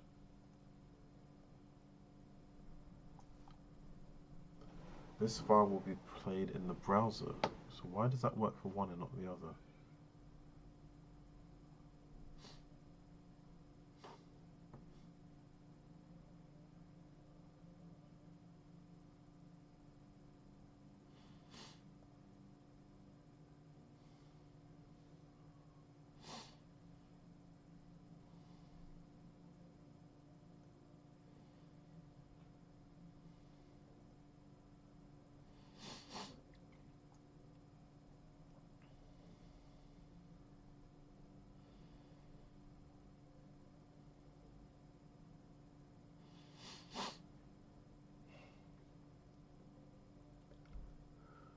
Final stretch has been a bit of a standstill because the tool just isn't working. It's not working, it's not even properly saying why it's not working or what's not working, it's only just not, it's just complete failure. I'm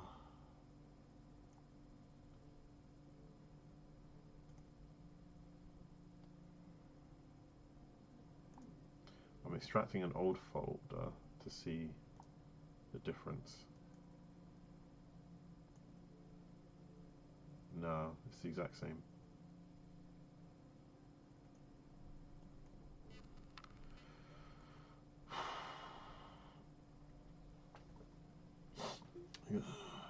It's the exact same. It's the process has changed, not the file.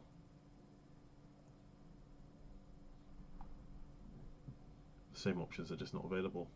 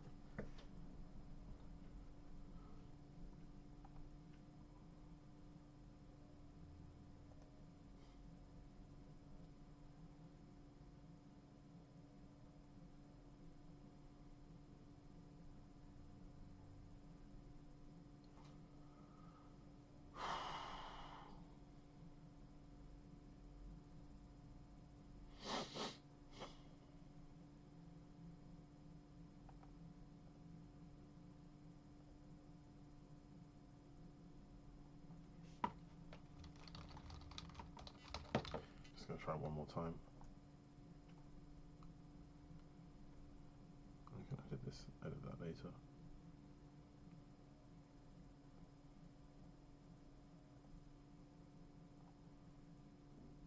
So it's just telling me to repeat the same process.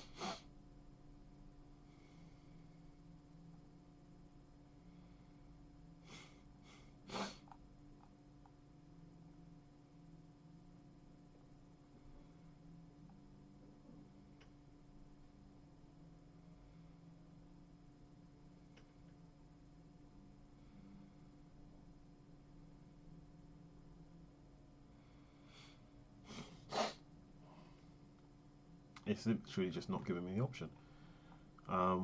It's there on one project and it's not there on the other. But it's not there at creation. Like, it's not an option at all.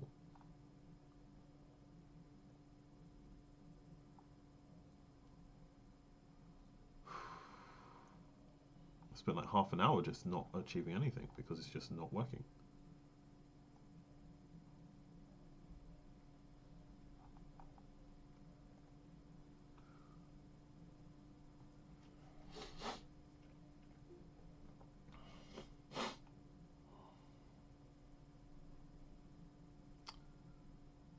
Starting again from the beginning one time to see if it's like a corruption or something.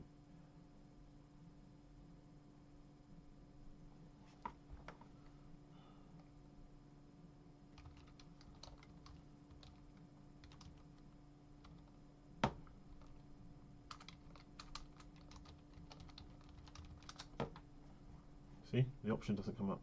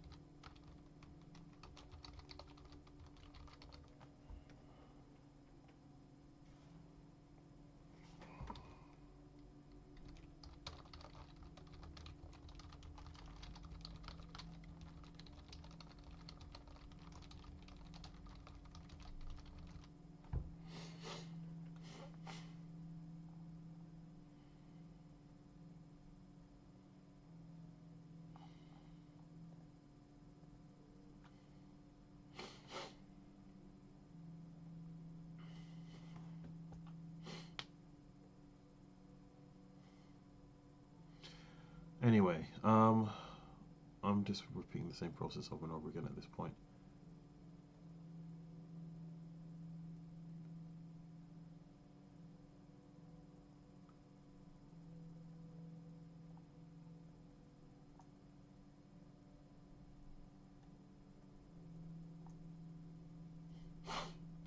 Yeah, it's not working.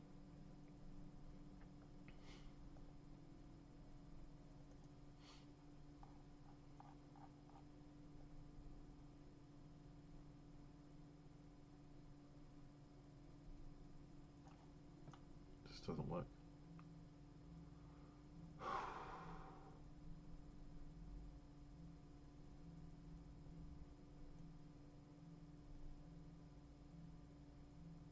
Oh, fine, I give up.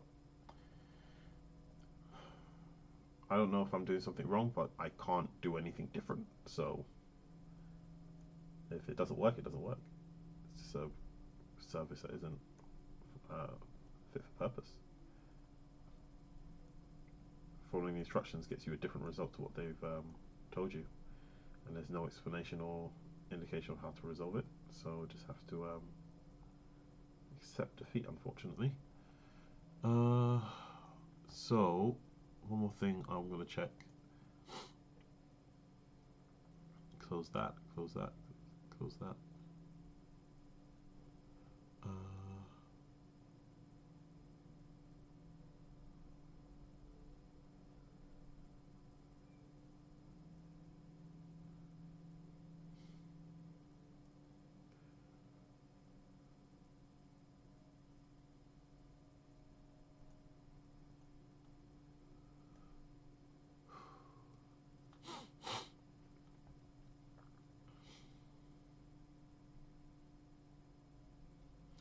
Alright, I'm going to keep experimenting offline.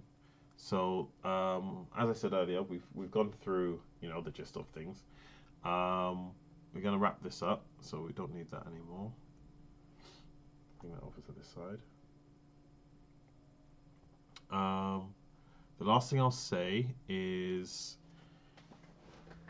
in regards to the process or overall, you want to be able to highlight your key points. So when we're talking about doing a release, or when we're talking about doing publicity and stuff like that, you want to be able to gather what you've done and say, here is what we have achieved, right? This is what we set out to do.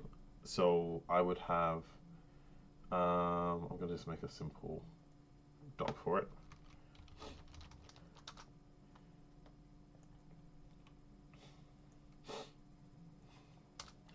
So goal was development life cycle, images, design. So I want one image that represents design, one image that represents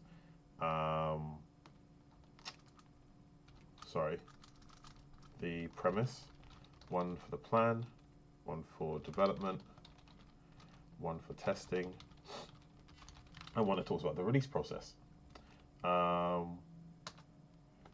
The industry roles, so to speak, is a shorthand for what it is. So designer, or design principles, art development, programming. We could add community management on the end. And the last one was have a playable game. So ideally video footage of game, link to product,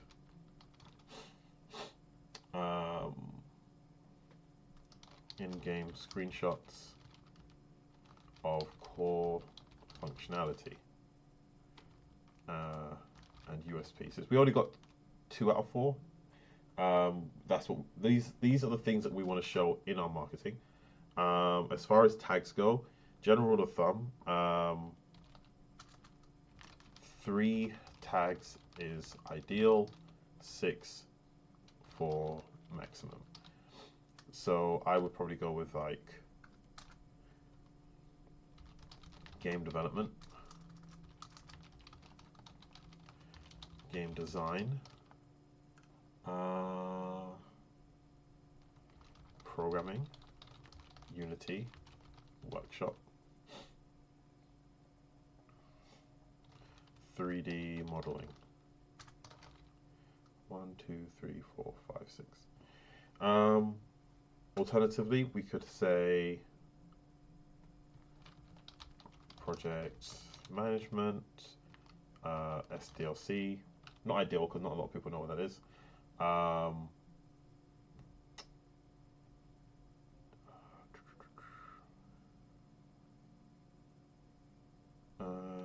Indie game, video game is another one. Demo.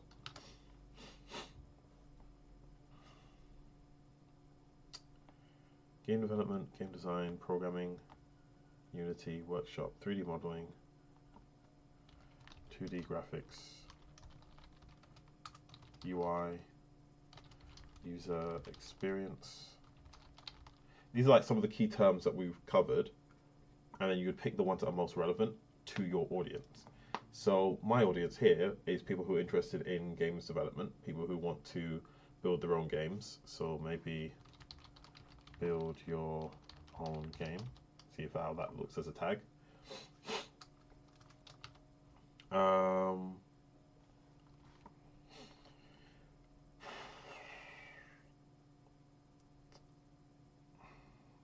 People interested in the game industry or video game careers. So I'll look at these tags. I'll look at the ones that have the highest ratings. I'll look at, so check which tags come up most often, because whenever you type it into Instagram, it will show you, for example, and check what similar products use in their tagging. Check if anything is trending. So you want to narrow down those options to the best 6. Post images that cover all the points that I mentioned in that list, and then ensure that what you put online encompasses the whole spectrum, really, of making sure you reach the right people, making sure you post at the right time, making sure you post the right content, and essentially put your best foot forward. So it will take me a little while. I'm going to actually stop the stream because we said we finish at 8 anyway. I'm going to use the stream because I already have the stream will save to my page. I'll take screenshots throughout the stream, and then use those to build the portfolio page, to which you'll be able to see on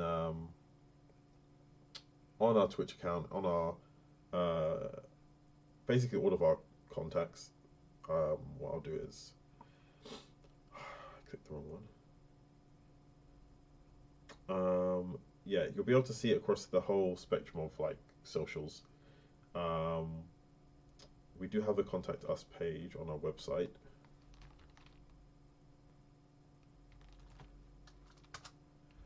And we also have the link tree, which I think is probably, is it not here? My eyes are literally starting to like blur a little bit. It's weird. It says link tree and it links to TikTok, so it's clearly a mistake. Alright, I'll just do it like this then.